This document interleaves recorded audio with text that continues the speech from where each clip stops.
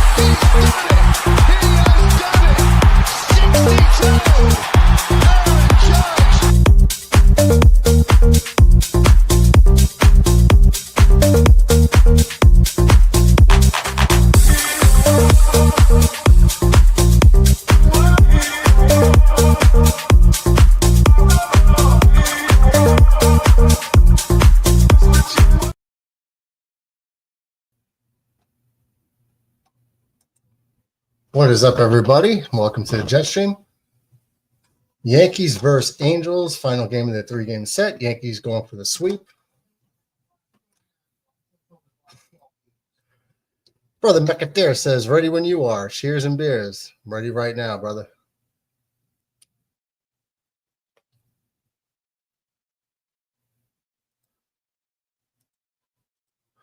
I will pop the link in the chat.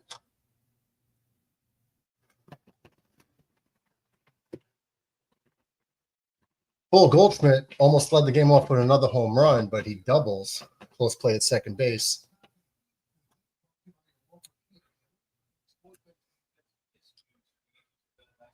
Yankees are facing Yusei Kikuchi.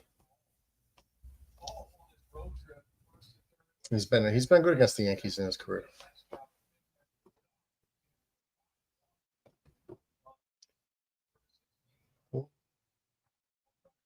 This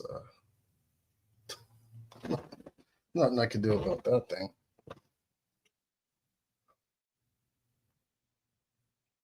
Oh, I get that. There's always something to do with the stream. I forget. First time they've had a 7-game or more lead.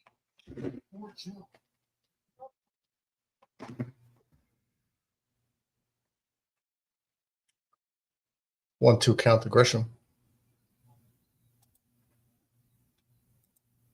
PG Murdog. You know it.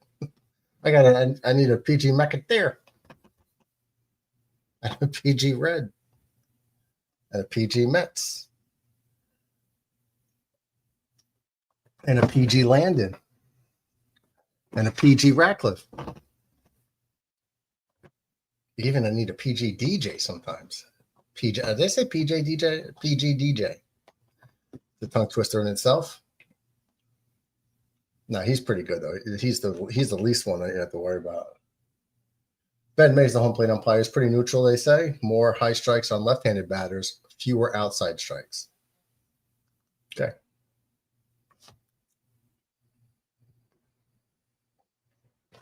Swing and a miss on the breaking ball. 89 mile slider. Grisham's gone, coming back down to earth. Grisham's now he's batting 248. So that hot start is now Grisham's becoming what Grisham has always been. So which is what I expected. Still, it was a great start for him, but he's kind of coming back to earth. Brother Mecathere says, keep it PG. I mean, what was the pitcher's name? Yusei Kikuchi. I thought his name was Harry Kikuchi. Like, Dirty Harry. Clint Eastwood, Dirty Harry.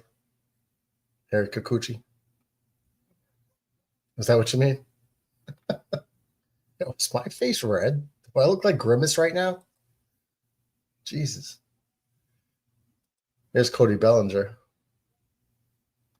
They check this out. They intentionally walked Aaron Judge in the first inning with one man on and one out.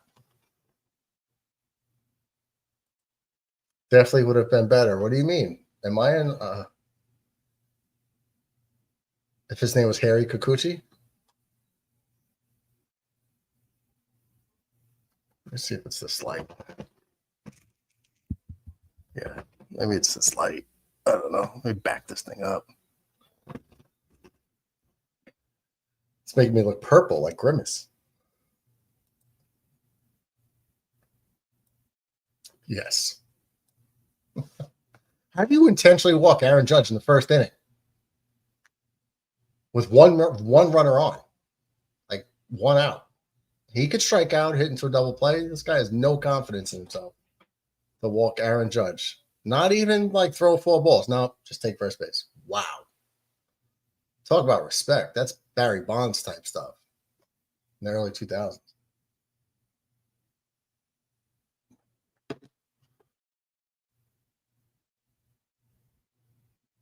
This phone charger is so damn slow. You walk him because you suck. He's actually been pretty good against the Yankees in his career, though he does issue a lot of walks. So I'm just shocked they did it so early, Mac.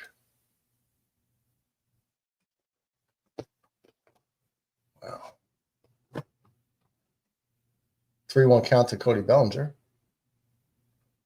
Takes ball 4 outside. It's going to load the bases. Bring up Anthony Volpe. Stay out of double play.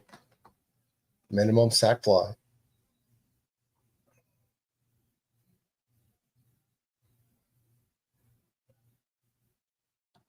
And already pitch and mound visit.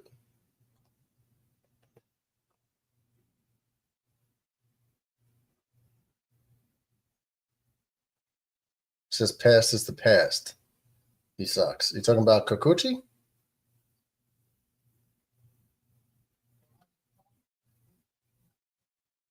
Is that who you're talking about? Let's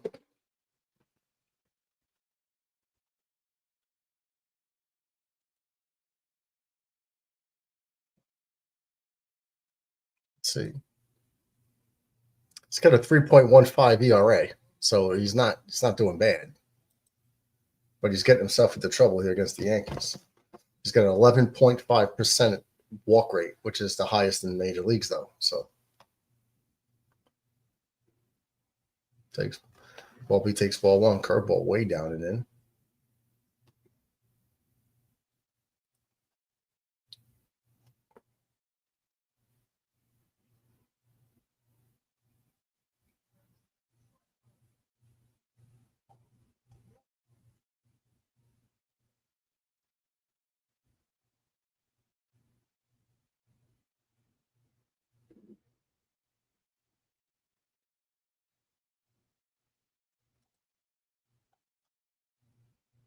Jason Dominguez on deck. Here's the 2-0 pitch.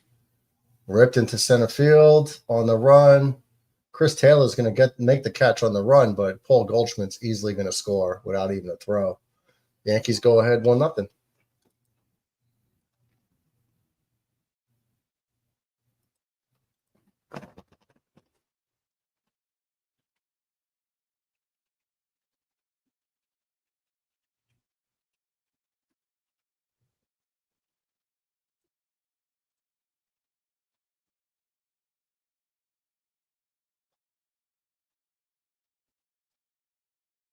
That's going to bring up Jason Dominguez.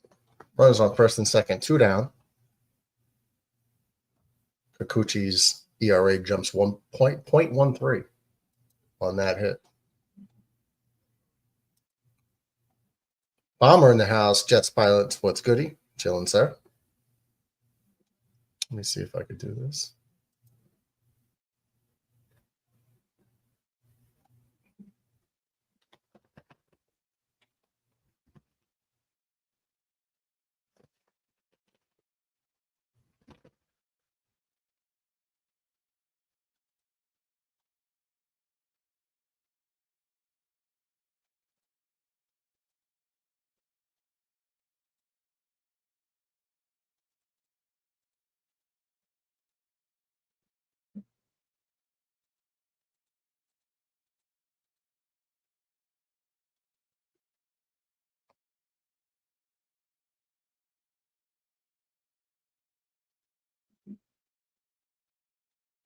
Palmer says, McIntyre, what's up, brother? Cheers.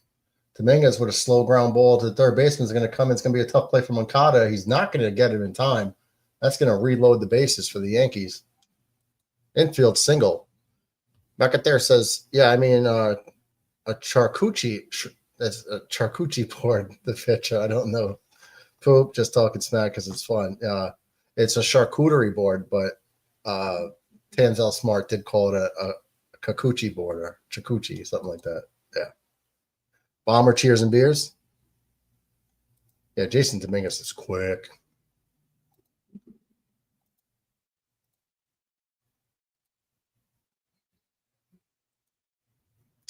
Let me see if I can get that up.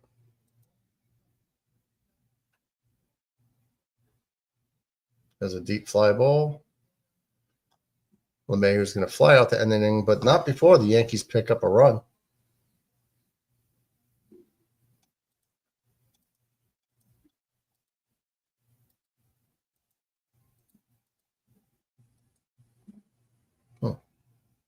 That's strange. I don't know how DB does it. I'm trying to do it, but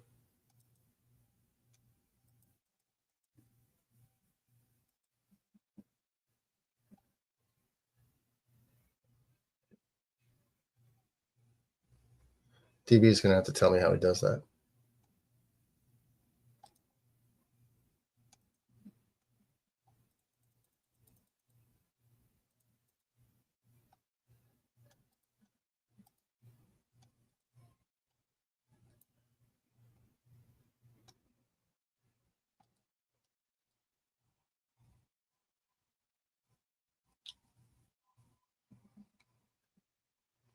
So how's everyone think so far today?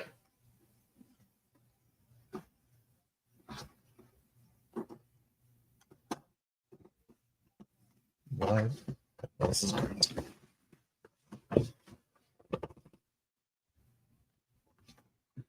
Angels lineup is going to be Zach Neto, followed by Shanuel, Moncada, Taylor Ward, Jorge Soler, Logan O'Hoppe, Travis d'Arnaud, Chris Taylor, and Luis Rengifo. McIntyre says, I'm not going to be in for long. Hang while I can. Got to eat dinner and be done early. After Wednesday, everything goes back to normal. Yeah. Well, Memorial Day weekend's been over, but TV says long live the dog. That's crazy. Day has been good so far. Good to hear. Good to hear, McIntyre. Lando in the house. Back in the hospital. What? This time my kidneys appear to be failing, along with a defib, a flutter, pleurisy. I can't get Discord working probably. My email is mlando73@gmail. Damn, Mike. All right, so what are they saying, though? Is it just prescriptions, or is it just prescriptions or something like that? I mean, how do we handle that? eBay says, hit the like button if you haven't already. What's up, Mike? Hey, what's going on? Chilling, brother. DB says, what's up, brothers? McIntyre, Lando, and Bomber. Salute. Cheers and beers. McIntyre says, I got a graduation at high school Wednesday. Until then, it's go time.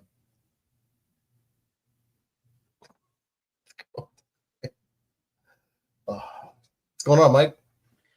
Just hanging, just taking it easy. Nice.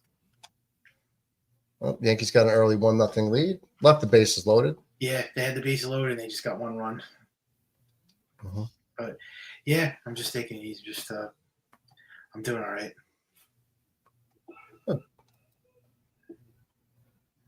This light that's shining my face had me purple, looking like Grimace. Yeah. I was like, gee, I had to push it away. Nato leads off with a single for the Angels. McIntyre says, Lando, sorry to hear, bro. Get well soon. Yeah, you're going to have to let us know what's up, Lando, with the diagnosis and what they say you could do. If they're going to do a procedure. Thomas says, shout out to the bros, Lando and DB. What's that, Mike? LeMahieu was going to hit. I knew LeMahieu was going to pop up with bases loaded. I figured that was going to happen. I don't even know why he's in this lineup. Me neither. I don't. He's definitely not the same player as he used to be. So Yeah, he's been bad for 4 years. He should have been DFA'd already. yeah, he's slow. He's still a decent defender, but he's too slow. He's not going to get to a lot of balls. But Yeah, when he's in the area, he'll make a play. Just release his ass. He's got 1 year left after this, and that's it. They're still going to have to probably pay him too. You know, they're still paying Aaron Hicks, right? They're paying him for 1 more year.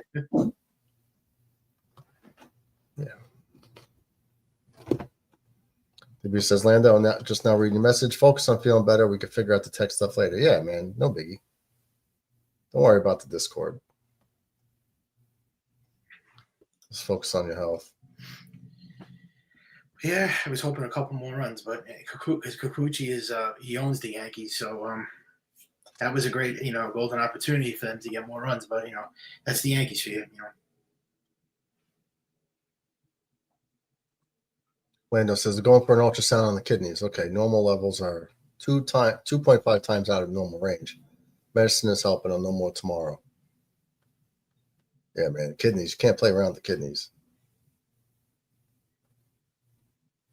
Are they talking dialysis? Just wanted to sign on and support the show. Thanks, brother. But I'm going down for the count. Yeah, man, just rest all you can.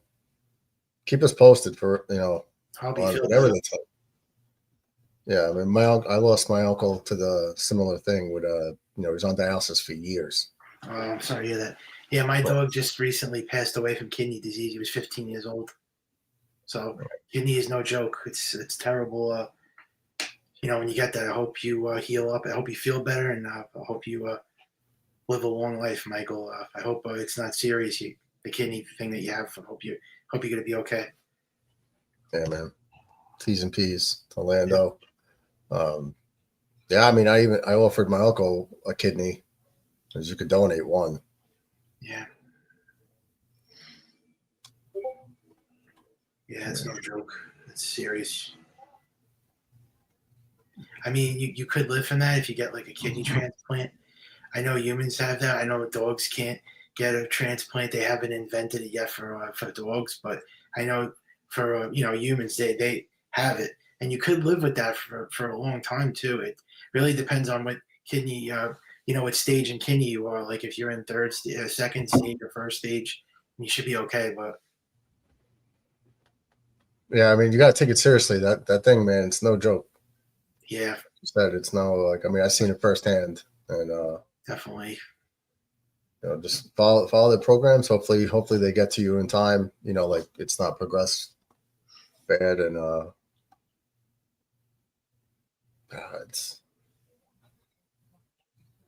I'm glad you're getting the help though. Some people like my dad, for example, he always pushes everything. It's not a big deal. It's not a big deal. Next thing you know, it's a big deal. At least Mike's addressing it right away. That's smart. That series with the Thunder crushing the Timberwolves. I only can imagine what's going to happen tomorrow with the Knicks game and the Pacers. Probably going to be a blowout. Well, they'll be at home. I don't know if they'll get blown out, but see what happens. Let it play out. They don't Mike says at home. They haven't yet talked about dialysis. Well, that's good. That's good. I'm glad that they haven't mentioned that yet. That means that's a good sign. Yeah, that's a good sign. Yassine in the house. What's up, Yassine? The Brewers swept the Red Sox today. Couldn't happen to a better franchise. Yeah, it's good for the Red Sox. I was just going to say, maybe they'll win the game tomorrow because they're coming back to Madison Square Garden, but I still don't think they're going to win the series. The Knicks, and they don't play great at home at all. They're terrible. But maybe they'll take that game, but they're going back to Indiana after that, so it's pretty much a wrap. DB says that you're seeing, and they will still beat the Yankees. DB is a Red Sox fan, by the way. Wow. Bomber says Max here might be doing things. What's that?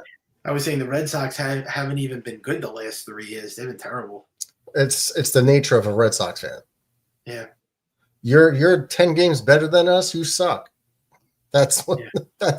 we're in Yeah. fourth place, you're in first place, you still suck. That's what Yeah. that's what they are. That's why you can't that's why they don't no one respects Red Sox fans, because they're just not honest fans. They're just barking at the moon. I mean, Lando they says, have good beaten night us all. with, yeah. I mean, that's just the Red Sox. That's their DNA. But they beat us in the playoffs now 3 times. So It's okay. And we still got all the titles. So yeah, we're not going to win every year. If you beat us in the playoffs and you win a couple times, cheers. But still never going to catch us. Lando says, good night all. Sleep meds and the Dialude kicking in. have a good night. Be well, brother. Keep the faith. We all got the faith. You'll be okay. But definitely keep us posted. Much love to DB. Yeah, we're definitely thinking it says DB. But see, the whole title thing with the Yankees, I want them to win. I want them to win in the present. I don't look at the whole 27 rings thing because they haven't won in 16 years. I just want to see them win one more because they haven't won since 09. All right. So you said this the other night that you don't think another team's going to win the championship. If you don't think the Yankees are going to win another World Series title, you should be in an insane asylum. Like, the Yankees are going to win another title in your life. Well, yeah, I did say that, but it's just New York sports teams. I meant like in general. Well, I mean, I guess maybe the Yankees, but I don't know about the rest of all the Mets, the Jets, the Islanders, the Knicks, and that. Right. That's tougher. The other teams have more work to do. The Knicks are getting closer, so there's hope there. But the Islanders and Rangers, Yeah, that's another story. True. I mean, the Yankees are looking great this year. They have to make trades at the deadline, and they could definitely, they have a shot. But I just never get my hopes up if I'm with this team. It's just hard to. It's hard to take. I mean, but like you said yesterday, you brought up a really great point. And it's not worth getting sick over New York teams because then you're just going to be miserable. So you're right. Enjoy them, just like a TV show. Like, put it this way: I watch Survivor, right? And I get invested in it, and I want to see my favorite contestants win. And this year, they have a couple a year, but this last one that I just finished watching like a week or two ago, it ended. The couple of people I was okay with winning lost to someone I desperately did not want to win. And then so you're annoyed for like 20 minutes and then you move on. That's it. That's as much as I'll let them impact me.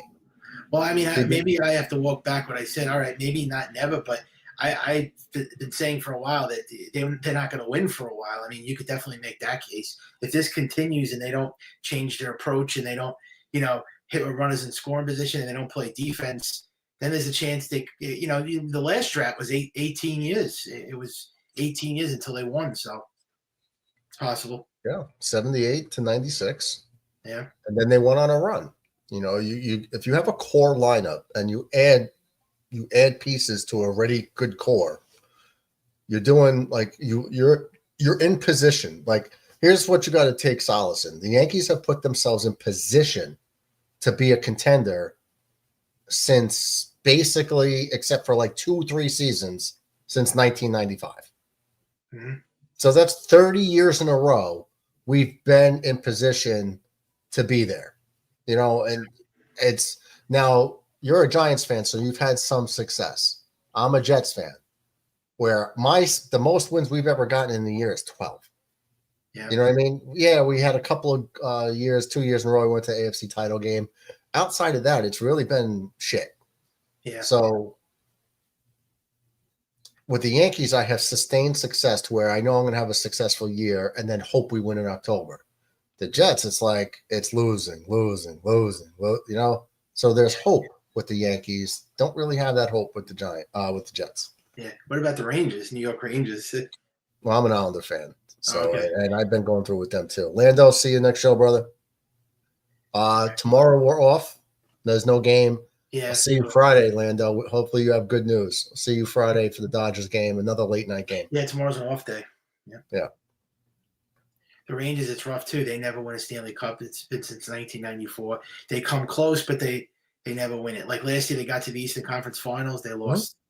To the The Islanders did the same thing. They lost to the Tampa Bay Lightning 2 years in a row, and they overachieved, and they didn't make any adjustments. They ran it back for years with the same damn roster that wasn't good enough to get to the finals. And I'm like, why can't you add a scorer or a good defenseman?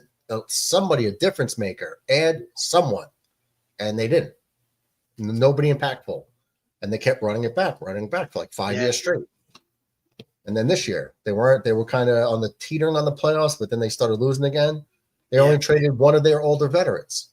They got good return from, but to be like a hired gun, but they should have traded a bunch of them.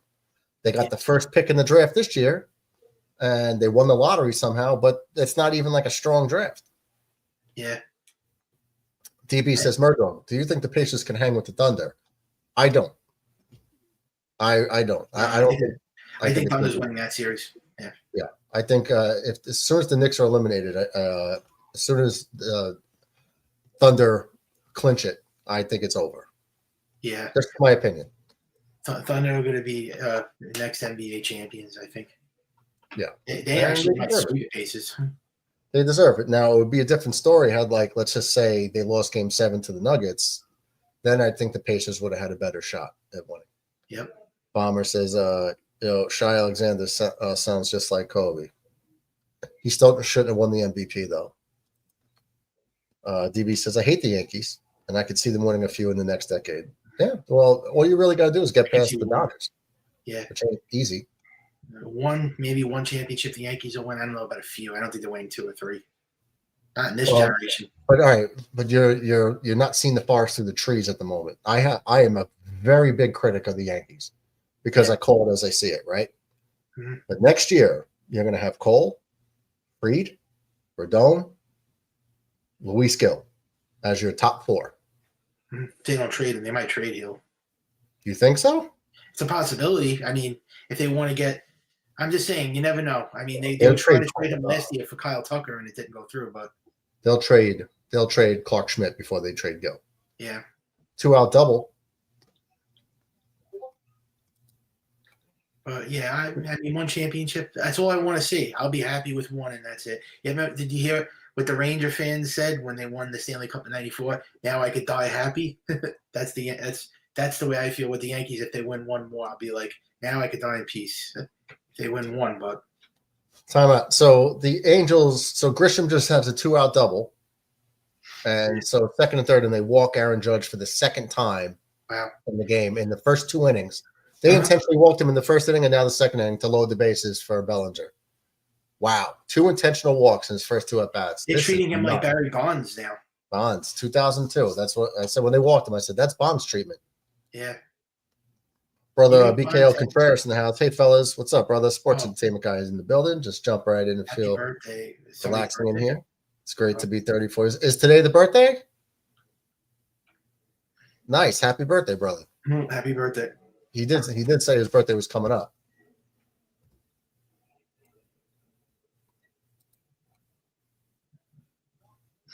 This is getting like he's getting the Barry Bonds treatment now. It's crazy. Yeah. Well, just by the Angels. I don't see anybody else doing that. Mm-hmm. It's crazy. Barry Bonds was such a he was disgusting. Barry Bonds, his numbers were if you really go back to and analyze his stats, they were just oh my God. He had a 609 on base percentage in 2004. That is insane. That's insane. Wow. That's just insanity. 609 on base percentage he had. That's sick. If Judge ever did something like that, I mean, Judge almost has a 500 on base percentage, I think, right now. But yeah, he does. Yeah. I'm looking for something here. Bear with me. I had it for something else. I'm looking for it again. But post-steroids Bonds, I like better. But if you pre-steroid Bonds was amazing too when he was with the Pirates. He was really a great athlete, Bonds, when he was with Pittsburgh. I mean, he did everything. He ran, Yeah. he stole bases, he hit for average, he got on base. I mean, he did everything. And then when he went to the Giants, that's when he wasn't really doing as much, but he still hit. I mean, hit for average. Just couldn't really play. Just didn't run it. He wasn't as fast anymore, but he still played great defense. And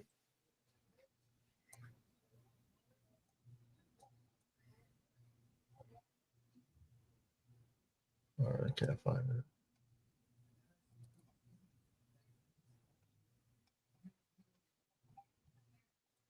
yeah, I mean, they would. They probably did do that. They intentionally walked bonds to allow a run. Wow. Well, the Yankees leave the bases loaded again as Bellinger pops up to end the inning. So walking Judge did help them out. Wow. 2 missed opportunities. This is how they lose. This is how you lose games. Only going to score 1 run. It's not going to end 1-0. I tell you that much. Well,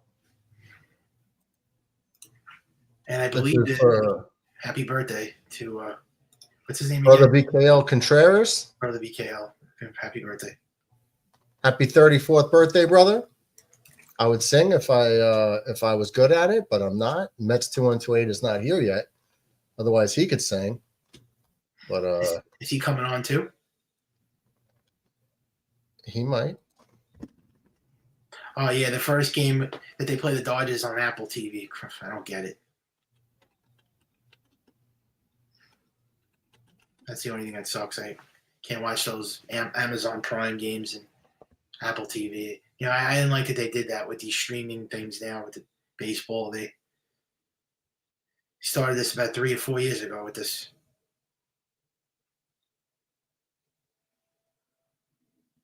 I'll put this up here. Second game's on Fox, and then third game's on ESPN too. Where I mean, the best game of the series, I'm gonna miss it.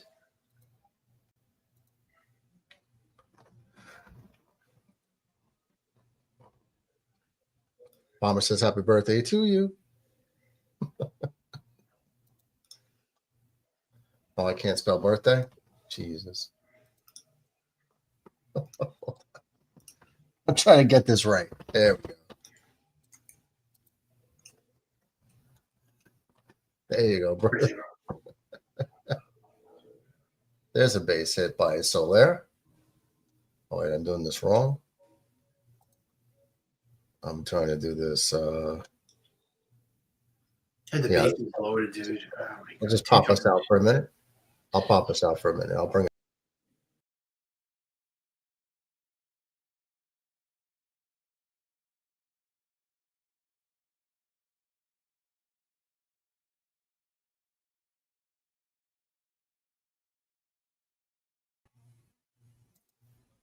Okay.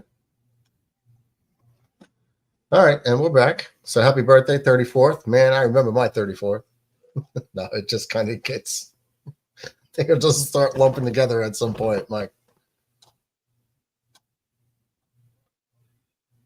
Be back or you frozen?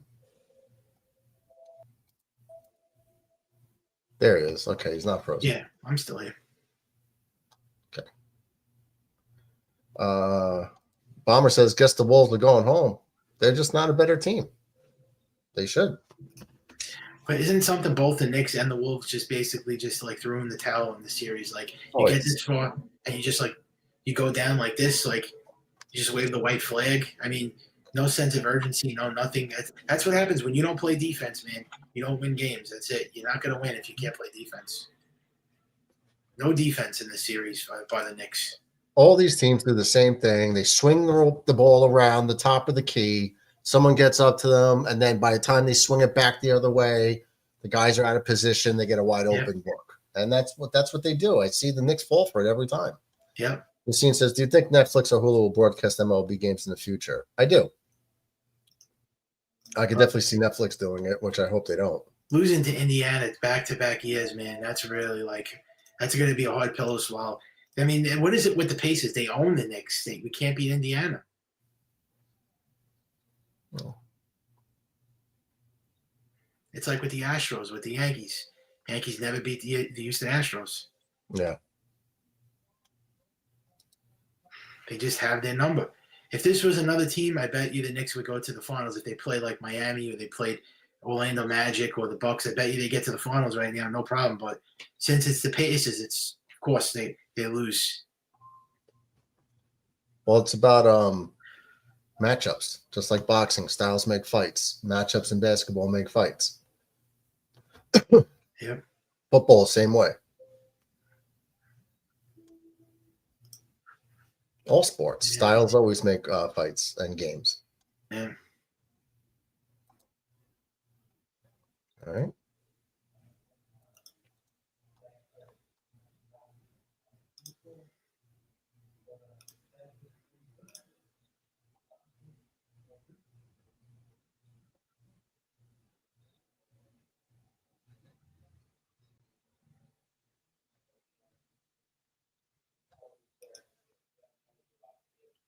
So Hoppy walks 0-1 count here to Darno. First and second, nobody. I'll take strike 2.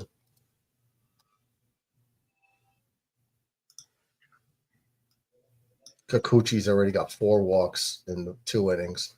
2 of them are intentional to judge, though. You never could hit Kikuchi. I don't know what it is. Yassine says, what is your take on NBA being on NBC and not on TNT next season? I actually liked the NBA on NBC. I grew up on that. The Knicks Bulls on NBC. Mm-hmm. I loved it. It was just like a good production. Marv Albert swinging and miss. Darnold's down on strikes. Big out. Clark Schmidt way up in the zone though. I'm not a fan of TNT.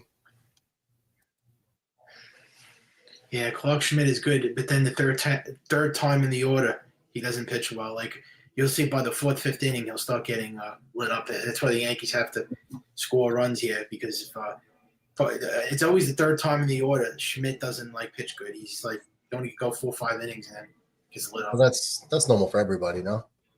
Most people don't stay dominant throughout. Oh, unless you're at Max Fried or like Garrett Cole or Paul Skeens, they can pitch 7 innings. But we're talking about the upper echelon of starting pitching. Yeah. The average pitcher starts to falter. Yeah, absolutely. Doesn't make them bad, just makes them normal. Doesn't make them elite. I mean, at the end, Clark Schmidt's a number 5 starter anyway, so. On this team, he will be next year if he's still here. Yeah. I'm not as confident in him. No. I'm just not. Honestly, I thought he was going to get traded in the offseason. I thought he was going to be the one they were going to trade, but. And I wouldn't be mad about it. No, I wouldn't be mad. He's nothing but a number 5. There's nothing electric about him whatsoever. No, never was crazy about him. He was an overhyped prospect that the Yankees said he was going to be a great pitcher. They were making him out to be a number 1 a few years ago. They always hype up their prospects and they never amount to anything. But yeah, Clark Schmidt was another failed project for the Yankees. I knew he was going to be a great pitcher. Right? But if you talk to these other Yankee fans, the homers, the marks, they think Clark Schmidt is great. Oh, you got to keep Clark Schmidt. Oh, Clark Schmidt's good. I don't think he's good. Not good enough. No. If you remember last year in the World Series, he was terrible against the Dodgers. Thank God he's not pitching against the Dodgers in the series. Yeah, he doesn't do it for me, man. He's expendable. As far as I'm concerned, he's expendable. Would I trade Schmidt for Brendan Donovan? Hell yeah. But I don't think the Cardinals are going to accept that trade. Straight up. They might. DB says, do you think the Chargers-Chiefs game will break the YouTube records for views and likes?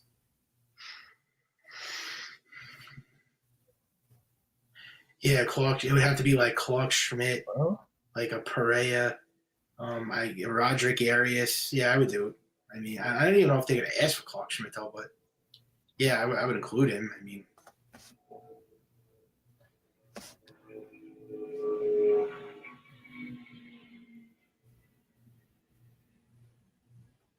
check stuff out here real quick. Who's really left in the Yankees farm system now? It's just Spencer Jones, George Lombard and Roderick Arias. Those are like the last three like prospects that they're making a big deal about. I would. Would you? Well, I think we mentioned this yesterday.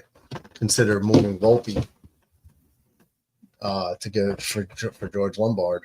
Yeah, I would. It's streaming for free on YouTube. I would absolutely do that. I don't know if they're going to call George Lombard for you saying for Volpe. You said. Yeah, I mean to make room for Volpe, unless you can move one of them to second base. Yeah. I mean, if Lombard's a better defender, whoever's the better defender stays it short. Mm-hmm. Because I do not like Jazz Chisholm. I'd move Chisholm in a heartbeat. Yes, I agree. I don't like him either. So if I can move Chisholm, let's just say it's for a Donovan, or move Chisholm for. I'm not even that big of a fan of Austin Wells. Now, could he get better? Of course, but at the moment, I'm not crazy about it. Volpe, Wells, Dominguez. I don't know. Ben Rice maybe has some promise, some upside, but I just think that they're all just average players. That's it. Out of these prospects that are in their farm system, though, Lombard, Spencer Jones, Arias, who do you say is going to get traded this deadline? You think one of these guys are going to get traded? I would say someone's going to get traded. Depends what you're getting in return. Yeah. I don't want to trade Spencer Jones. Like he's an Aaron Judge clone. So you got a college power hitter that's hitting moonshots, in AAA and even in their playoffs, and he's 6'7" like Aaron Judge. The success you're having with Judge, don't you think you keep that guy around to be part two? I do. I've heard a lot of things about him that aren't good. His strikeout rate is not good. It's like 60%. That's like Joey Gallo. I mean, bad. Oh, that's You're bad. gonna have another like strikeout machine like a Joey Gallo on the team. I don't want that. I don't want that either, but I give him a shot because Aaron Judge was a strikeout machine too when he came up. Yeah, he was, but now he calmed down with the strikeouts. He don't strike out anymore. Right, he got better. So I would like to see Spencer Jones get the opportunity to get better. If he doesn't, then move him. But because you got to think of your future. So at some point, I think Judge has to move to DH or first base. Yeah. Then they have that other outfield. I think they might trade him, Brendan Mejia, that outfield that they were saying he's like really fast. He's got speed. He's like another. They were comparing him to they was comparing him to like what's that? Who's that fast player the Yankees had on their team? He was like a speedster, Homer Bush. So like, yeah. Well, I'm not keeping a Homer Bush on the roster just because that's all he was good for. I mean, I know he had a high average one year, but minimal at bats. Yeah, he was just good off the bench. He was good to be like a pitch runner. Bush. Sometimes he would come in like as a pitch hitter, but yeah, he was part of those those championship teams. I mean, he was good off the bench, I guess, but he wasn't he wasn't make or break. No, he was a role player at best. Yeah, role player. Well, this one first. DB says McAteer still doesn't make sense to me that you can't just pay $5 each to watch NFL games on YouTube. But I thought Spencer Jones wasn't even doing well. I heard now he was struggling in the minors. They said he was he was terrible. That's the last I heard. Unless the last update he's been doing better. But I mean, first of all, there's not going to be anybody that's going to be another Aaron Judge. I mean, left-handed Judge. That's a wild take. I don't know if there's not going to be another Ohtani, Soto, or Judge. So I don't know if Spencer Jones.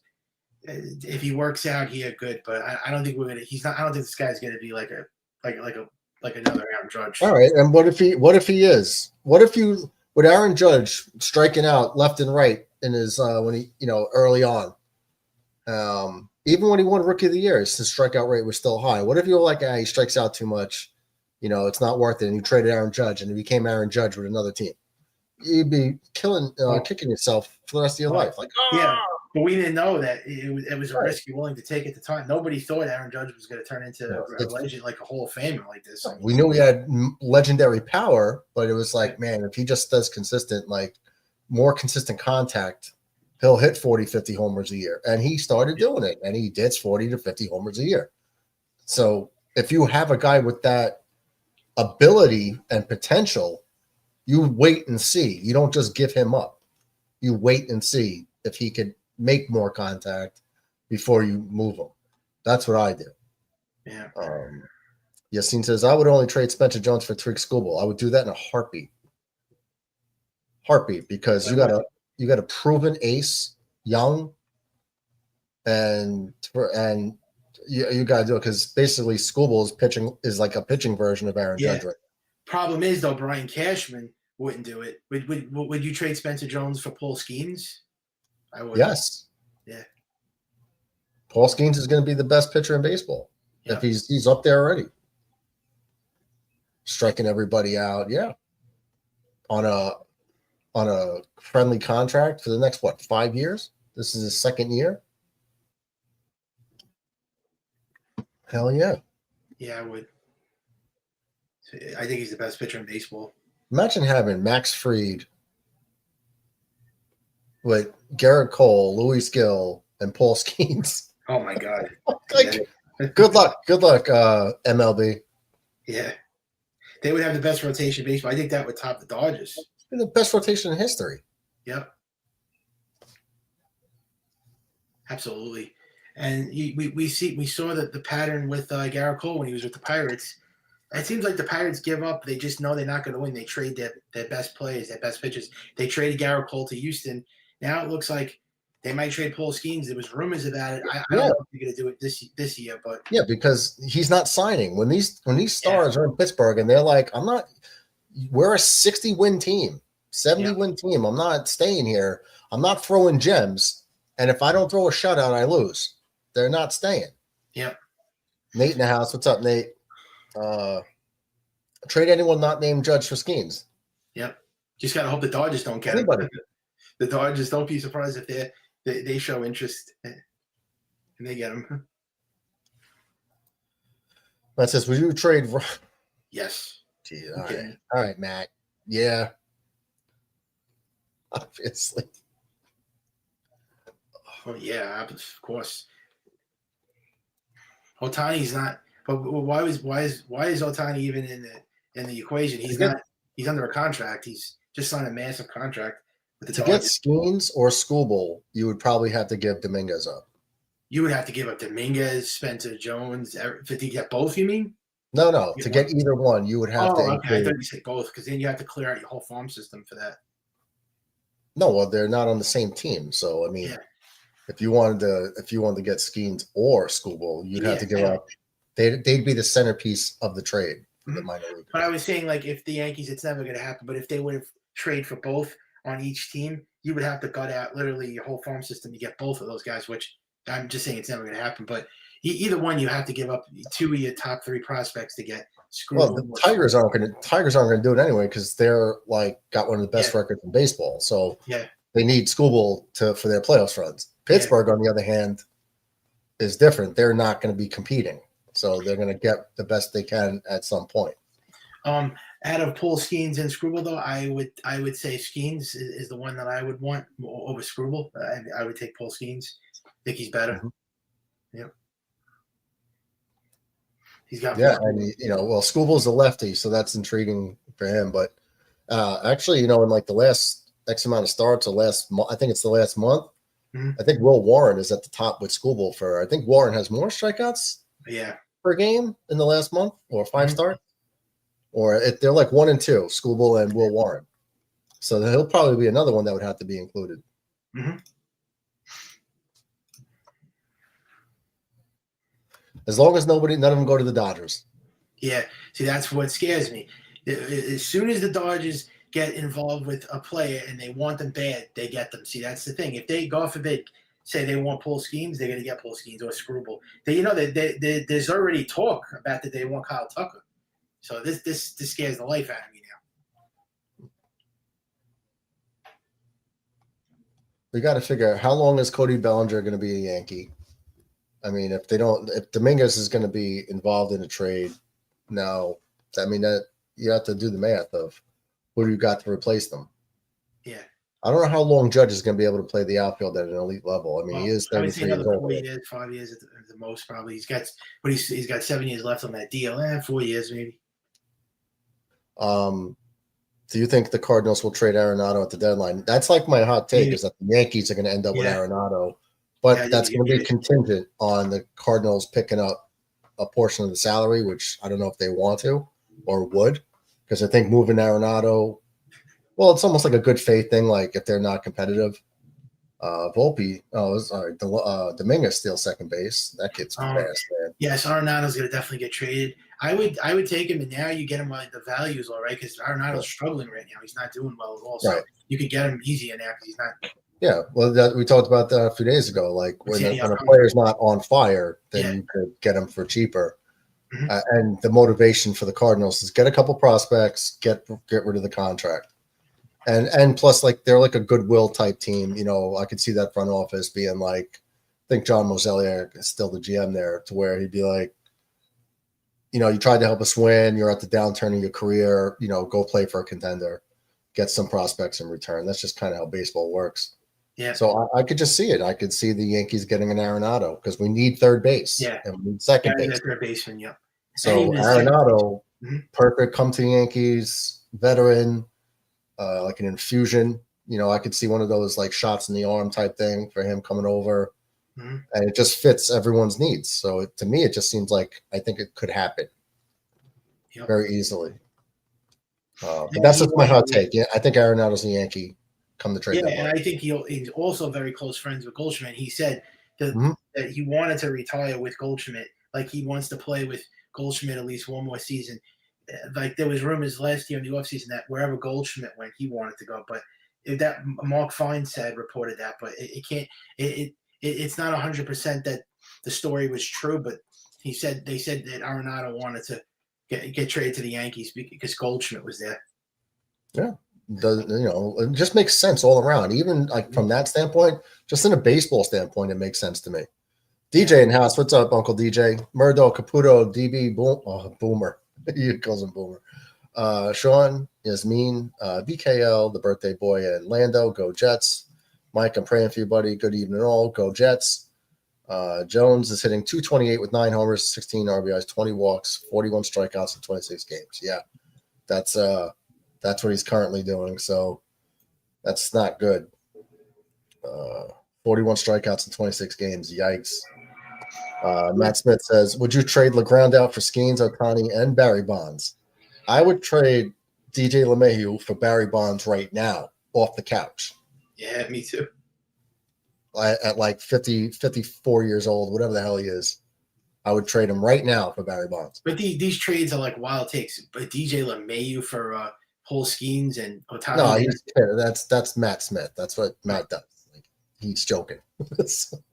Yeah, these are like, first of all, these trades wouldn't even be approved because they would never take DJ LeMahieu. No.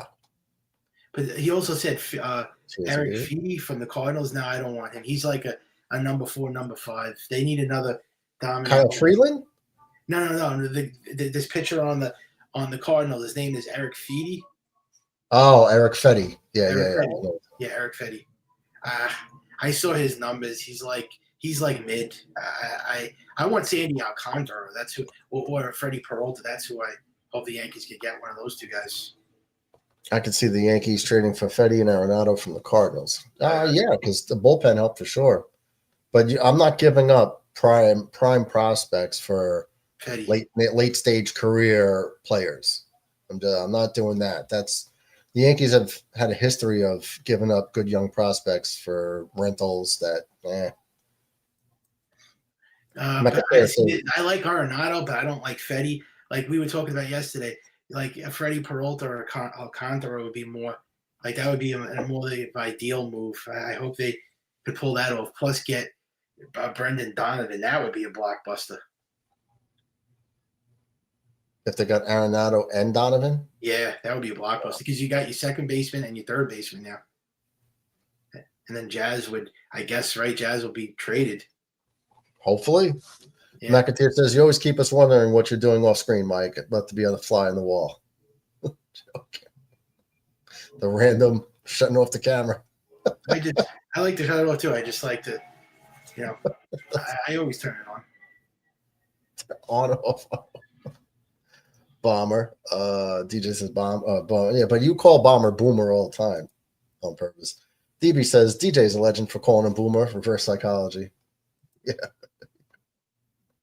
They have the Jets 12-5, Bills then going back and forth the whole time.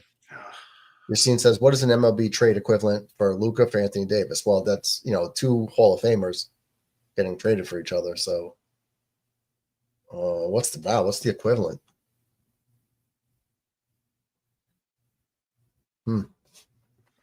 Usually you don't trade star for star. Usually it's star for prospects. True.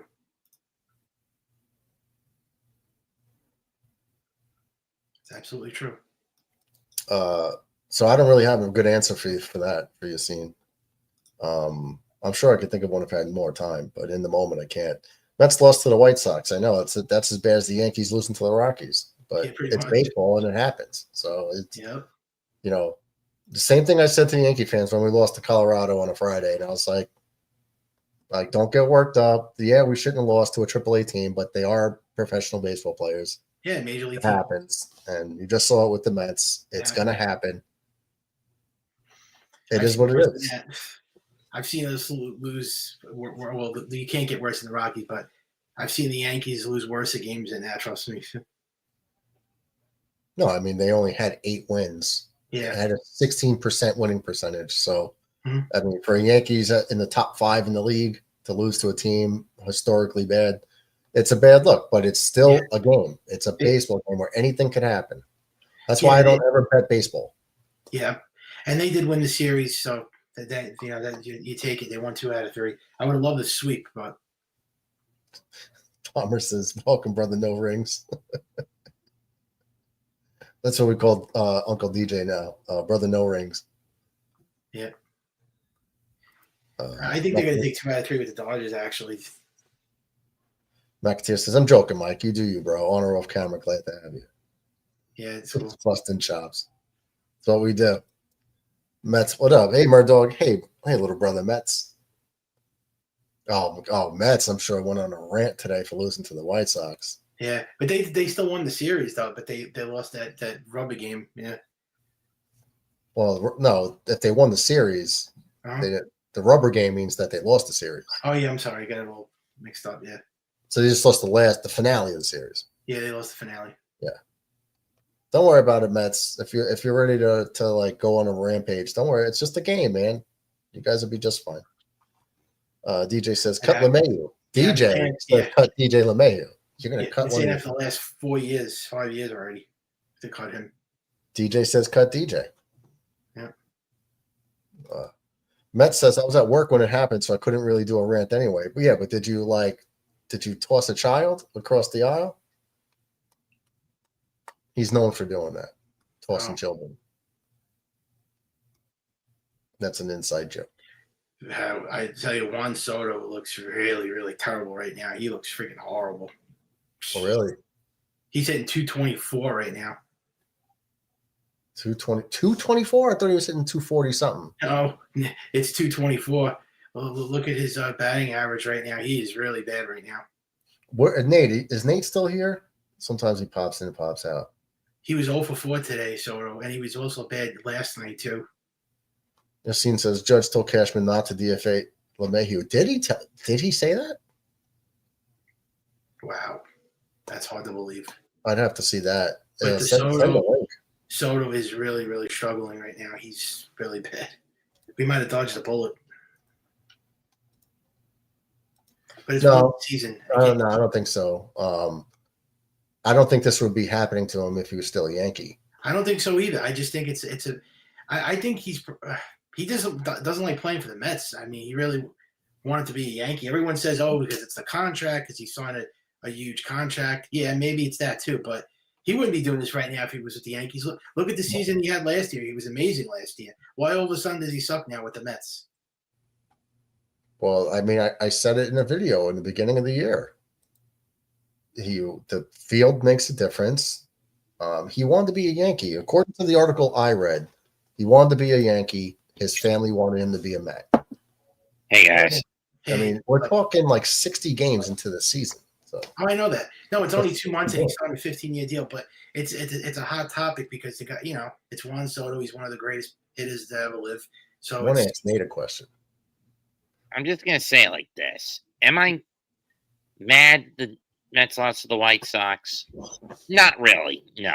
I wouldn't be Yeah, because they just won the a bit. series. Just But am one I bit. mad that we blew an opportunity to pull it in a game of Philadelphia because their game against Atlanta tonight got washed out? Yes. Yep. And you brought up a good point, Mets. You said that Lindor was like this when he first came to the Mets. He was. It wasn't until like last year he finally had a great year. He was bad the first 3 years, wasn't he? I mean, I think he was. 22 was a step up from 21. 23 kind of hit or miss. Mhm. Actually, I think 22 he hit his career high in RBIs. Yeah, and then 24 he was great. He had MVP year last year. A lot of people were saying, Not for Shohei. yeah, he might have won the MVP. I think he would have won the MVP if it wasn't for Ohtani. Nate Probably says will be. Soto will be okay. He will be. Most He'll be likely. just fine. Yeah, I'm just saying it's going to take at least a year for him to adjust. So I'm not really bitching No, on him it's not. It's just about when Soto. when you play in a much bigger Months. park, all of your stuff is all your stats are gonna go down a bit. Yeah. That's what it is. What up, Right. Adam? It's only Hey, two. guys. Murdoch and Hello, Michael. Hey, brother. Mets. I just had a quick second. Why is it that the Mets always seem to go with pitcher-friendly ballparks to play in instead of building up hitter-friendly ones? Something always baffles me. Polo Grounds, Shea Stadium, Citi Field, they're all pitcher placated. That's true. Yep. What's going on, Addy? Chilling, man. Finishing up a day of work. Just wanted to say hi. And How's the weather? Mets. Every iteration of the Mets stadium has had great pitchers to go along with that pitcher stadium as well. I'm just We saying, saw for the next one, they should go with one that's more hitter-friendly. the Orioles kind of do that. I don't know if you knew that, Addy, but the Orioles, it just seems like everybody was just hitting home runs left and right at Camden Yards. They didn't have the team to hit home runs, like keep it up the pace. So they pushed the fences back like 40 feet.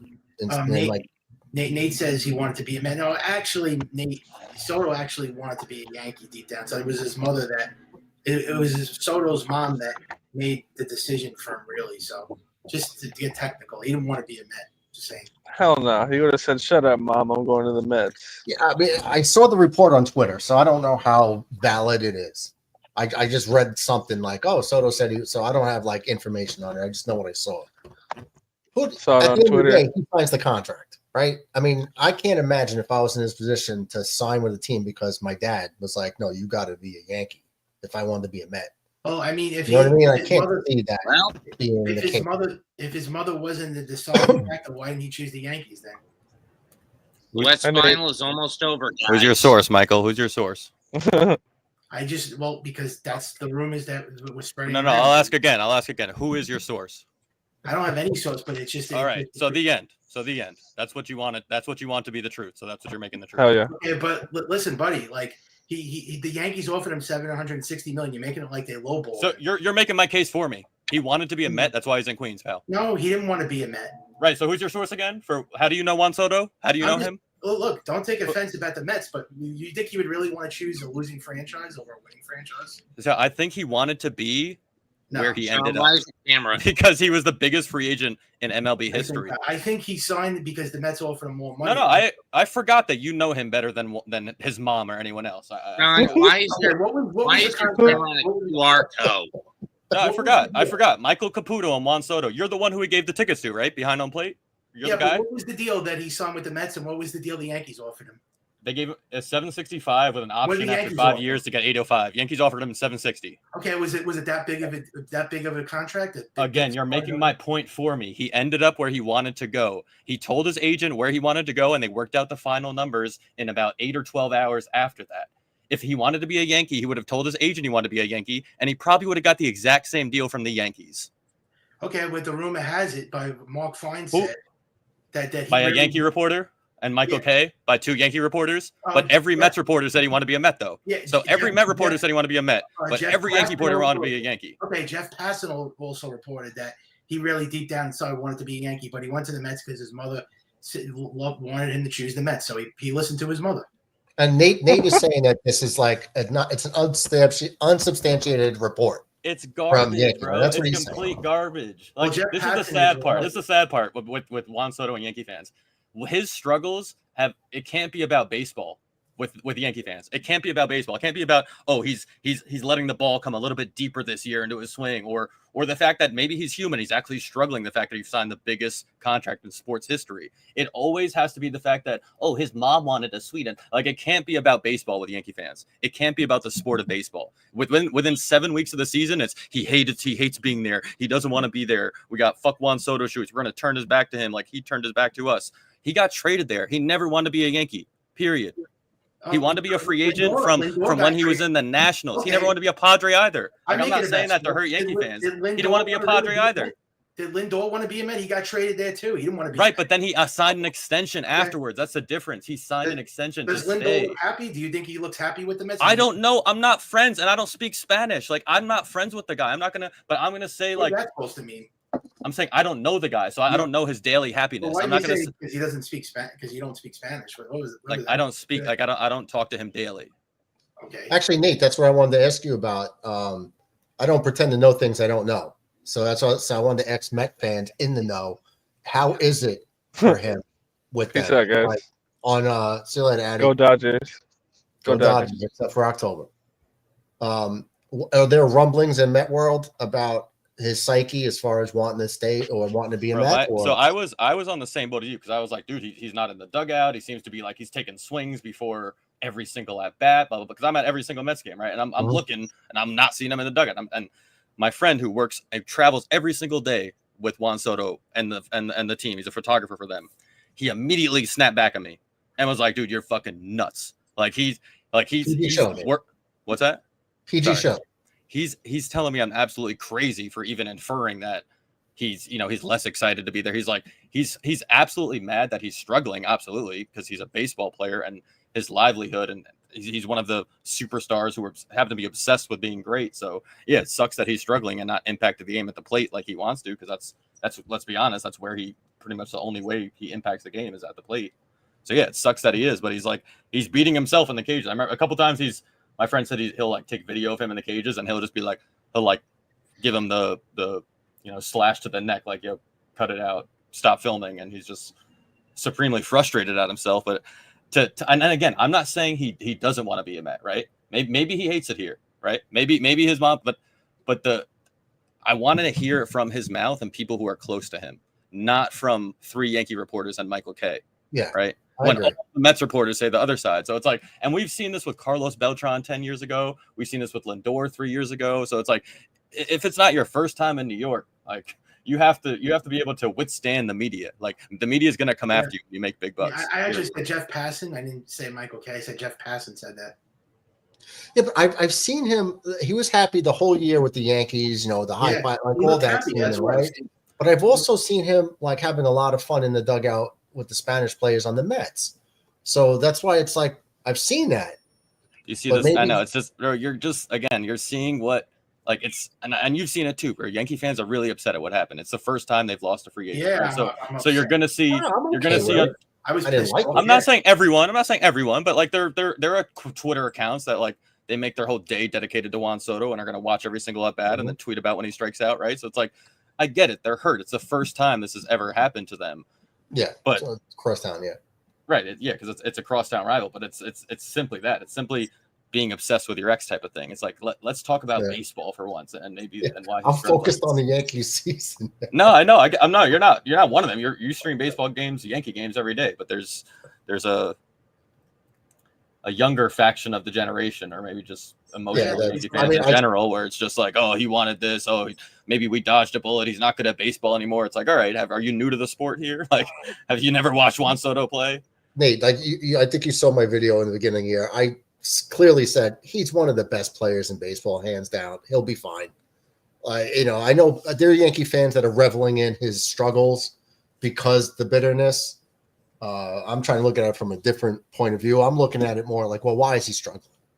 Like, a lot of it's going to have to do with the ballpark. A lot of home runs in Yankee Stadium would be caught. And why was Pete off to such a good start? No, Pete's just on fire.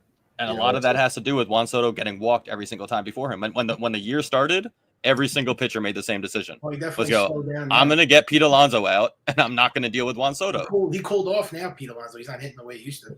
No, I know, but how the season started is because Juan Soto had a Yeah, I know. 420 OPS and was walking every time, with Lindor getting on base every time, and then Pete was driving home the two guys that were getting on in front of him. Did he take 15 pitches in a row, or did I read that wrong? It was 2 at bats. It was in Boston. It could have been. I don't. It was 2 at bats. No, but the first at bat was like 3 pitches. So I don't think it wasn't 15 pitches, because the first at bat he took 1, 2, 3 pitches and struck out. And then the second at bat he struck out 2, but I don't know how many pitches it was. But it wasn't. It obviously wasn't a 12 pitch at bat. Yeah, I thought I read somewhere. That's what I'm saying. I'm fuzzy on it, but I thought someone said he didn't swing the bat all game. Okay, that just one game in Boston. Now, was that just him being extra selective, or getting fooled, or like in a form of protest? Like, I'm mad, so I'm just not swinging. Was it that, or is it? I think, dude, a lot of it that night, a lot of people said, "Is he even seeing the ball right?" That was the first words out of Keith Hernandez. It's just like he wasn't seeing the ball out of the pitcher's hands, and he's a very selective hitter in general. He'll take one if it's 1 inch off the strike zone. He'll turn it around most likely. He's too good for this to be a season-long slump. He's too good to be this bad for this long. I mean, every star player goes through. It's just that he didn't do this with the Yankees. He started off great and he ended great. But I guess maybe because the Yankee Stadium is a little league ballpark. Now what? Aaron Judge batting in front of Aaron Judge, yeah. Grisham, and he's like going off. Aaron Judge is still hitting 395. Does anybody here expect Aaron Judge to be hitting 395 in September? No way. I don't. Aaron Judge might go through a month where he hits like 210, and then everyone's gonna be like, "What's going on with Aaron Judge?" He'll be fine. I can say one thing that we are expecting tonight. Every year, Aaron Judge starts off slow. Was it last year when Judge was like 200?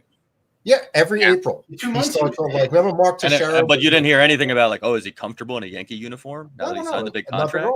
Is he comfortable in center field? Is he comfortable playing next to a superstar and Juan Soto? 2 months, Judge, last year. Everybody thought he was hurt. Right, I know. It's just people are going to write a narrative for whatever sells papers. I mean, I've heard something. Every single thing is the end of the world. You're in New York. They've been doing it for 45, 50 years in this town with sports. I'll say one thing that's happening that's going down right now. OKC about to be in the finals. I knew that was coming. Yeah, well, that was obvious. Yeah, they're up. The Knicks, it's going to be OKC and Pacers. They're up 37 points with less than 2 minutes to go. 39 with just over 2, but I can't. He got his championship, so he did. I don't think he really cares about World Series. He got one title. It's fine. Paul Goldschmidt just dropped that ball. He just made a great basket catch, and then. Sean, I thought the Yankees were going to be terrible this year. Like my take on this team, I thought they were going to be absolute garbage. The Yankees. I can't believe that they're playing this good. I almost sometimes think baseball's fixed. Like there's no way the Yankees. I thought the loss to Soto was going to hurt more than it has. But then you got to credit Ben Rice. You got to credit Trent Grisham. Yeah. Dominguez. You got to credit them for stepping up and being decent. Yeah. But no matter what, you lose a Juan Soto, it's going to hurt. Yeah, I thought they were going to be like a 500 team. I thought they were going to freaking grief. Are you kidding me in hockey? Are you kidding me? We're basically going to get a rematch of last year's Cup final. Again? Florida and Edmonton again? Depends on if Edmonton wins tomorrow. But right now, Florida just fought back from a 2-0 deficit and is about to beat Carolina 5-3 in tonight's game. Yeah, it looks like they're going back-to-back, the Panthers. Do we really need to run this back? No. It's ridiculous. Rich says, what's up, Chris? What's Gucci? DJ says Soto's hitting 224. Wow. I immediately lost interest when the Rangers didn't make the playoffs this year, so I didn't even care about the hockey playoffs this year. The Rangers getting knocked out that was it for me. Nate, is Lindor hitting ahead of Soto? Is Soto hitting 2? Lindor's leadoff. Lindor's been leading off like 2 years now. Soto's number 2? No, Soto's lately Soto's been knocked down at 3. Well, who's hitting in front of Soto? Usually like Marte, McNeil, Nimmo. 'Cause I thought It's been Marte at first. That was the first guy they put in front. Yeah, Soto was hitting 224. I was telling Sean. Right. So if someone was getting on ahead of Soto, they would have to pitch to him more than pitching around him. I don't like that they moved Soto out. Problem is, I mean, I know the whole lineup was struggling. That good this year with runners in scoring position. The whole team is not good this year with runners in scoring position. No, they're not. They're batting under 200 with runners in scoring position. Well, what are they now? They're only one game out of first, right? They're batting under 200 and they're still winning games. Two with runners. Yeah, and you're still 34-22. I mean, so it's like you're not even playing well now, and you still have a great record. That's the same thing as last year. It's the same thing as last year, except they're actually winning.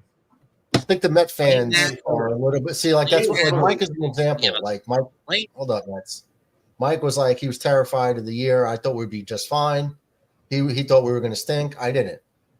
Because I've seen this movie before, right? Mets fans have a great roster, but they get out to a slow start, so the sky's falling. You know, like wow, we got one of the best players in baseball, and we're somehow worse. It's not going to last. Like it's early season struggles. We're a third into the season. A lot of games left to be played. Everything's going to be just fine for you guys. I'm not. I'd be shocked if it's not Dodgers Mets in the NLCS. I'd be shocked if there's not a rematch. And I'd be shocked if it's not the Yankees Tigers. Yeah, most likely. And you added one. Tigers. Oh, sorry about that. You go ahead. That was good. I mean, at this point, it looks like it could be Phillies Tigers. I think the Mets are better than the Phillies, but you know that's an interdivision thing where it can go either way, right? I'm just saying. Did anyone expect the Tigers to be this good this year so far? No, they're better than I thought they were going to be. Yeah, I didn't think they were going to be this good.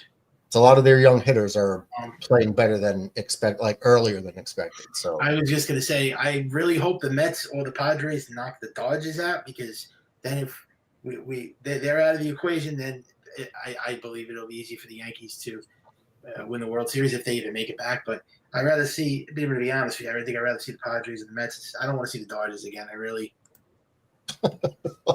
Good luck with that. I mean, they got it set up to where they're going to be good for the next 4 or 5 years. As long as they got Freeman and Betts in that lineup, you know, they're going to be dangerous.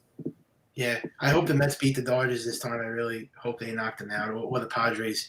And you added Soto, so that's 3 or 4 more wins. I mean, the Mets almost went to the World Series last year. They were, 2 wins away? You added Soto. What is that, 2 or 3 more wins in the NLCS? So I hope that helps. I mean.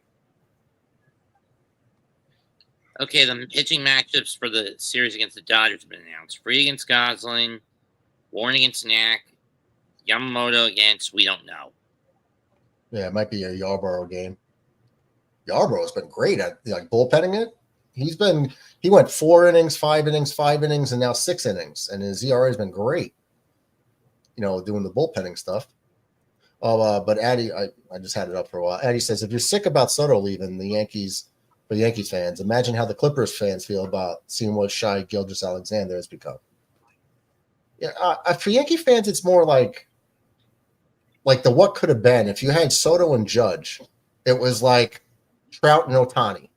You know, if you could have had that for 5-6 years, that would have just been like historic duo. But it worked out for 1 year, and that's all we're getting out of it. So that's it. You just got to move on.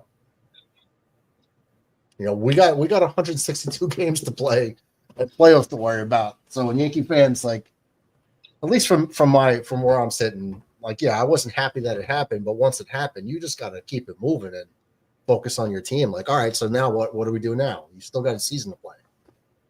So it's what it is. McAteer says Addison Cali Jets fam. Hell yeah. Hey Nate, are you guys doing the Tampa game? I don't know my work schedule yet, but if I can make it, I'm definitely doing it. Yeah. Yeah. So I don't know. If everyone's getting together doing tickets, I might just link up with everybody. A bunch of us might just get a Airbnb or something. And yeah, I was even gonna say maybe I'll just do a keg party at my house, at Jake's hotel. But yeah, we'll make our own weekend of it for sure. I'm only an hour away from the stadium, so I was like, maybe I'll just do a keg party. From Tampa Bay. Yeah, I'm an hour from Tampa, so I was like, maybe if I just did a keg party, because I heard you guys are doing the Airbnb thing. So I was like, all right, but as far as tickets go, I was like, maybe I'll just jump in with you guys instead of getting my own. Yeah, I figure we'll probably all. I mean, we'll wait to see everyone's plans first, and then. Yeah, well, I mean, I'll be there regardless. There's no way I'm not going to a game an hour away from my house. Right. I went to Jacksonville. That was like 2.5 hours away, so I'll definitely be at that one. And I could just drive home at the end of the night. So, I mean, that'd be fine. It'd be cool to get to link up with everybody for sure. Infrared says, Nate hit the nail on the head. Addy, hell yeah, McAteer. It's West Coast Avengers. Max says, I'm a fly on the wall in Mike's house again. I can see you. What's that on your screen, Nate? The screen link. I just don't have I'm on my PC. I don't have a camera plugged in, so it's not picking up anything up. I usually call in on like my laptop or phone where it automatically has one. I thought that was nuts that you drove to Citi Field for the bobblehead, then your girl's like, come home for the Knicks. Dude, I've done that like 3 times this year. Because I got that season pass, so I go to all especially when they have the cool giveaways and stuff. Yeah, I think I figured at the end, I was like, oh, he was just making sure he got the bobblehead, and then didn't the care. City Connect, when they had a Clay Holmes City Connect like long sleeve hockey jersey. I said NYC on it. It was fire. Like and Rick Kent wanted one. Like I reached out to a couple people and tickets. So I bought like 4 extra tickets, standing room for like $6 each. And then I went in like 5 different entrances and got a bunch of different jerseys. And then I dipped because I had to go to work. Cleared them out. That's smart though. All right, so DJ puts up Soto's hitting 224. His on base is still 352. It's not elite, but the on base is still pretty good in comparison to. He still walks like twice a game. It's wild. Average major leaguer, they'll sign up day one for a 352 on base percentage. Mets fans are inferring it has a lot to do with Eric Chavez too, and like lots of people are calling for his head. Our hitting coach saying the kind of the game plan for what the Mets are doing is not great. Soto's hitting the ball on the ground more than he ever has in his career, and I don't know.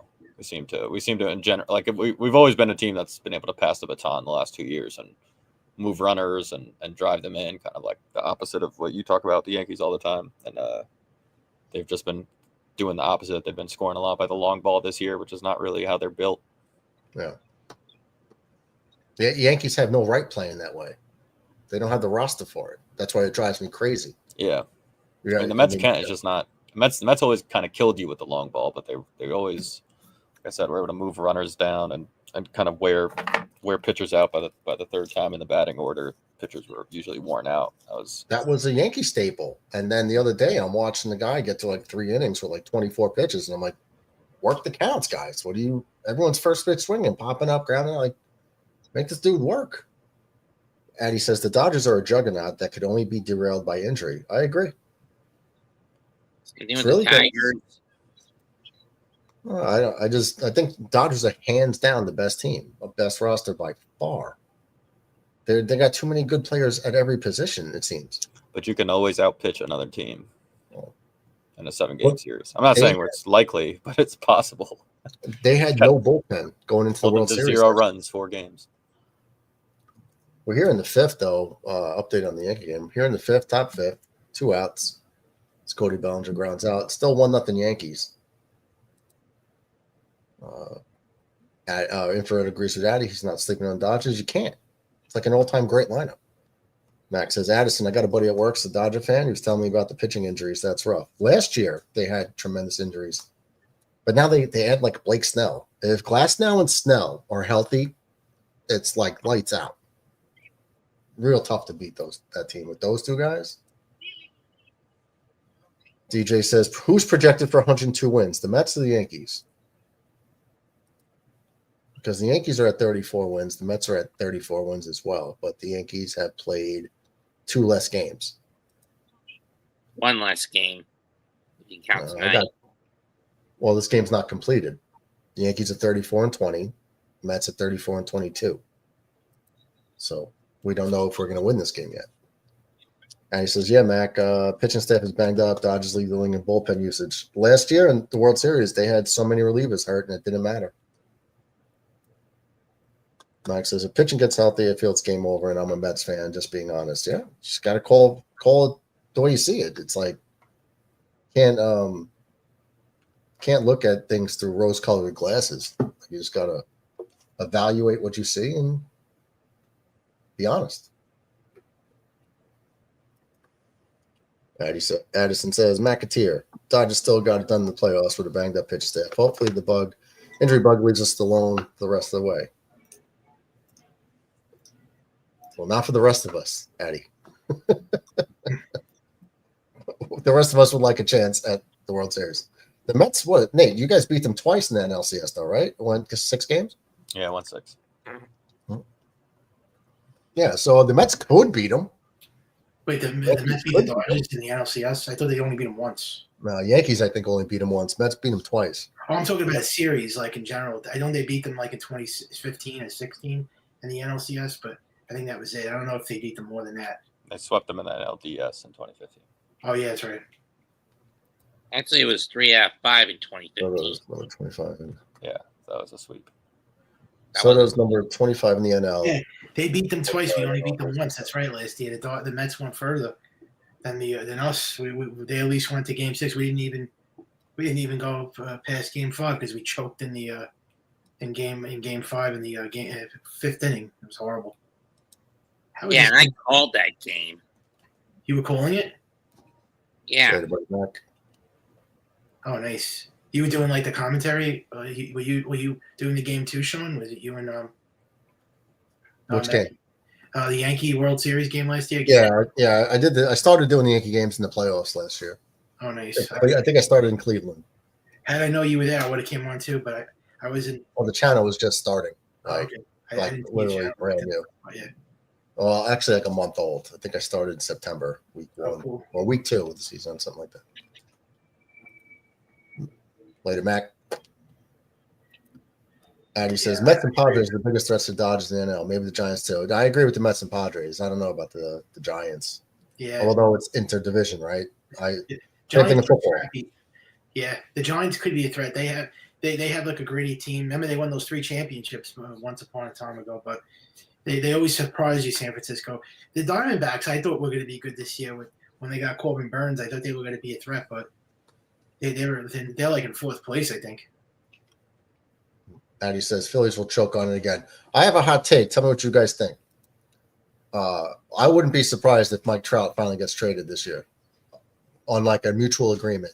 But what team is going to take that contract and he's never healthy? Philly.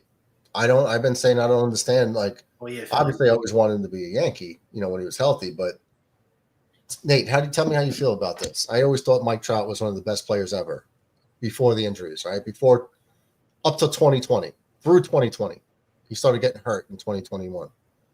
Prior to the injuries, I thought he was probably one of the best players ever in baseball.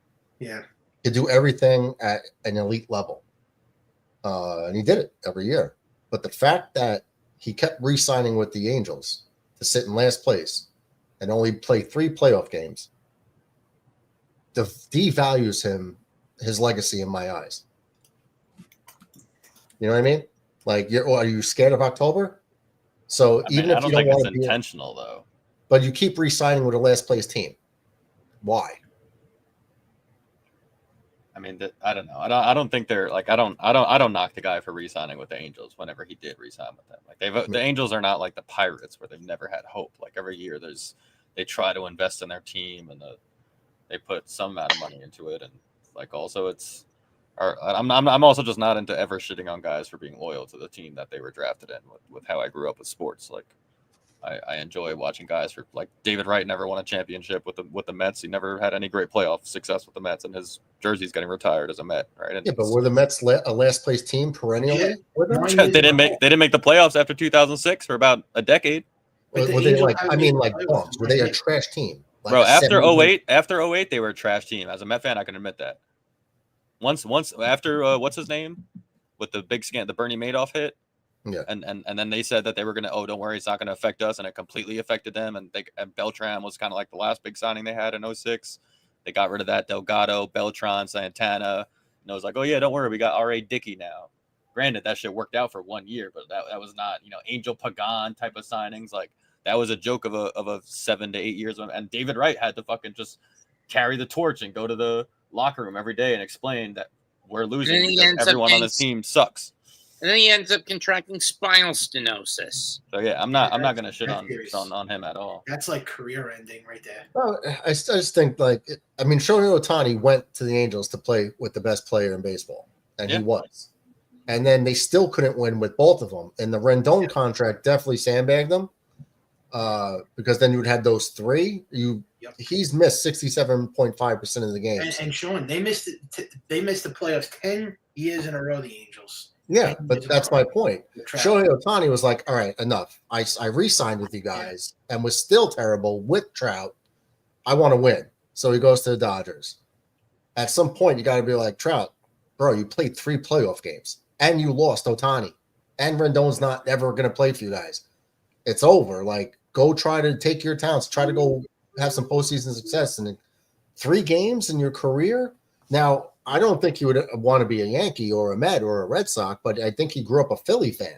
Yeah, he grew up a Philly fan. Why not try to swing a trade with the Phillies and go play for your hometown team? Although he's from South Jersey, but those are all Philly fans down there. From South Jersey, I mean, yeah. Why not go to the Phillies? And they're a good team without you. You can go join Castellanos and Bryce Harper and Trey Turner and Aaron Nola. So, like, why not do that? Make that team even better. I think it could happen, especially if like money is eaten by the Angels. Let's see if he could actually stay on the field. The guy plays 6 games and he's on the injured list. He was a lot of this argument, Murdog, in my opinion, goes back to the Juan Soto argument, where it's like none of us are in these dudes' heads and stop trying to get in their heads, Or it's like we don't know what their life is. We don't know anything about their life outside of what we see in 30 minutes before and after, or maybe not even like 3 minutes before and after in a pregame and a postgame presser that they reveal what they want to the world. Like they have lives to live. He might goddamn love his life, and his wife or girlfriend, whoever, might love it on the beach, and he has everything he would ever want and dream in his life. And he's perfectly, what I'm saying? Like, and he wants to stay an Angel, and part of him, and he's loyal to everyone out there and the ownership, and like the grass ain't always greener, and period. That's it. That's where he wants to be. In a row, though, it's not about the money. If you lose 10 years in a row, it doesn't feel good to lose. Ask any Met fan. We know David Wright did it his whole career. He lost his whole career pretty much. I mean, just me as a fan, like I'm just here. My argument is he has every right to play for whoever he wants to, whether he wants to stay in beautiful Anaheim. That's his right. But as a fan and evaluating careers, he gets dinged a lot in my book. That you'd rather just enjoy the beach than be, October success. And like your legacy is built also in October. And you play 3 games. I give so much more freedom to let them live their lives how they want, and not question Mike Trout's will to win because he's choosing to stay loyal to a team that drafted him and he took said, his family. Sean, Inferior Jet says maybe because Trout hates Philly. How could he hate Philly? He grew up a Philly fan. He wouldn't hate He's Philly. a Philly fan. I don't even care. I don't care if he went to the Red Sox or Mets. I don't care who he goes to. I don't care. I mean, I don't want to see him a Dodger, but no. I just want to see the guy want to win. Yeah. Like he's totally okay with being in last place every year. You want to see him get back in the postseason. You want to see him get that postseason again because he hasn't made the playoffs since like 2014. So that's a when did he get to the major leagues? Because we're talking about loyalty. 2011. He's stayed loyal. Are you a Jets fan, Murdoch, right? Yeah. What if we had a solid like a Garrett Wilson, right? And he turned out to be the best wide receiver in the NFL in 10 years. And the Jets have never won, but he goes, you know what? If I'm gonna win in my career, I want to do it here. This is the people that were loyal to me, my family, and took care of me. If I were gonna win, I'm gonna win in New York. Even though the Chiefs want to trade for him, and are you then shitting on Garrett Wilson? Because as a Jet fan, I love it. Obviously, I got to. That's what I'm saying. Like that's what sports is about. Like we're looking in this perspective of, where is he all time? If he goes to Philly and gets 2 rings, he could then be better than this person and this person. Like why doesn't he care as much? It's like, but what if the case is just that? Like how it used to be in sports, where it's like, and just in general with loyalty. Like I just don't think it should be knocked. I don't think he should be knocked at all. I appreciate his loyalty 100%. I think he's a great kid. I like the kid. He's a good kid. You never hear a bad word about him. It's incredible. It's actually incredible that he's been top of the game, and like you said, never a bad thing about the guy. No, he's a great human being. Like he's quiet. Major League Baseball wanted to make him the face of baseball, and he was like, "Nah, I'm good." Like I think don't want he the should get deal. more credit than what he gets for basically enduring this type of. Yeah, it's unfortunate, but you know what? No, but I'm like a guy like I want to win at all costs. Like if I'm a super duper like all time great, and I'm never in the playoffs. Like at some point, you got to be like, I just want to win, man. He gave them how many years? Like 12 years now, 13 years. I just think it's a dangerous conversation trying to put yourselves in there. Like, Well, yeah, if I'm this, if I'm that, like, okay, yeah, if I just signed an $800 million contract, I wouldn't struggle as much. It's like none of us know that. I know a lot of this has to do with money because we know the guy, like how he was, but like Darrelle Revis eventually went to the Patriots to chase a ring. Yes. We hated it as Jet fans. I know I did. But like he was like, I've been the best cornerback in football for an era, my era. Hands down. I honestly think he was chasing money, but yeah, he's always chasing money. He held it happened to be with the team that was trying to give him a 1-year deal for maximum money. He's got 5 years left with the Angels, Sean. 5 years. Yeah, I mean, now, and his value is down because he's like injury prone now. I mean, it's like a Don Mattingly situation. I think it's a back injury, right? That's really bugging him. And then spinal stenosis.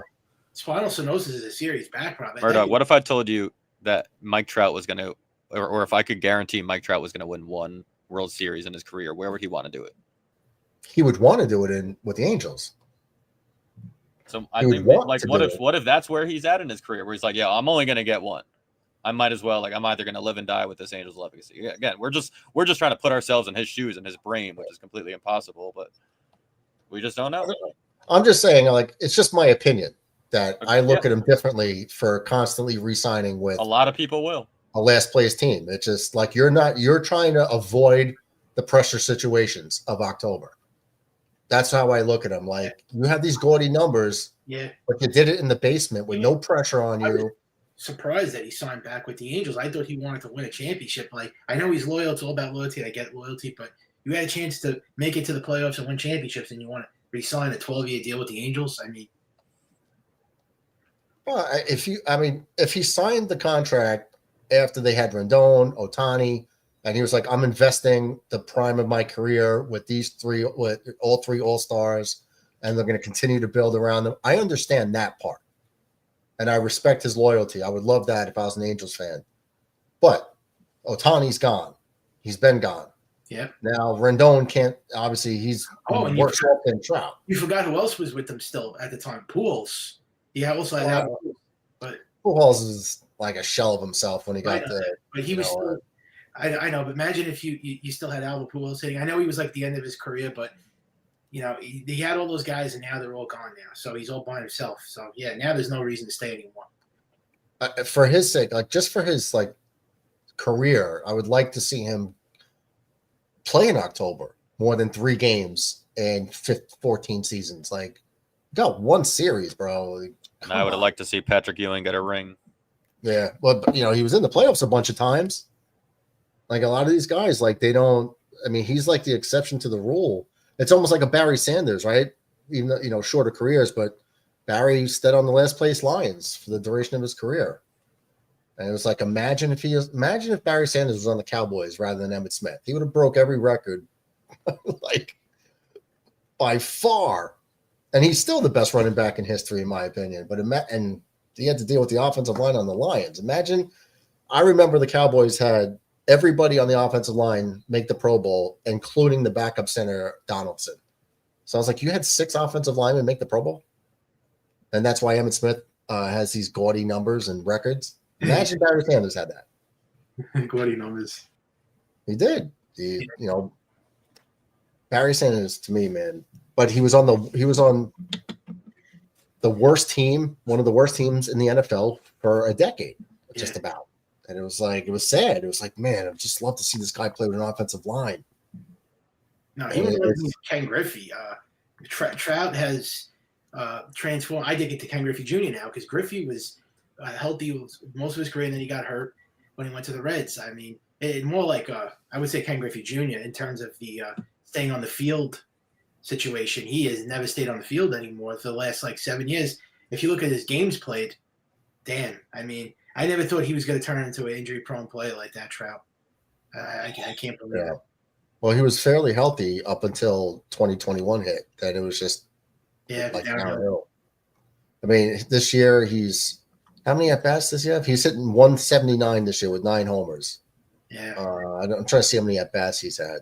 It started in 2020 or 2021 where he started getting. 2021. Oh. So the last 5 years. 21. Well, now he's in right field. He's not going to play center anymore because it's more demanding on the body.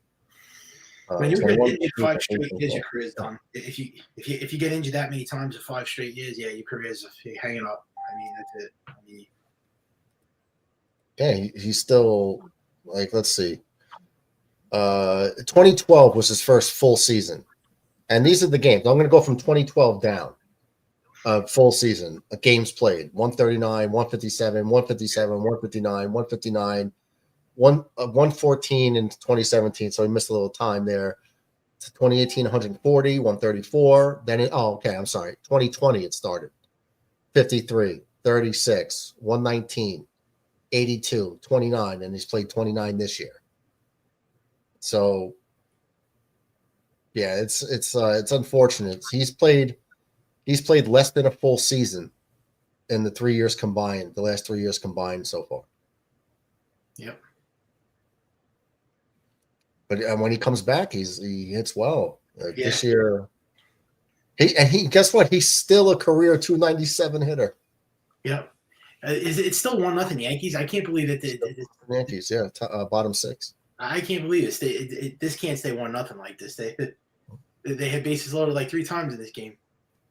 I don't think it's going to be end 1-0. In 2019, he hit 45 home runs. He only had 104 RBIs because he was basically it was just him and Ohtani, I guess, at that year. Or is that when Ohtani got there? Oh, I was going to say, who do you think the best player in baseball is right now? Well, it's a toss-up between Judge and Ohtani. You know, I mean, because if you factor in the fact that Ohtani could pitch, he could do both. But hitting-wise, I got to give it to Judge hitting-wise and without Yankee bias because he is hitting 395. And I would say a third would be Soto. Those are your top 3. Judge, Ohtani, Soto. It's not really even close. I don't think after Judge and Ohtani, I wouldn't say it's close. Well, I mean, if Soto starts to hit again, then he's top 3 though. Well, last year Soto is in that conversation for sure, but this year Soto is not. Oh, I know. But overall, Soto is a Hall of Famer. He's got to go in the Hall of Fame. And he says Mike Trout staying with the Angels is like the band that stayed and kept playing on the Titanic as it sunk. That's a great analogy, Addy. That is great. It's true. And you know what? He's such a good person that I'm like sad for him. He was before Judge, like Trout was my favorite player in baseball. Oh yeah, he was too when he was healthy. He reminded me a lot like Griffey. Well, actually, a lot of people comparing him to Mickey Mantle. Yeah. In terms of his great, his game and his greatness and his career stats, he was like the next Mickey Mantle. Trout. The same thing happened to Mickey Mantle, though. Mickey Mantle, because he was a switch hitter that could hit for power, both sides, average. And for some dumb reason, the Yankees had a drainage pipe in center field and didn't cover it with grass, and he stepped in it and tore his knee up, and he was never the same. Yep. Still had a great career, though, Mickey Mantle, one of the greatest hitters ever lived. Yeah, but it started diminishing him. He ran like a deer. Yeah. Couldn't run anymore. And it hurt him at the plate, too. And that guy would like get hits drunk. Yeah, it's unbelievable.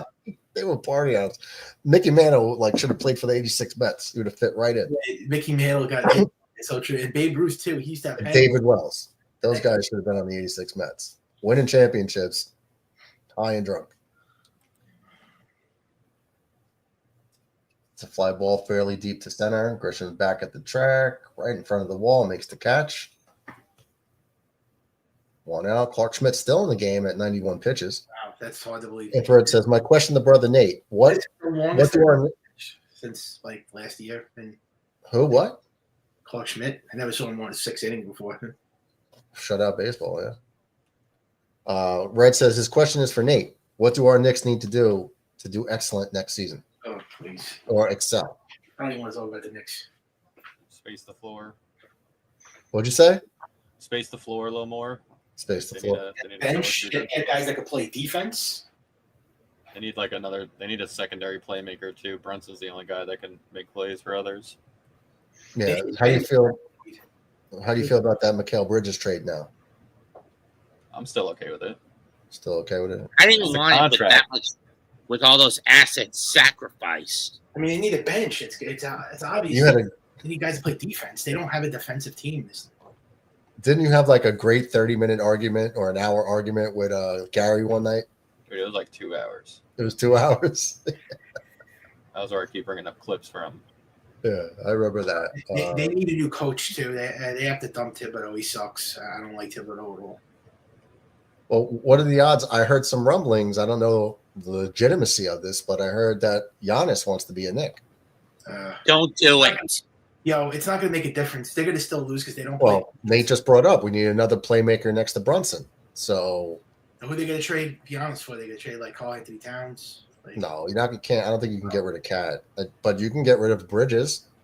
yeah, My Maybe a problem McBride. with these trades is that they are short-sighted. You're giving away too many assets, and they I would come agree with off. that. I don't think it's going to make a difference because they're still going to suck at defense, and their coach sucks, and they're not going to. It's going to be the same shit again. Excuse my language, but they're just going to have another big scorer on the team. No defense, no bench. I don't think it's going to make them any better. I'm just being real. I mean, This is why we never should have gotten rid of at least never gotten rid of DiVincenzo. yeah, or the other guy, Hartenstein. We Oh, couldn't. Hartenstein. Hartenstein. We had to let him walk. There was no way Yeah, we it had could to. keep him. Well, DiVincenzo, I thought they could have maybe kept him with getting trading for Towns, but you had to give up him to get Towns, I guess. Yeah, I had to do it, and we needed a scorer at the center position. Yeah. You know, we couldn't rely. You can't rely on an injury-prone Mitchell that's Robinson, Robinson. who's not a scoring threat, Yeah. and he's a good defender, but foul trouble, injuries. I mean, the Knicks are just basically the same. I mean, they just don't. Nothing changes in terms of a championship caliber team. They just don't get. They didn't improve their bench, and Tibbs is obviously not the right coach for this team. He's not a defensive. I thought he was like a defensive guru. This guy, I guess not. That's what I thought. He was a defensive coach. Yeah, He's more of a tunnel vision twit. He's more of a tunnel vision numbskull. He's always been a defensive coach. That's been his reputation. Problem is, he never won anything with the Bulls, and he never won anything with the Timberwolves. So I don't know why he's. the problem with him is his unwillingness to play the bench, the Yeah. lack of adaptability, Uh-huh. which is how Carlisle's been beating him every game in this postseason. Because he is too much of a stubborn buffoon to use the bench. And Yeah. because of that, I've been calling for him to be ousted. Exactly, and not putting Mitchell Robinson and McBride in the game last night. That cost them the game. They didn't want it. They refused to play Mitchell Robinson. I don't Well, understand. Nate, roster-wise, what do you do to make the team better, in your opinion? You want to get a secondary Give me a playmaker and a knockdown shooter. Or give me a coach that's willing to use the pieces Thibodeau won't off the bench. Let them develop. Let them cook. What I've been noticing in the games is when I'm watching Mikal Bridges, he fumbles a lot of the balls. They get erratic. I see the offense way too erratic, dribbling around, fumbling the ball out of their hands, kicking it around. They get to the rim. They throw up crazy shots. It's like, what are you guys doing? OG went up. There was nobody near him. He went up. I think he got his dunk blocked. It was just like, what's going on here? Crazy layups. I don't think the offense moves the ball well enough, quick enough. And you're right. They don't have a knockdown shooter. So you're telling me that you heard rumors that he wants to play. He wants to come to the Knicks. Giannis. He wants to get traded. I read that it's a Twitter thing, right? So I mean, how reliable could that be? But it was just like rumblings, like that I heard. Well, if it's true, who knows? But if that is a thing, you got to ask yourself, like, okay, what do we have to give up for him? Yep. Who would you be okay with giving up for Giannis? Yeah, I would do it. Yeah, good question. Well, I would definitely trade Bridges. I guess you said they're not going to trade Towns? I mean, I don't think so. No. I think if you trade Towns, you're filling a hole by creating another one at the same time. yeah, exactly. If you could keep Towns and trade for Giannis, oh man! But just imagine Giannis, Towns, Brunson, and Anobi. What a long! But once again, their bench. They have no bench. They don't play defense. He is a good defensive player though, isn't he? Giannis. He's better than Brunson and Towns defensively, isn't he? He's a big guy too. He's a big kid. Yep. But like, didn't the Knicks give up 5 or 6 first-round picks for Bridges? Yeah. 5? Okay. So if you give up 5, I mean, what first-round picks are you giving up to get Giannis now? You know, it's like, do you even have these picks? I also forgot about Josh Hart. I think he has to go. If they could maybe try to trade him to get Giannis, I would do it. Josh Hart is terrible defensively. He was awful in that game yesterday. Just 17 turnovers. You got to be kidding me. Yassine says I think Giannis will go to the Spurs. He might. I'm just bringing it up that I heard a rumbling and don't know if it's true or not. I'm just saying it got put out there in the ether, so might as well talk about it. Like, what's the odds? What do you think we'd have to give up? Do you think it would be a good move? He's a big time scorer too, right, Giannis? Yeah, he's just like an athletic freak that could, move and could run the floor and he's just a superior athlete. Yep. Ben Rice lines out for the first out in the 7th. I don't know. I heard that they said it's probably BS, but that he hasn't been good the last year or two. Like he fell off. Doesn't he still score? He's a prolific scorer, this guy. Giannis is still very good. Yeah. Yeah. I mean, because that finally gives us a real big 3, in my opinion. Yeah. I don't think we've really had a big 3. Yeah. It'll be Brunson, Giannis, and Towns, right? If we got Giannis, it would be Brunson, Towns, and Giannis. Yeah. Yeah, that would be unbelievable. It would be exciting, but is that going to finally put the Knicks over the top to win a championship? I would be open to trying. Yeah. Yeah. You got, because then you have 2 guys in the MVP conversation on your team, on one team. Yeah. So I mean, why not? What else do we have to lose? Do you want to keep them eliminated? And this is the first time in the Knicks franchise that they've had a big 3 like this. 3 legit, great, superstars, players that. Yeah, that would be exciting. I don't know if it's going to happen. I hope it does. But well, Red says Shaq bashed Towns trying to shoot threes with a wide open airspace and missing them. Take it to the effing house, bro. What are we doing here? Well, in my opinion, I think he is probably the best 3-point shooter for a big man.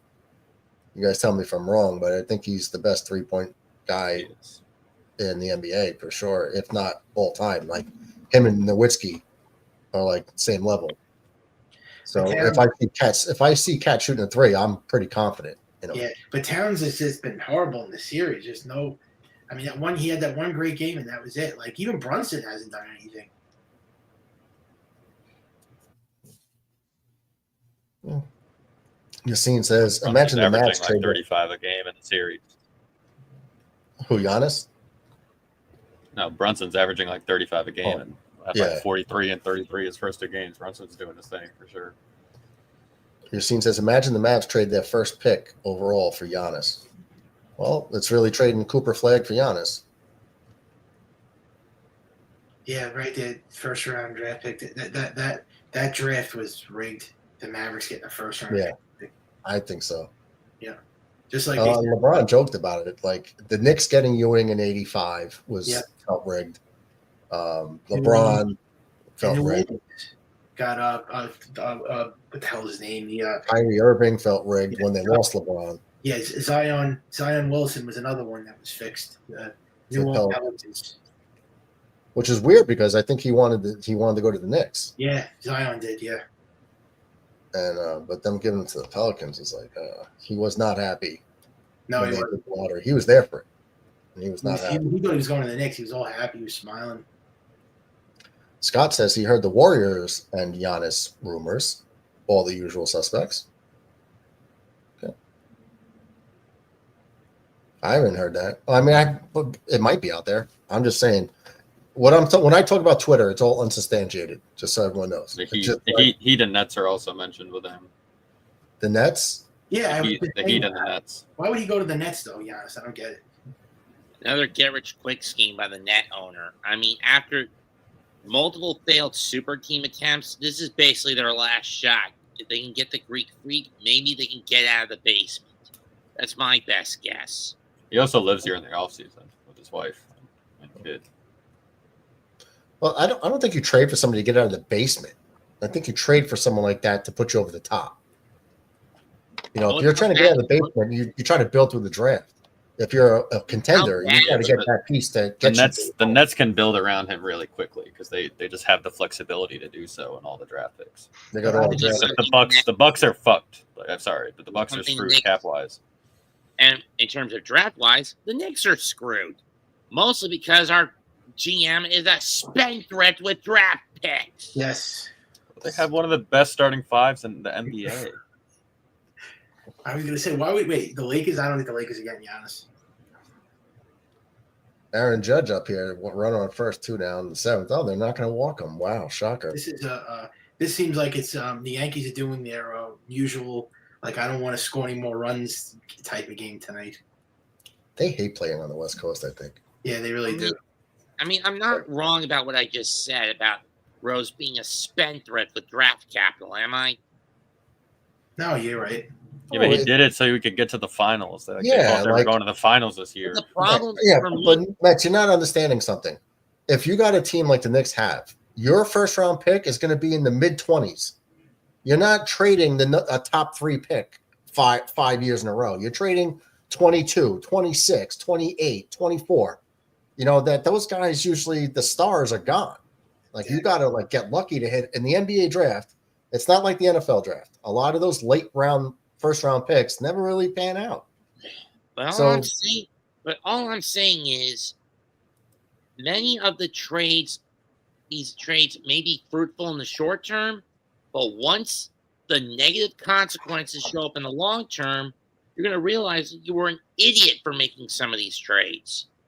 You got to win now. They tried drafting for 25 years. It has not worked with Kevin Knox. Yeah, they're never going to get a number 1 pick again. I doubt they're ever. Kevin Knox, Channing Frye, all these guys. That was supposed to be there. Do we all agree that the next season's over, though? I don't think they're winning that series. I mean, we'll see. Over. Yeah, we'll see if they come out and they win tomorrow's game. You know, it's live to fight another day. Pressure shifts. Yeah, I mean, it's possible. I don't think they're winning in Indiana, though. DJ says, with the Knicks trade for Nikola Vucevic, I actually like Vucevic. He appeared in 73 games, averaged 18.5, 10 rebounds, 3.5 assists, shot an efficient 53% from the field, and an impressive 40% from three-point land. No. High-key Elijah one, yeah, that guy was great. He's not guarding a pick and roll. That's why he's not playing in the playoffs. Efforts says, if you're a big man, stop playing European basketball and go ham in the paint. Well, the game has changed, man. Everybody can hit threes now. And, you know, if I like Cole Anthony Towns shooting threes personally. He can bang in the paint too. He can get busy. Yeah. Oof, Judge down on strikes. 99 right down the middle. Takes it looking. That'll end in the 7th inning. Well, you guys know what we do here in the 7th inning. Stretch time.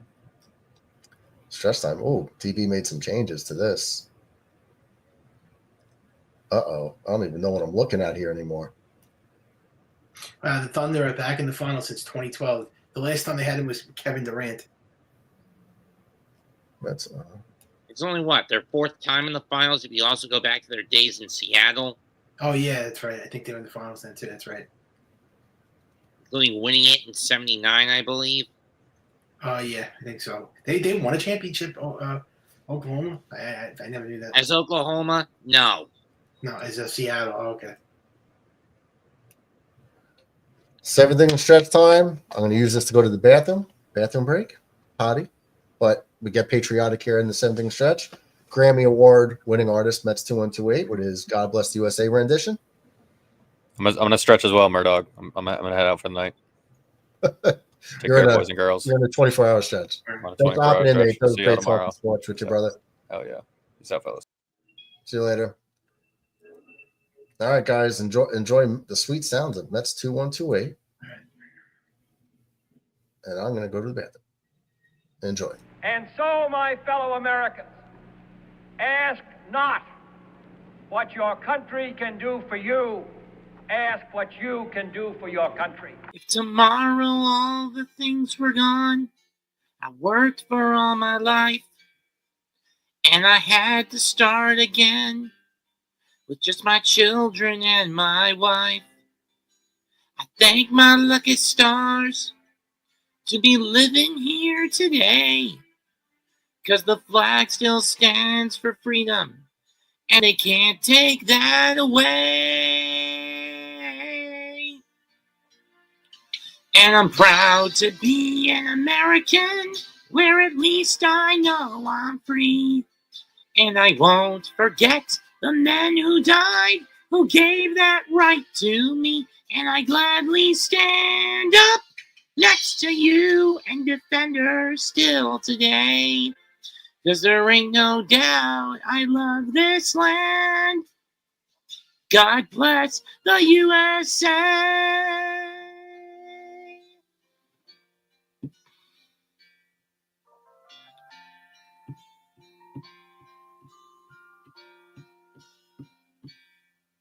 From the lakes of Minnesota to the hills of Tennessee, across the plains of Texas, from sea to shining sea, from Detroit down to Houston, and New York to LA.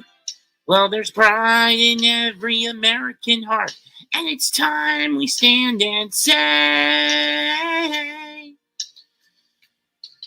that I'm proud to be an American, where at least I know I'm free.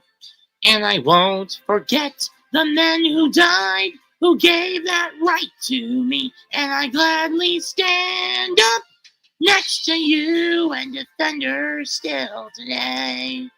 'Cause there ain't no doubt I love this land. God bless the USA.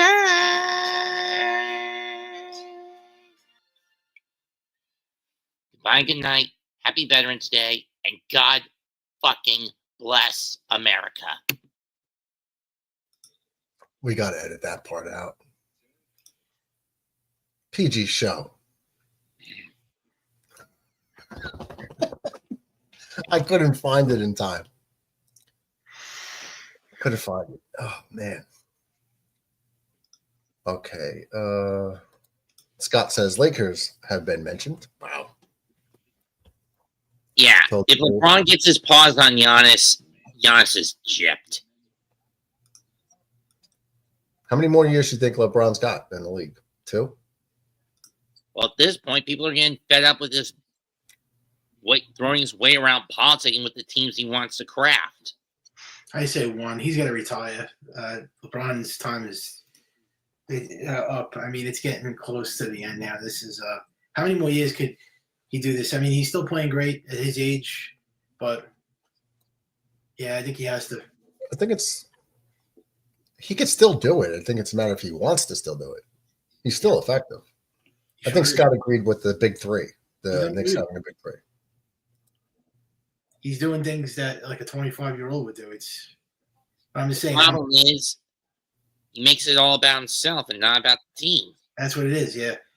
And now Luka Doncic is there, right? For how many years left does he have under control? Is he a free agent? Or doesn't he have like 3 years? I think he might be on a short-term deal. Oh. Brett says, to be honest, Ajuman's probably the most well-rounded center of all time. It's not a bad choice. What about Shaq? I mean, Shaq was a legend. Shaq couldn't shoot. Shaq couldn't shoot free throws, and he couldn't shoot in general. He was just rebounder, block shots, big body guy, dunked the ball. Yeah, he wasn't good at free throws. He actually was a really good scorer. I mean, look up his numbers. Inside dunks. He wasn't a guy that was going to shoot from the perimeter. Oh yeah, Olajuwon could. Mm-hmm. But all around, I mean, he had a range Olajuwon. Great defender. He could pass. Great rebounder. He's definitely up there at all-time great for sure. Yep. Scott says red cheers. And Red Olajuwon had the best feet of any big man, in my opinion. Yeah, he had that little like hook. Red says, I wish Larry Bird could be resurrected to play for our Knicks now. And talk about a knockdown shooter. Hell yeah. Nate out for a bike ride. Probably too late for Nate to go on a bike ride for Nate. Oh, good one, Nate. Ground ball, Yankees catcher injured. Something's going on in the stadium. I think someone ran on the field. Yankees catch is injured. No, he's fine. He's fine.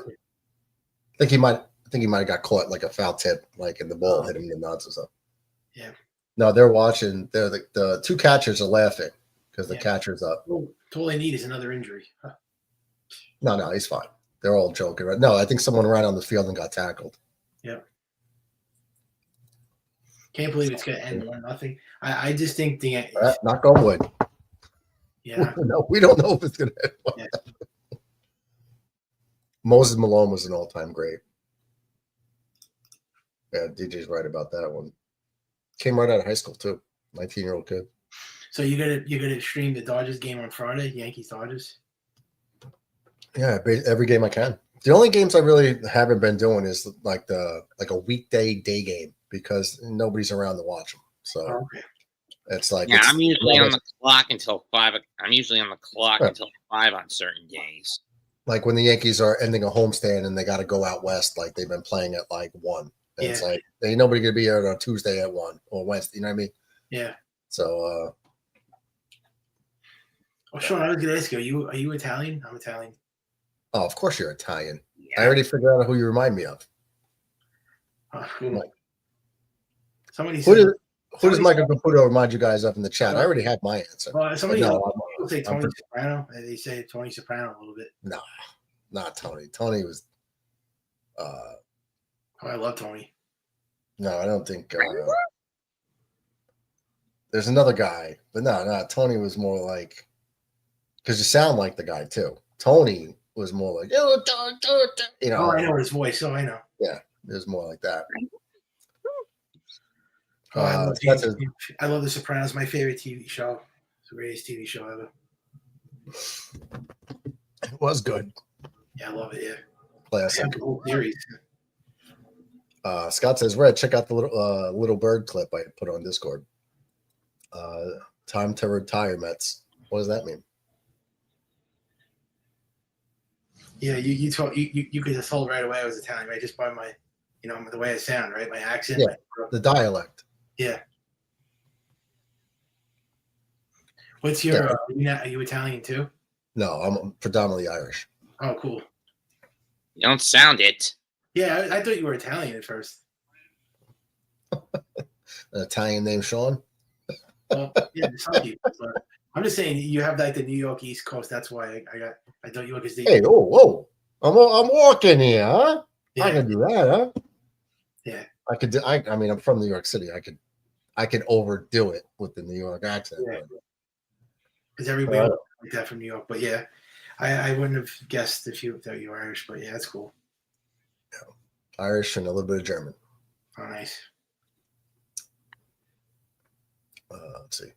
All right. No. So anybody else in the chat? Who does Michael Caputo remind you of? Actor. Just everyone thinks, no, not Gary. I think with the long hair and the beard, that's why they say Gary. Out of high school, 2 years in the ABA. He's talking about Moses Malone. Started his NBA career with the Buffalo Braves, now with the Clippers, then went to Houston, and he's 100% Irish. Well, we all can't be perfect, TJ. I can't say his name on here because I know it's a family show, but somebody said I look like the other guy from The Sopranos. Big, you know what? Like if you know I'm going like that. Oh yeah. Big Chikuji. Yeah, it starts with a P. Yeah, we know what it is. No, it's another word for it. I know what you mean.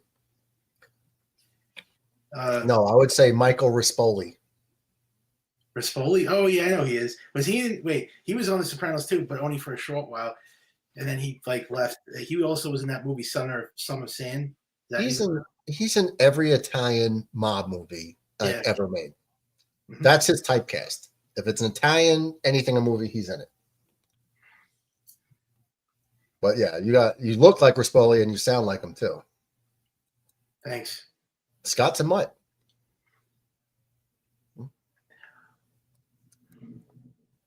My dad's 100% Irish. My mother's 50-50.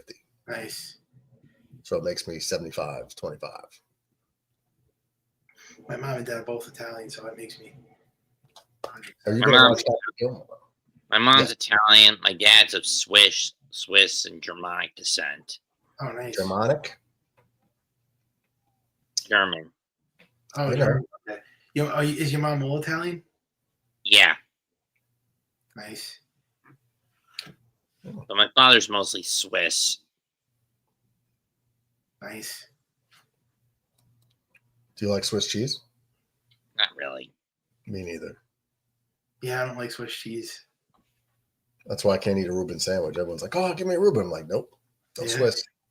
I like provolone cheese. That's my favorite.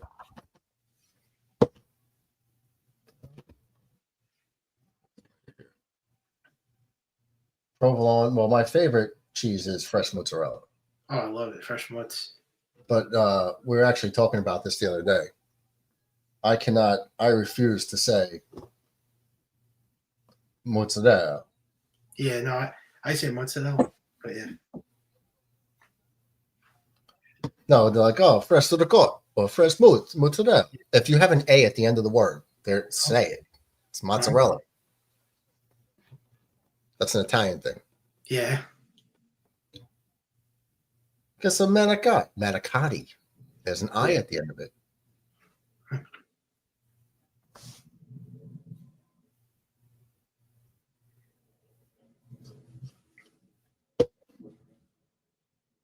That's just like my little Italian joke. They put A's and I's at the end of their words and don't pronounce it. Yeah. Yes, I'm going to go see Happy Gilmore. Well, I'll watch it one way or the other. Isn't it supposed to be on like Netflix or something, or Peacock? Prime or something. Oh, yeah. Oh, that'd be even better. I haven't been to a movie in like 6 years. I don't even go to the movies anymore. Limburger cheese. Yeah, I haven't gone. Last time I went to the movies was for Top Gun. Yeah. And that was like in 2021, wasn't it? A couple years ago. Yeah. Like 2 to 3 years. Yeah. The next one will be on Monday. Yeah. Limburg cheese. Is it Limburger or just Limburg? It was Limburg. Not sure. I think it might be Limburg.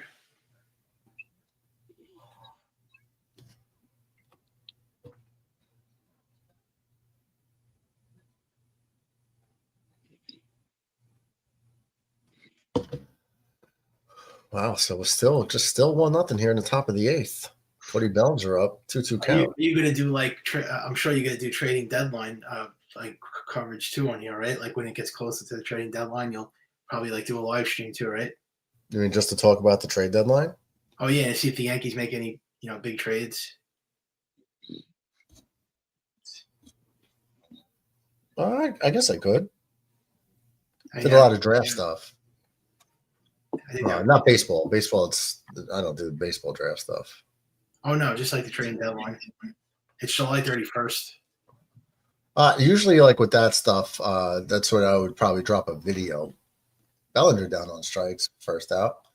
Unless the Yankees, I wouldn't do it. Well, if the Yankees do make a big trade, you could do like a live if they make like a big move. Yeah, well, you drop a video. Yeah. So I started streaming in September. Yeah. So it was like tail end of I didn't do baseball until the playoffs. When the Yankees played the Dodgers, so who was on with you? Like who's doing the live stream with you when they were? Just whoever calls in. Like I don't have a structured like guests or whatever. I usually just open up the chat for people to call in. And whoever wants to hang out and watch the game is more than welcome to. Yeah. TJ says Limburger is a semi-soft washed rind cheese with a creamy texture and a strong pungent aroma. Oh my Same God. thing with Gorgonzola. It's basically similar to Gorgonzola, but the stench is worse. Yeah, I don't want to eat something that tastes like fart and throw up. You know, like fresh mozzarella cheese is my favorite, like my favorite thing to eat. I've done Brie, Jarlsberg, mozzarella, buffalo mozzarella. Oh. No, I don't mean. No, I don't mean the mozzarella's from Buffalo. I mean it's actually made from buffalo milk. Oh, okay. I thought you meant like hot sauce, like buffalo sauce. Anthony Volpe dinks like gloops a double into left field, so the Yankees are gonna have a running scoring position with one down. So I think I've also That's done. awesome. I think I've also done Wensleydale too. oh, Wensleydale? Yeah, I never It's even a- heard of that. it's a medium firm British cheese. Usually you'll find in supermarkets with like berries crammed inside it. Okay. Never heard of that one, but did you like it? It's okay. I'll take your word for it. I never had. Nothing's ever going to come close to fresh mozzarella cheese. Trust me, it's hard to find Wensleydale in any supermarket around here. Because I've never heard of it. DJ says everything from Buffalo is great. DJ, the only thing great, everything else is Canadian and stinks. So we love Uncle DJ. Well, at first he says this: everything from Buffalo is great. Nope. Yassine, have you ever had DiGiorno pizza? That's the if I'm gonna get a frozen pizza, it's DiGiorno. I usually get the meat lovers. Now I want pizza. Thanks, Yassine. Now I want pizza.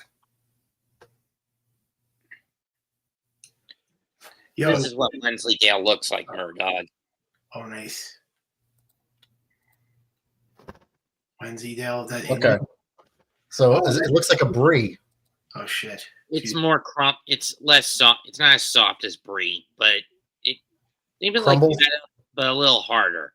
It's a crumbly cheese. Yeah. Okay.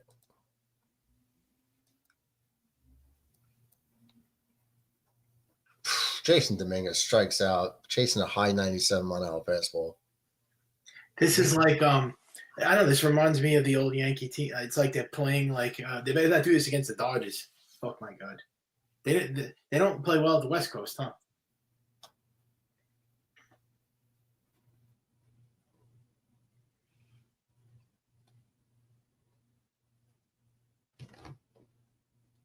It's West Coast bullcrap.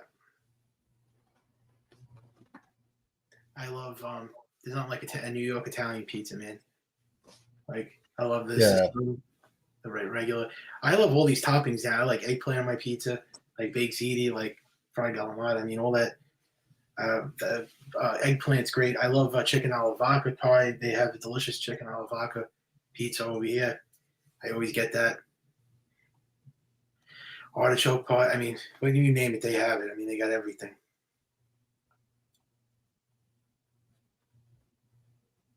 Buffalo chicken. I tried it a few times.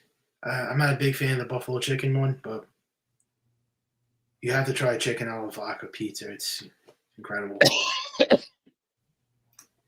Do you like Italian food, Sean? Like, I'm sure you like Italian food, right? I eat Italian food all the time. Yeah. Do they have any good Italian restaurants over there in Florida? I know. I mean, Not really. Not Italian really. people- I judge. I have it a lot down here. There's one pizzeria restaurant. It's more of a restaurant than a pizzeria, but they do both. Yeah. That I go to that's local. A little too expensive. I'm not a fan of that. And the portions are the pasta portions are small. The other stuff is good, but the pasta portions are too small, especially if you're going to charge that amount of money. Like I remember I used to get slices of pizza for like 35 cents. And now it's like $4 a slice. And I'm like, what? Are you crazy? but that's what they do. The only legit Italian joint I knew of, it was downtown, but then COVID forced them to move out. And now they moved near a antique mall that used to be a millry, a mill, textile mill. Okay. And it's been moved to there, and I haven't been in there yet. Wow. How I judge, well, just say the pizza has only been good in like 1 or 2 spots that I've had down here. Even there was a place called NYPD Pizza. So it's owned by former Italian cops, and it's terrible. And I was like, you guys should be ashamed of yourselves. Like, are these people actually New Yorkers, or are they just put the name up to attract people? Yeah, because it was terrible. And there's some bad ones, yeah. But we have so many in New York. I mean, we have a ton. But I go to one every Friday with my friend Vinny. It's called Gino's, and they have the best Italian food. Anything you order from there is great. The appetizers, we always order the fried galamad. I mean, it's delicious. And the pizza is good. They have like a grandma's pie that's really good there, and their Sicilian is good. They also have a margarita pie too that's really good. Well, my favorite childhood pizza was called Gino's too. And, really? For my case, it was L&B Spumoni's up in Brooklyn. Spumoni's. Oh, nice. I went there. It wasn't really. I wasn't impressed. My Gino's Pizzeria had the best pizza and entrees. Where was yours? Was yours in Valley Stream? Your Gino's? Yeah, mine's a Valley Stream. Okay, I might be owned by the same family, the same owners. Yeah, I mean, because there's a lot of Gino's and they have like a piece of it. Like, because the woman that works at Gino's, she told me that she owns like 4 Gino's. They have like a piece of it, like, like 20-30% of it they own, and all different Gino's. We have one in Valley Stream. There's one in Long Beach. There's one in Seaford. There's one in Rockville Center. So there's like a lot of different Gino's. It's like my Gino's is on Springfield Boulevard in Bayside, and yeah, there's one of those. It's the best one I've ever had. My favorite restaurant, Italian wise, at least in New York City. Mm-hmm. How I judge a pizzeria or Italian restaurant, the first thing I order, any new one, we try them all here because I'm trying to find one outside of the one I do go to. Uh-huh. As I order a chicken cutlet parm. Yeah, that's a good test. Yeah, that's my basis. If your chicken parm is trash, your restaurant's trash. Yeah, if the chicken parm is great, everything else will probably. Yeah, then I'll keep going. I'll order different stuff. Uh-huh. And the meatballs. The one thing I don't like is I feel like I'm eating cat food in the Italian restaurant meatballs. Like, it does not taste like ground beef. So what I'm assuming they're mixing veal and breading, too many breadcrumbs. It just doesn't. I don't like it. Yeah. If I'm eating meatballs, I want to taste ground beef predominantly, and none of them down here do it. So I'm not really a fan. I love meatballs though. It's not like my mother's meatballs. Like my on Sunday we have Sunday sauce. It's not like my mom's meatballs. They taste way different than restaurant meatballs. And there's one thing they can't do right either in Italian restaurants is lasagna. If you notice when you eat lasagna in Italian restaurants, it's frozen lasagna. And they burn it. Homemade lasagna, my mom makes that huge tray. I don't know what they do in Italian restaurants, but it's not like my mother's lasagna or my grandmother's lasagna. Yeah, well, Big Ziti too. It's like they burn the pasta too many times too. Yeah, I'm not a fan of that. How do you feel about al dente? I like al dente. I'm not a fan of al dente. I don't really have anything against it, but I prefer my pasta softer. Yeah. That's just the way I like it. But I know a lot of people are like, oh, it's al dente. I'm like, nah, keep it boiling. Yeah. Spumoni's, that sounds so familiar. Is that in Bensonhurst? Or he says that sounds like a place in Bensonhurst or Bay Ridge place. Bay Ridge. I think it's Bay Ridge. Okay. Because I was dating a girl out there, and nice. We used to go there, and it was really like outdoors. Spumoni Gardens, and I thought it was overhyped, and I didn't think it was that good. To tell you the truth. Never ate it, but I heard people saying it's really good. And there's another place in Bay Ridge. It's called Crispy Pizza. I heard it's really good. I never went there, but I watched the videos on YouTube. The guy that owns the place, his name is Freddie. They're saying the pizza place is unbelievable. I've never been there, but I've been watching the videos. That's how I'm getting like the information. And they say you have to go there and try their pizza. They have all different like toppings. He does everything. Yeah. And that's another thing. Like I like my cheesy. I find myself having to order extra cheese on my pizza. Yeah. I like it extra cheesy. Yassine says, have you ever had pineapple pizza? I've taken a bite just to try it. Not the biggest fan. I don't like It's it. blasphemous. Yeah, I did it just to try it. Like I'll take a bite. I'm not a fan. But yeah, I'm not really a fan. I stick to like meatballs and Blasphemy. sausage. That's why I do. Meatball sausage is my go-to. I Yeah, could eat it with sausage is anything great. really, but I'm a meatball sausage guy and extra cheese. That's it. I'm not too much of a pepperoni guy because it gets me Me crazy. I'm not crazy with pepperoni. I also like onions on pizza and like peppers. I love that too. Yeah, done- peppers no, onions yes, and mushrooms sometimes. But if my perfect pie is either just extra cheese and meatballs or extra cheese and sausage. Yep. I've done for weird ingredients. I've done lox, avocados, and spinach on my pizza. I've heard of that. Yeah, that's definitely like common. My girlfriend has the worst. Yeah. Take a guess. What's the worst thing she loves her pizza with? One topping that she loves that I just think is outright disgusting. Let's see if Anchovies, anybody can get it. Anchovies. Wrong. sardines. It's basically the same thing, but no. Yeah. DJ, see if somebody in the chat can guess it. DJ says New York style pizza, Chicago style, or Buffalo style chicken wings pizza. My mom loves anchovies, and my sister they love the anchovies. I never tried it yet, but they're saying they don't think I'm gonna like it because they say it's too fishy on the pizza. I never tried it. Too fishy. Pineapple. Very salty. Oh, not pineapple. No. New York style every day of the week over Chicago. Oh yeah. Because Chicago, it's like you're eating a pie, like an apple pie, but like with pizza fillings. I Have like pizza like fold it. You know, there. Have you tried anchovies on pizza? I have. I Is have it when I good? was a kid, and I thought it was disgusting. Okay. Yeah, I don't know if I want to try it because I'm actually afraid. Fried Fried eggs egg, on no, I pizza. would not put fried egg on pizza. No to pineapple. I agree. What's the pizza's topping that you said that she thought it was absolutely that you think it's absolutely disgusting? It's her favorite topping on pizza, which I think is atrocious. This is So your I'm wife. trying to get everyone to guess it. Okay, that your wife like your wife's favorite All right, topping. hold on. Yeah, her favorite topping Okay. on pizza, but I think it's disgusting. And Okay. I did try it to humor her. You know, don't knock it till you try it. Okay, I tried it. It's terrible. What is it? Yeah, what is it? Well, I'm giving everybody in the chat a chance to guess. I gave you guys a chance. I'm trying to give the chat a chance. Fried eggs, you're crazy. Spinach. Yes, DJ. Not spinach. I love spinach. Not on pizza though, but I love spinach in general. Yes, DJ, especially on leftover pizza in the morning. I don't think I'm gonna guess this one. Octopus. No. Squid. DJ says, nope. DJ says, okay, I understand, Scott. I thought when it first comes out of the oven. Okay.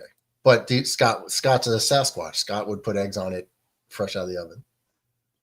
Fly ball, left center field's going to get it. Grisham under it for the second out of the eighth inning. Is it eggplant? Because eggplant's delicious, but eggplant? No. I love eggplant parm, but no, it's not. DJ says, ever had a brick oven pizza, generally considered very good and often preferred for its unique characteristics. This cooking method could lead to inconsistent cooking experience compared to ovens.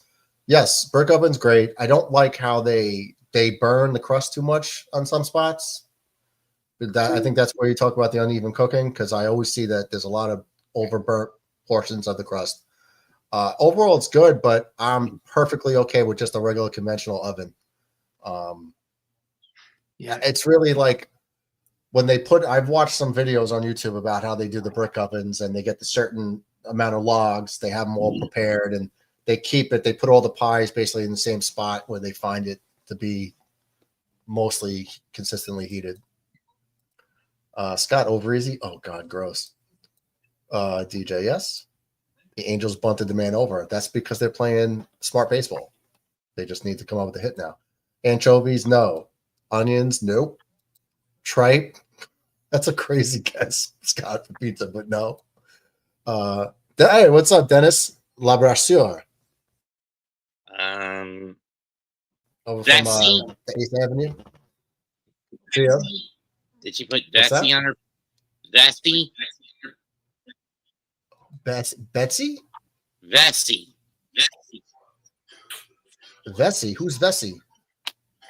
Pig's bladder. You put that on her pizza. Never heard of it. No. DJ says, Dennis, we're trying to guess. Telling him my girlfriend's favorite pizza topping that I think is disgusting. Is And it we're broccoli, guessing- shrimp, salmon, sardines, tofu? You're just rattling things off, but no. No, it's in the chat. Oh, okay. But no, they're all wrong. Sunny side up fried eggs. You guys are disgusting. How about salmon? Spinach, DJ, solid white, runny yolk. Oh, God. Pickles? DJ says, what's up, Dennis? Who? Pickles? No. Good guess, because that's crazy, right? But no. Don't knock fried eggs. I'm not having fried eggs on pizza, Scott. That's for you Sasquatches. Broccoli, no. We're never going to guess this. You No. might as well just tell us. Salmon, no. Sardines, no. Tofu, no.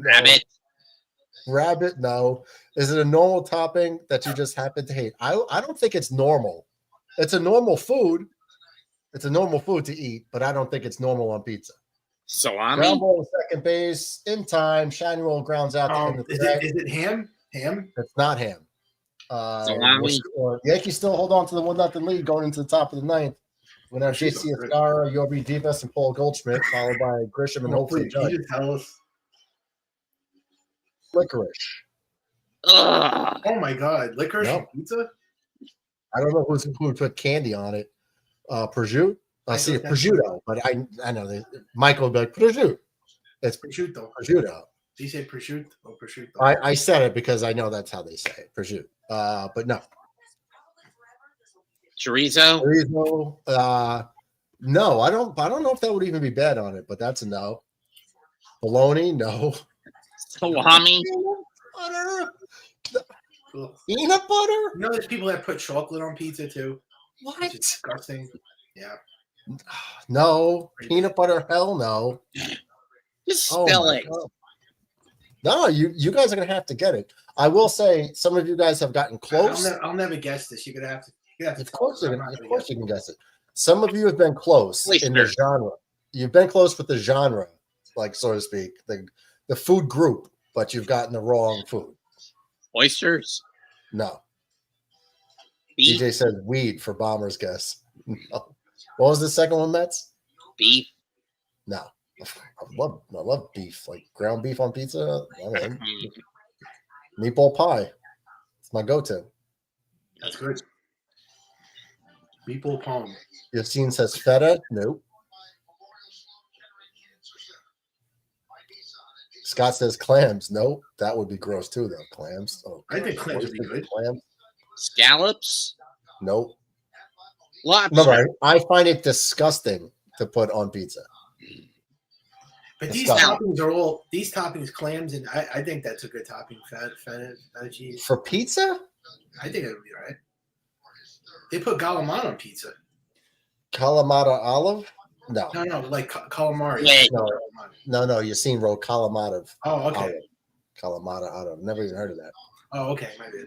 I think those are the green ones. Jalapenos? No.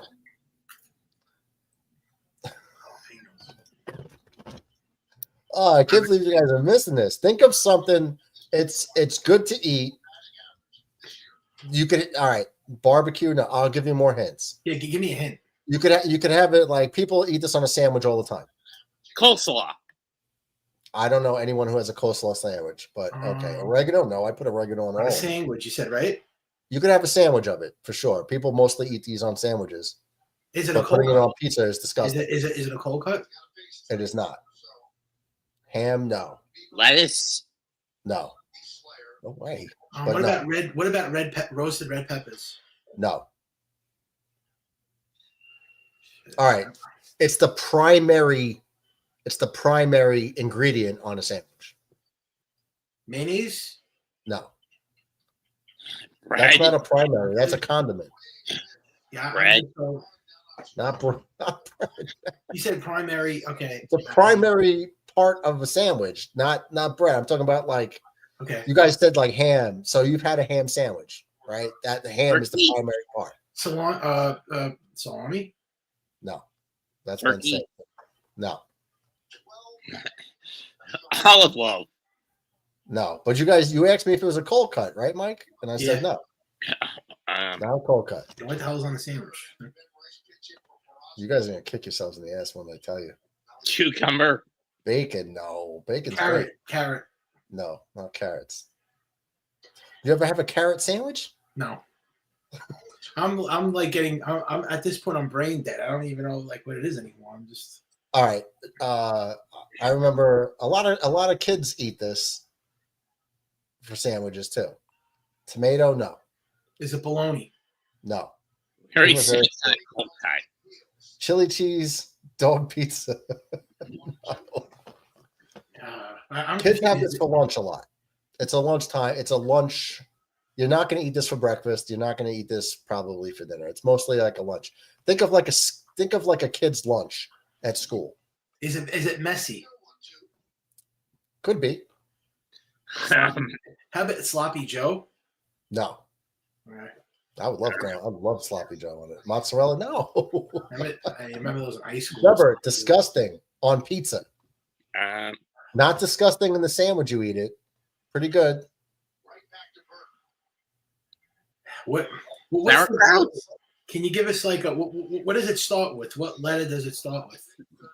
That'll probably give it away. But I'm not going to guess this. What kind of sandwiches did you eat as a kid for lunch at school? I don't even remember eating sandwiches. I used to. And it's not cold cuts. It's not ham, salami, bologna. I never got. My mom never made me a sandwich. I used to bring like potato chips and stuff. It's a protein. It's a protein, just so you guys know. Scott got it. Scott. Tuna. Thank you. Oh, I never would have guessed it. Tuna fish is disgusting on pizza. No, yeah, I wouldn't have it on pizza. No. And that's her favorite. I love tuna fish sandwiches. I make them to this day. I take a bagel, I put it in I air roast it. Nice crunchy on the outside, hot in the middle. Really, kids have And that? I'll put a giant can of tuna. You think that's a kid's lunch? I never saw a kid eat tuna fish. Kids always have tuna fish sandwiches for lunch. Oh, I don't remember that. And he says that is disgusting, even for the Sasquatch. No, I agree. Tuna pizza. So she was here, so we ordered a pie. I've thrown sardines on the mine. That's I said you guys were I said you were in the right genre. Because you said fish, seafood, right? Yeah, you I said have tuna fish on pizza. You said sardines, anchovies, stuff like that, clams, oysters. So you were in like a seafood genre, but you would like said everything but tuna. Yeah, it's too fishy. Not on a pizza yet. Yep. I took a bite. I tried it just to make her happy. You could have anchovies on pizza. You could have anything on pizza. That's fishy. I'd probably rather have the tuna than the anchovies, though. Yeah. And clams, no way.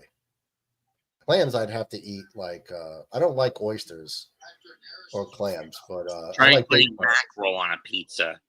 I would never like a filter fish on a pizza. That would be disgusting. I'm not putting fish on pizza. End of story. Paul Goldschmidt up here with 2 outs in the 9th. Goldschmidt's on fire, man. Another base hit. 2 for 4 on the day. It's going to bring up Grisham. Let's see if Grisham strands them again and not get Judge up here. This is a big at bat. If they have to face Judge with 2 runners on. Scott says, I've never heard of tuna pizza. Well, it's just a topping. When she was ordering it, I was hoping they'd say, sorry, ma'am, we don't have tuna pizza. Was the tuna fresh out of a can and then applied to the pizza? I don't know. I wasn't there when they made it, but it was an available topping. I'm sure it was like taken out of the can and drained. I'd hope so. But it was like I was like, no, thank you. But I did try it just for make her happy. But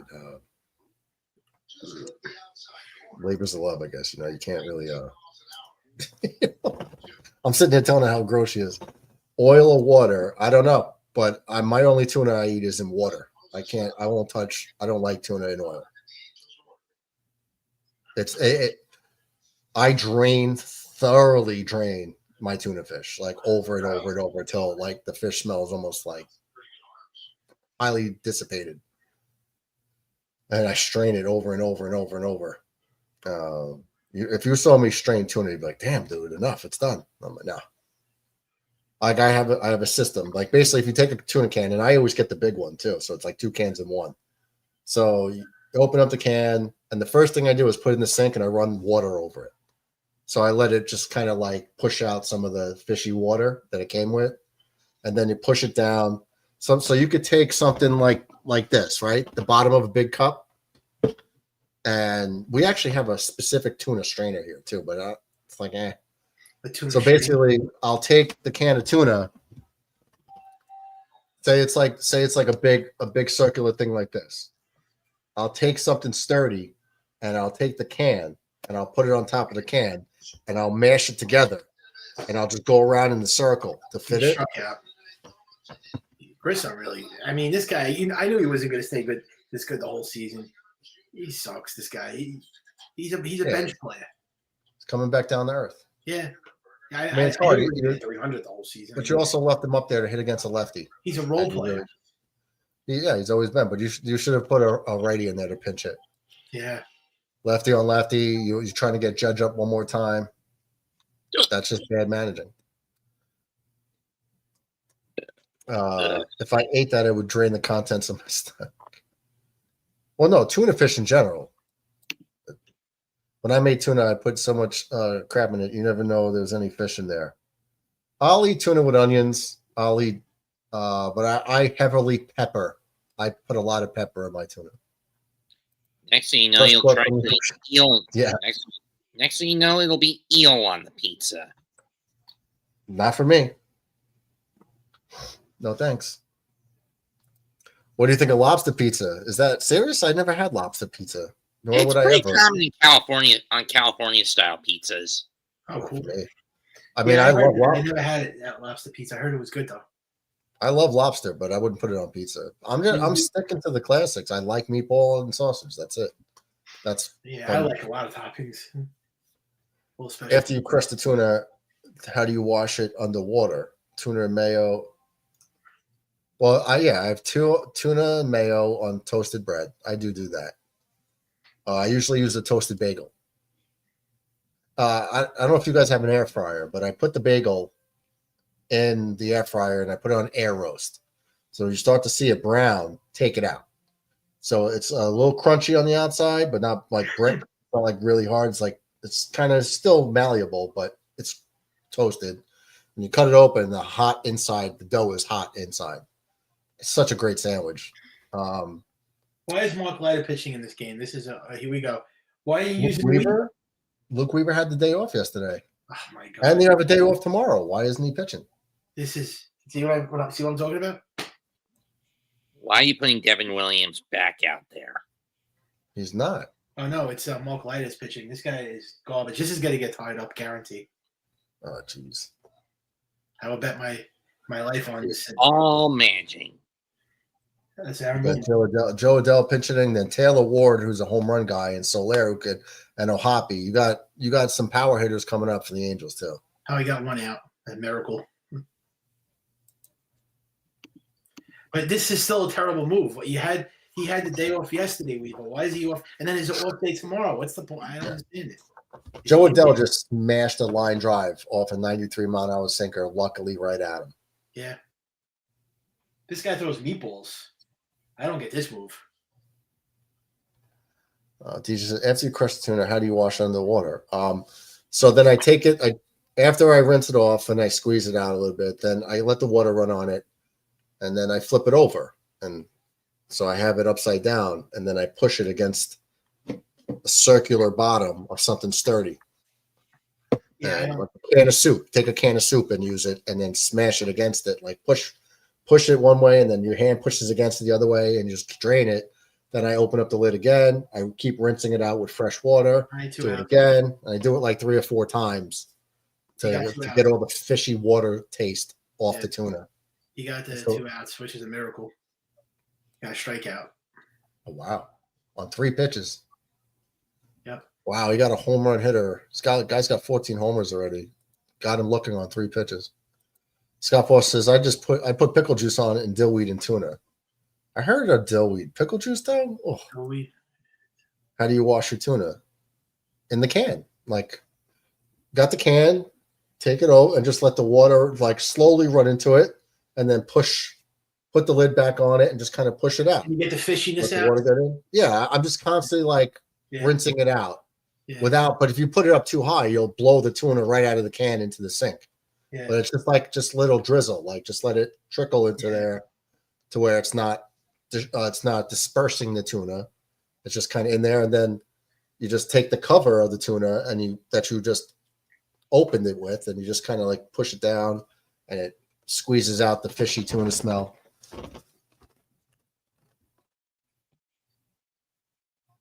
All right, 1 strike away. I guess. I mean, I didn't think this movie was going to work because this guy absolutely sucks. But Well, Soler's hitting 225, but he's got all the power in the world. I still would like to know the explanation. I'm sure they'll tell you after the post game why boom we went with Mark Leiter Jr. I don't know, because now Weaver will have 3 days off. Yeah, that's a lot of days off. Well, it's good if you can get the sweep here without having to use him. Yeah. Well, no, you just did it off. Full count. Yep. You don't want to put the tying run, the winning run at the plate. This is what Leiter does. He gets the first 2 outs and then it's bull crap. Yeah, but like, look, you're getting too cute with all these pitches down and away. Stop being too cute, bro. Now you got to deal with Logan O'Hoppe. Jesus. O'Hoppe's hitting 262 with a punt with 14 home runs. I would take him out. I knew this was going to happen. He gets the first 2 outs, no problem, and now this happens. I mean, that's why you got to score more runs too. That's on the Yankees offense, not only scoring 1 run in the team. Scott says, tell you, cheesecloth, you don't have to worry about losing tuna and you can squeeze it dry. That's how I would make pot butter. Oh, I never heard of pot butter. You got to still leave out, if I keep saying out Leiter, Mark Leiter in this game, oh my God. Lugo's going to replace Soler at first base. And Logan O'Hoppe, he made the final out of the game last night, if I'm not mistaken. This guy pop, this guy? This guy's got pop, yeah. Be careful. You can't throw anything down the middle. No, they got him to pop up to foul ball. Oh yeah, that's right. They pop up. Yeah, to end the game. But like I'd be very careful with this guy. Strike 2. Oh boy. He's the second most home runs for a catcher at 14.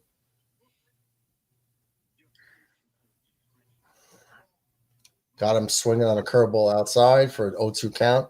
But this is where he gets into trouble. Yeah. He gets an 0-2 count, then he starts throwing curveballs that they're not good enough to get this guy to swing. He does his old time later.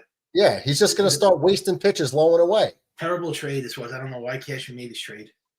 Why does he do this? Here we go. Wasting pitches till now you have him 0-2, and now you're going to waste pitches to get him back into like a hitter's count. Yeah, two straight batters already. This is going to be. I can't believe this. He's going to walk this guy down now. If you run him 3-2, now you have to come over the plate. Yep. Dangerous. Got him. You got him? Oh wow, you got the strikeout. Yep. Oh, your TV's ahead of mine. Yep. He didn't even throw the pitch yet on my screen. Now he's starting to throw. Wow, that was ball 3, bro. Wow. That was a terrible call by the umpire. That was a lucky strike. Wow, that was like 4 inches outside. Great frame job by the catcher. Yep. Trash call by the home plate umpire. Wow, look how far outside that ball was. I mean, as a Yankee fan, I'll take the win. Yep. But so finally the Yankees get a shutout They've blown the last 2 shutout attempts in the 9th inning. Today was the day you couldn't blow it because you only had a 1-0 lead. So Yep. Well, I'm gonna head off, guys. I gotta go to bed. I've got work in the morning. Okay. hasta luego. Take See you care. Friday, Mets. Take care. Yeah. All right, so the Yankees get a 1-0 win, a nice shutout. Yankees 1 run, 7 hits, no errors. Dodgers, I'm the Dodgers. I hope the Dodgers lose 1-0. Angels, no runs, 5 hits, no errors. Clark Schmidt gets the win, goes to 2-2. ERA gets lowered to 3.95. Kikuchi would have lost 1-5, but his ERA is 3.06. Mark Leiter Jr. gets the save, his second of the year. ERA is shockingly 2.28. Let's go voting for the player of the game. Let's just say gonna have to go Clark Schmidt. He pitched great. Schmidt. That was his best game of the year. I haven't seen him go deep in a game like that since last year in like June or July. Like Clark Schmidt, 6 innings, no runs, 4 strikeouts, 1 walk. Yep.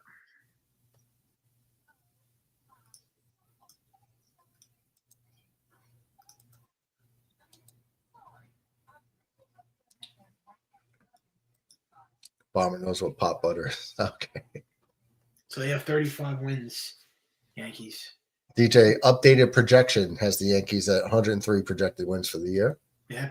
The Yankees improved to 35-20. Mm-hmm. The Anaheim Angels dropped to 25-30. You know, the Yankees had 3 wins better than this team. Last year at this time, they were 38 and like 20. And that's with Juan Soto and Garrett Cole. But now Max Fried is basically doing what Garrett Cole did. Yeah. You know, he just replaced them. Mm-hmm. Imagine if they were both in the same rotation this year. Yeah. So the Yankees have a 6.5 game lead over the Tampa Bay Rays, 7.5 over the Toronto Blue Jays, 9 games over the Red Sox, and I'm sure John Ratcliffe will still tell us how much the Yankees sucks. The Yankees suck, and DB will tell us the Yankees suck. Yeah. Even though we have a 9-game lead. Who's John Ratcliffe? John Ratcliffe calls in. He's a Boston fan throughout, except he's a Jet fan for some reason. Oh, he hates the Yankees? Yeah, he's a Boston guy, except for he's not a Patriot fan. He's a Jet fan. That's nuts. He'll say they still suck even though they have a big lead. Yeah. Even though his team is 4 games under 500 and 9 games back in the standings and 11 games in the loss column, but the Yankees suck and the Red Sox are great. You know, so that's what Boston fans are. Yeah. Scott says pot butter is great to make brownies or chocolate chip cookies with. Okay. I thought you meant tuna with them. DJ says 11-game lead in the loss column. Yep. Scott, Murdoch, how about a tuna melt? No, I won't put cheese and tuna together. Just won't do it. Yeah, this division, I mean, it's very early yet, but it looks like the Yankees going to win the division. Yeah, they should. They're in prime position. Scott, it's for me, it's just the only thing I'll put in it is onions here and there. I could deal with celery, but I'm not a big, I like celery on its own. But really, with my tuna, it's the normal amount of mayo and a lot of pepper on a toasted bagel or rye bread. It's my favorite. Hot tuna is wrong. It is. Hot tuna is wrong. I remember one time I had tuna helper, like hamburger helper, which I like, and they made a tuna one, and I got sick. It was just disgusting. So Yankees had 7 hits. Goldschmidt had 2, raises his average to 347. Grisham had 2 hits. Yep. He's at 255. Judge 0 for 2 with 2 walks, drops to 391. Volpe had a hit. Dominguez, Ascara. I can't believe Detroit Tigers at 37-20. They're the best record in baseball. They're projected like 105 wins this year. Detroit. Yeah, I mean, we'll see, but let's see. Let's see where the Yankees are. Yankees have the 3rd best record in the majors right now. A half game behind Philly and 1 game behind Detroit. Yeah, that's right. Detroit's 37-20. We're 35-20. Yeah. And Yeah, Philly's a half game because they played one less game. The Mets are Dodgers are fifth, Mets are sixth at 34 and 22. Cubs 35 and 21. Padres 31 and 23. Rockies are 9 and 47. Then the White Sox 18 and 38. Orioles 19 and 36. That's nuts. Yeah. Red Sox way down there, Yeah, 31 and 27. they're buried. The Orioles are buried. They're like 15 and a half games out. They're finished. Yeah, they're finished. They're Yeah. 17 games out, or Yeah. 16 in the Yankees division.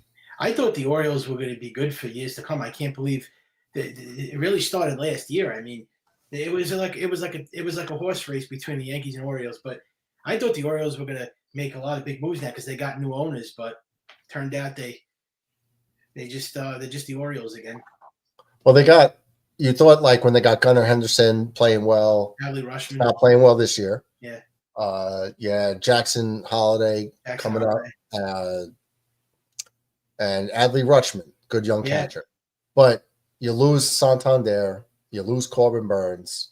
They didn't replace them with anybody of note. They're just not. Yeah. Nah, they never could get over the hump. They made it to the playoffs 2 years in a row, but they get knocked out of the wild card game every year now. And this year they're not even going to make it to the playoffs this year. They're terrible. Yeah, no, they're done. There's 16 games behind the Yankees. So yeah. That's not gonna do it. But they do have a good young core, so if they can continue to shit the bed this year, they'll have a top pick. And he was getting number one picks, I guess. Third of the season's finished. Yankees with a 636 winning percentage. Nice. Baltimore's won 3 in a row. That's okay. I want them to win. I want to see Baltimore win because I don't want them having a top 3 pick. So let them pick 13 and still be in last place. I don't care. You know, that's why I don't really root for my division rivals to lose every game. I want them to miss the playoffs, but win as many games as they can, so they're not picking and get an elite player in the draft. Yeah, this was a big game for Schmidt. That was a great outing. I mean, he usually doesn't pitch 6 innings either. No, he had good good stuff. Good command. Yeah, no, he had pitch count. Yeah. Pitch count was low. He didn't get too far into the weeds. It's usually when he gets in trouble. Yep. Yankees starters last it says 16-14. They have a 2.25 ERA. This is the last 20 games. Their starters are 2.25. Yeah, their rotation has been great.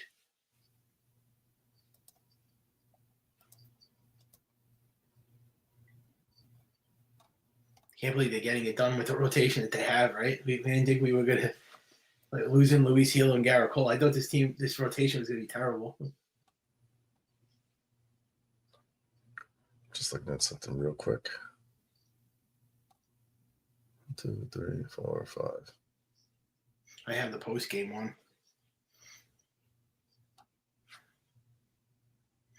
Yeah, I don't get that. I have the MLB. Yeah. MLB.TV. Oh, you don't get Yes Channel? I get the Yes broadcast. I don't get the post game show. Oh, okay. It's all good. So yeah, I'm looking forward to this Yankees Dodgers Friday. That should be fun. It's a 10:00 game.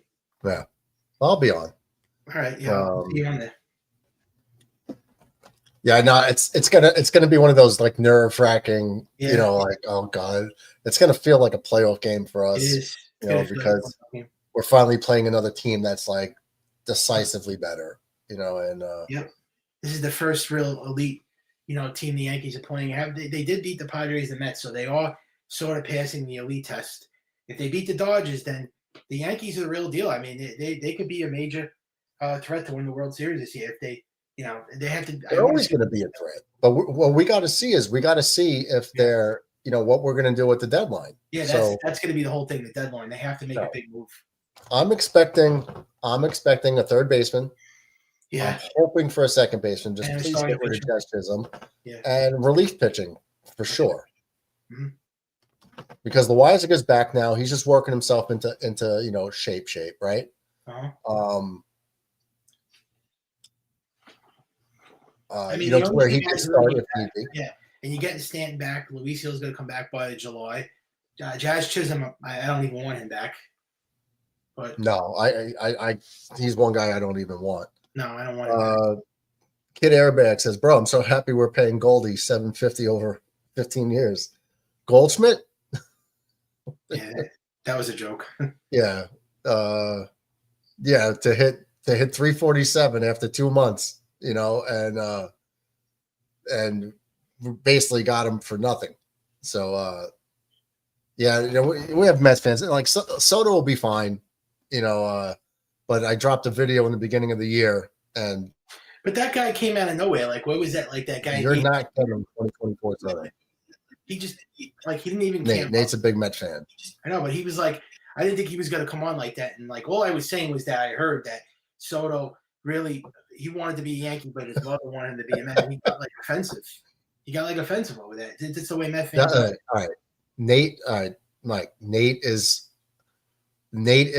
combative. You have to know Nate. I known him for a bit now. He knows sports. He knows baseball. He knows basketball. He knows football. But he's very strong in his opinions. And if he strongly disagrees with something, he will jump at you. That's why I was laughing all the time. That's part of what he does. So don't take it personally. Yeah. But that's how he argues, especially with other Yankee fans, because he's a Met fan. Kid Airbag says we are taking the East. I feel like it's a done deal. I think it's a done deal. Knock on wood, but it's a very weak division. Like at the fan, because that guy, remember he said the Mets division was over in like April, then they lost the division, and Salicata. He was like, "Oh, that's it, the division's over. The Mets are going to win," and then they blew it. But yeah, I think we got the division, but it's still too early. I mean. Yeah, so I told these guys, you're not getting 2024 Soto from the Yankees. You're going to get, when you play at Citi Field 81 games instead of Yankee Stadium, you're probably going to hit 10 less homers. It's a bigger stadium, too. You're just balls that would have been, and the defense plays deeper, I guess, because Yankee Stadium, they get to play in a little bit closer. Yeah. So you're going to lose hits. Your batting average is going to drop. Your on-base percentage is going to drop. Your RBIs and homers are going to drop. And now you got to justify $765 million. So it's like are you paying for, if you're getting 2024 Soto on the Mets for 15 years, then I understand the contract. It's crazy, but you know what I mean? But the crazy but you're going to get Citi Field version of Soto, and he's not worth that. But he wouldn't be doing this right now if he was on the Yankees. I think he would he'd be killing it right now. He would, killing it. That's why DJ says, well, guys, time for me to hit the sack. Will you be doing the Yankees-Dodgers game Friday night? Yes, I will. Yep. Yankees will sweep the Dodgers. Go Yankee. Go Jets. Go Jets. DJ. Our Buffalo Bills fan. Kid Airbag says, did you see Soto during the Subway Series? He was sweating like a schmuck. I thought he was definitely nervous. I saw him and Judge saying hello before one of the games. I don't know. Like Soto's too good of a player to have a season-long slump. It's 60 games into the season or less, right? How many games? Yeah, we're third. It's only like two. Yeah, it's about 2 months. With a 15-year contract, he's not going to do this for whole 15 years with the Mets. I mean, no way. I think he'll opt out. I should have asked Nate. Does he have the opt out after 5 years? 5 years. There's no way he's going to stay the whole 15 years. No, I would say right now I'm saying Soto's gone after 5. And where do you think he's going to go, though? What do you think he goes to when he leaves? Back to the Yankees, the Dodgers? We were just talking about this kid. The biggest story is the collapse of the Orioles. One of the big stories, I can't believe the Rockies have 9 wins. That's crazy. 2 months into the season, you got 9 wins. That's like 2 weeks for the Yankees.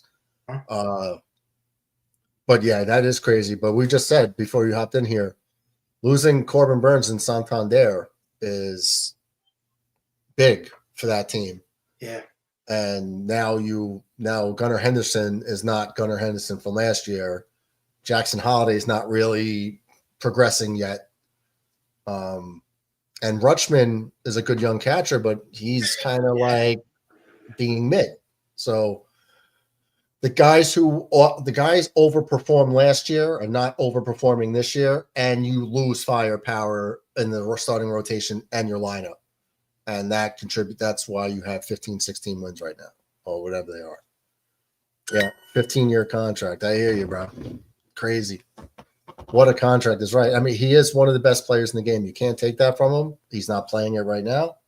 But yeah, and I'm not like one of those Yankee fans that are like dogging the contract because, he went with the Mets. I wanted him back with the Yankees. I was very upset that he went to the Mets. It was a hard pill to swallow. Like, I'm not one of these Yankee fans that are like, oh, he's going to suck. He's going to get hurt. He's going to be a bust for the 15 years. The guy is like the top 3 player in all of baseball. All right, maybe he's not playing like that this year right now, but eventually, once he starts hitting 275, 280, and his on base is like 400, he's going to be deadly. I don't know like why Yankee fans are like, oh, we could win without him. Well, we can. It's just harder.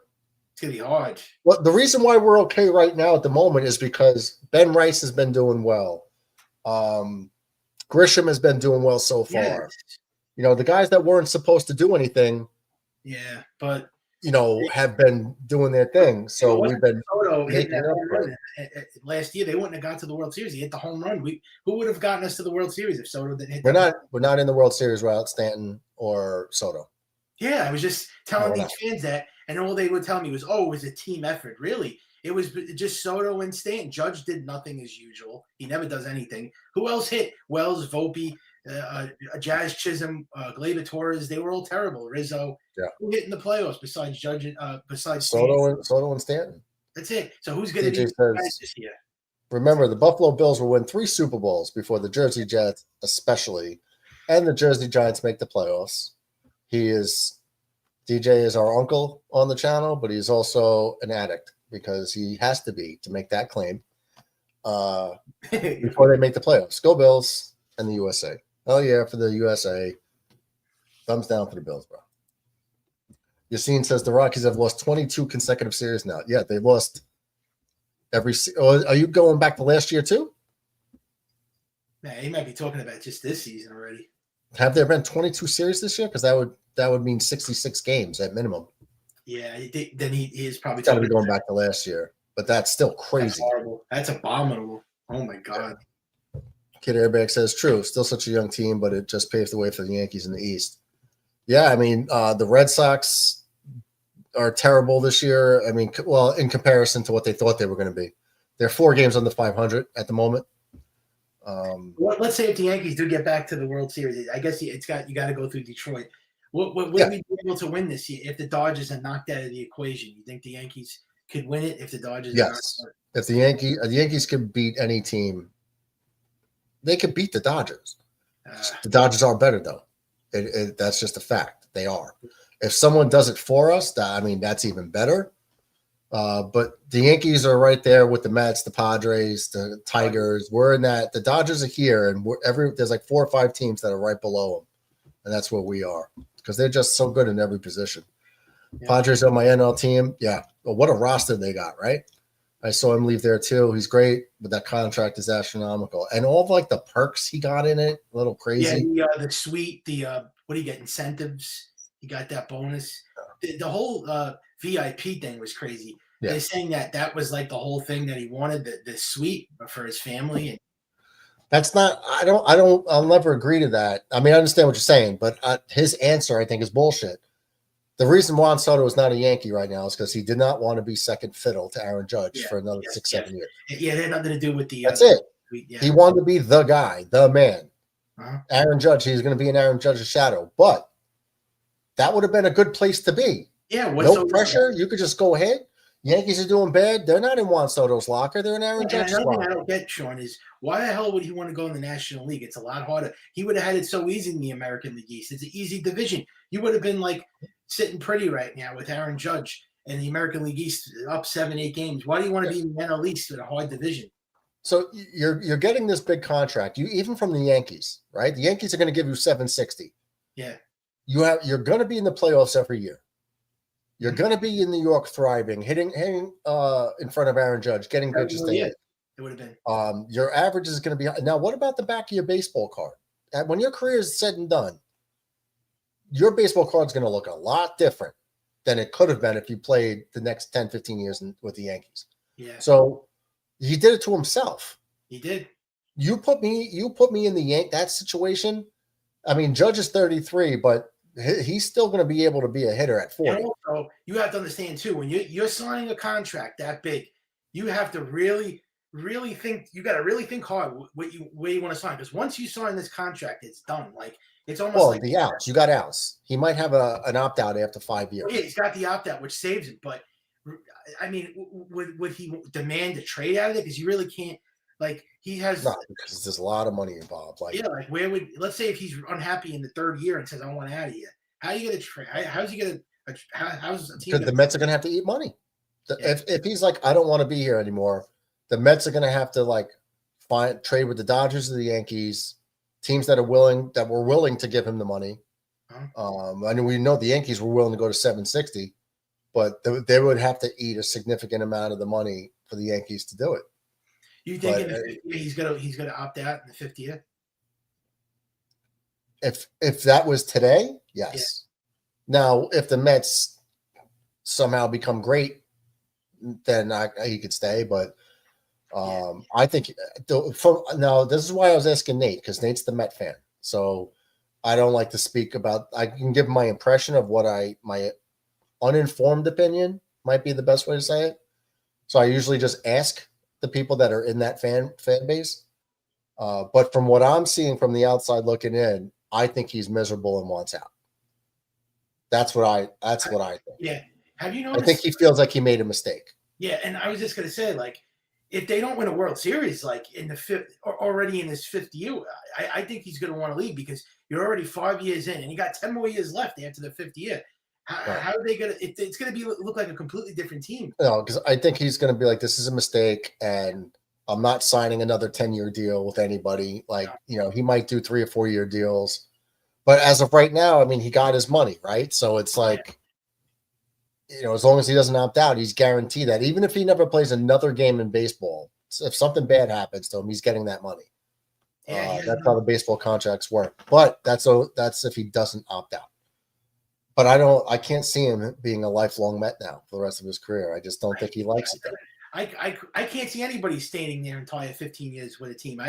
Even if he was with the Yankees 16 years, I don't know if he would have made it for 16 years. The Yankees offered him 16, right? The Yankees offered him. He said he would be here if we offered him 16. Oh yeah, they offered him the extra year. The Mets offered him 15. Oh wait, let me go back. I didn't, but just seeing. Did they have a couple of 2-game series then? Because this is going back to this. The Rockies have lost 22 consecutive series. He says no this year. That means they had to play 66 games already. So I don't know. They are 9 and what? Like 9 and 52. I don't know. It just think there's not 66 games worth of series. Why does Aaron Boone always look sad? You notice his Aaron Boone? Yeah, every time I see him, he looks like he's gonna cry. Yeah, he tries to be even keeled. He doesn't want to get too high, too low. He just tries to be nonchalant, Joe Cool up there.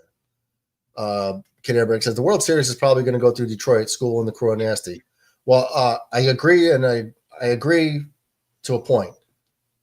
I think that the final 2 will be Detroit and the Yankees, but I think for them it's like it goes through New York. Like I think we should have home field advantage. Oh yeah, so that's why I go through New York. But we should be the final 2 teams in there. Skubal is nasty, but I think if you get past Skubal, like if we go Fried Skubal, we have a shot. Yeah. So if we can mitigate Skubal like that, I think we can win. The Tigers are better because they're young players from all those drafts of being down at the bottom. Yeah. Those kids are starting to play better. Yeah. So they have a better team for the most part. They could use Skubal twice in the series, Detroit. They could easily throw Skubal. Yeah. Oh no, he will. If it goes 5 games, you can see him twice. Yeah. And then 7, you'll see him 3 times. Mm-hmm. Scott says Rockies are on like a 27 win pace. Well, they're at a 16%. They were at 16% winning percentage. I don't know where they're at now. Rockies. I'm going to pull this up. It's going to take a minute. But he says 9-47. young loyal girlfriend. It's true. But every team had a chance to give him an extension. The Nationals, the Padres, the Yankees. Why didn't The Nationals offered him $500 million for like 10 years, and he said no.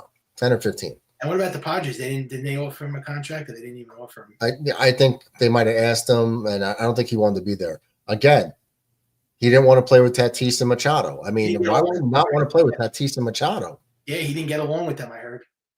Why not? Well, he wants to be the star. Because of the ego. He wants to be the man. Yeah. Now that's but you know what? You made your bed, lie in it now. Go play with the Mets. And then when Aaron Judge, they're a good team, yeah, but he might not be happy. Yeah, Maybe he's like, damn, I don't want to play 81 games in Citi Field. Tough shit. And then with the Yankees, I thought he loved playing with Judge, and I guess there was something wrong there. He didn't. No, he did. There's nobody on this planet that dislikes Aaron Judge. I know. Like legitimately dislikes him. Everybody loves Judge. Everybody loves Judge. He's a good dude. Yeah. And he's not a bragger. Yeah.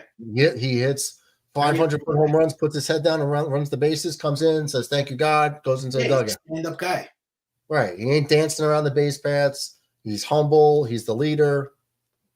That's what he is. He's the captain. Yeah. And he's a great representative of the Yankee of being a captain. Mm-hmm. Perfect. He's a perfect Yankee. Yeah. And Soto wanted to be the guy. Like, why would very egotistic. I wouldn't have left the Padres? Like, if I'm Soto, it says generational. That should tell you everything you need to know. He's very I'm the best, I'm the greatest. He said, Jeff Passan asked him, "Who's the greatest hitter that you ever saw?" And you know what he said? Me. That's what he said. He said me, myself. That's what he said. So you can tell you. He couldn't put. Yeah. You can't claim to be. You're not even the best on your own team as a Yankee. But guess what? You're not the best on the Dodgers. Shohei's better than you. Yeah. There's an argument that Mookie and Freddie Freeman are better hitters than you. So he wanted to be the man on the team, and he got his wish. And now enjoy 5 to 15 years in Citi Field. Good luck. Yeah. Your Hall of Fame stats are going to be. They could have been here now. Imagine hitting 40 homers a year in Yankee Stadium for the next 15 years. Oh, with Judge alone, he was going to play with Judge another 7 more years together. Judge and him are teammates. So I don't get right, because Judge is still going to be able to play at 40. Yeah. He's still going to be able to hit. He's not going to be in the outfield, but he's still going to be able to hit. So 40 times 10, another 10 years in Yankee Stadium is 400 more home runs added to your career. So by the time Soto's done, I mean, we're looking. Let's see his career stats real quick, just for shits and giggles. Yeah, because he's still fairly young. I was just looking at the big picture that and obviously I think he would have got a championship or two, and with Judge he would have played 7 more years. He's a contact hitter though, so he's not a home run hitter. That's the thing. But you're in Yankee Stadium, the double C hits in Citi Field will be in the second, third row. Oh yeah. That's the problem. That's why when I made the video, I was like, 81 games in Yankee Stadium compared to 81 in Citi Field will make a difference. Yeah. So his career, 990 games played.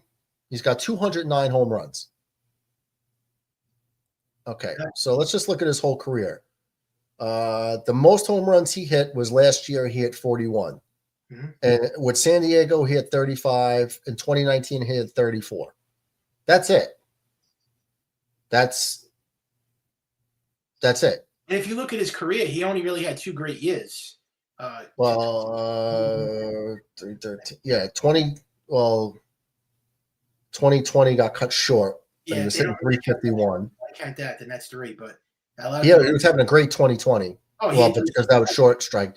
In COVID year, in the 47 games, he had 351 with 13 homers. Yeah. In 47 games. That's great. Yeah, that's great. Yeah. COVID year, he was on fire. The next year, he had 313 with 29 homers. That 246 that's 2 combined. 2023 at 275 with 35 homers. Comes to the Yankees, hits 288 with 41 homers. Yeah. So now, So let's just say he hits 40 home runs for the next 10 years with the Yankees. He would be at, where are we at here? And I think his average would be like in the 280s, 290s also. Yeah. So if he stays with the Yankees, he's going to hit 600 home runs in his career or more. Yep, With the Mets, he'll be in the 500s. probably. Maybe 400s. That's facts, yeah. I don't think he said facts for when I was talking about Soto. Poop happens so fast, Cohen will eat this sooner or later. If he has that opt-out in 5 years, kid, I expect him to bolt clean. Me too. But then they're saying that they could add the extra year, the Mets, because if you remember, Garrett Cole opted out, and the Yankees, all they had to do was add the extra year, and he came back. So, I mean, if they do that, then he's going to stay with the Mets. But he might want out of there, and then they're going to have no choice. He will, especially if it's going like this. Or he might just go to the Mets ownership and say, I don't want to be here no more. Or he might cause trouble in the locker room or cause trouble in the media. Yeah. And just be like, I listen, it's not working out here. I'm not happy here. I thought it was going to be better. I'm just not. And then the Mets have to, they'll try to get prospects, but he'll give his list. But where's he going to go? Yeah, what team? Who's he going to play with? The Dodgers? Could the Dodgers really afford him? No. Not really. For money now. Because his contract is signed. There ain't no deferring anything. Contract is signed. Unless he goes back to the Yankees. goes back to the Yankees. And the Yankees are not going to take – the Yankees are going to say, yeah, well, you're eating like $150 million of that contract. Like you're eating that contract, and that's it. And they'll just give up prospects. Yeah, I don't know if the Yankees are going to want him right at that point, right? Well, I'm taking him back in a heartbeat. Oh, yeah. Because you got him hitting in front of Judge? Yeah, I want him too, but – postseason guy who could hit in the postseason? Yeah. And then he'll be happier, and he'll be more he'll just be what is their payroll going to look like then in 5 years? And are they going to take on that monstrosity? Okay. All right, put it this way. If Shohei Ohtani was available next year, are you signing Shohei Ohtani? Hell yeah. So why wouldn't you sign Soto? Because Brian Cashman, I don't trust Brian Cashman. No, I'm just talking about, you said why would you, the contract. You're talking about the contract. Ohtani's making more. Mm-hmm. If Ohtani was available again, you would still give him the money. Yeah, I would do it. Yeah. Soto is 26 years old. Yeah. You got a 26-year-old superstar, you're doing the contract. Oh, yeah. He hasn't done a Soto shuffle this season. How is that going to work? season. Let's just say this stuff happened. He opts out, and the Yankees take it back. Now, how is that going to work? They have to just sign him back. They don't have to trade for him, right? It's just they just assign him again. Soto? Yeah, if he opts out of the contract with the Mets and he says, "I want out. I want to go to the Yankees." The Yankees just have to take on the rest. No, if he opts out, there's no more contract. It does not exist. Oh, I didn't. Okay. It's a brand new contract. That means if he opts out, it's gone. If the Yankees trade for him, the Yankees take on the deal he signed with the Mets. Okay. Because I thought when you opt out, you still have the rest of it. Because when Manny Machado opted out and they added on the extra year or two, and he had the rest of the contract along with the. A-Rod did the same thing during the World Series. A-Rod opted out of the contract, and we were livid, you piece of shit. What are you doing? Yeah. Excuse me. Airbag says 4th team in 6 years. He's like an unloyal girlfriend. I dropped a video. If you go to the YouTube channel, Kid Airbag, and click on the video, not live, go to the video section. And I did a video about when Juan Soto threw Pete Alonso under the bus. I give my explanation of what I think happened. And basically some of the stuff I'm saying now. But later that night, I had a live stream of a game, and the Met fans came crashing. And they wanted to, flip out about the video. And I was like, cool story. Let me bring up this video that I found. That's why I made the video, is because Juan Soto did the same thing in San Diego. When he was doing good, although it's reversed, he wasn't doing good. Alonso was doing great, but he wasn't doing good. I'm sorry, he was doing good, but his teammates weren't. And he threw him under the bus. And he was like, well, they were talking about the struggles of the Padres. He's like, I don't know. Don't talk to me. Talk to them. They're the ones struggling. So when I played that video for them of him in San Diego being interviewed, you really can't say nothing because they were like, oh, you're a bitter Yankee fan. No, I'm not a bitter Yankee fan. I'm pointing out a fact. This guy throws his teammates under the bus. Whether he's doing good and they're not, or they're doing good and he's not, it's always somebody else's fault. So it's like, You're getting what you pay for, you know?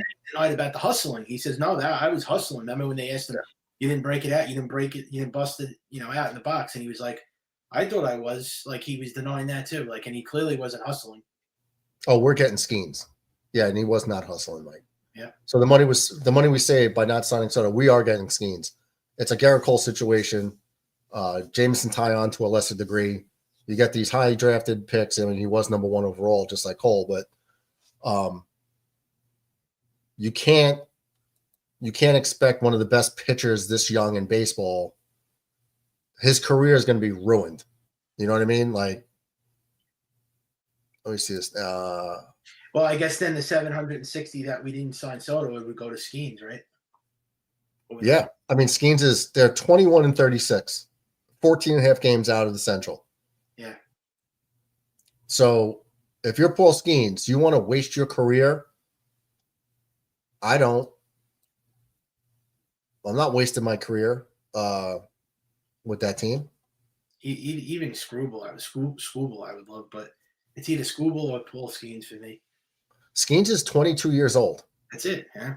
He's 22. He's not going to be a free agent for a long time, but he's one of the best pitchers in baseball with a 2.15 ERA, with a 0.92 WHIP. What do you think his record is? Like 5-1 on a 21-36 team. 21 wins the Pirates have. What did you say it was? 5-1. 5-1. You'd think he's 4-5. Oh, damn. Paul Skeens is 4-5 because his team can't hit.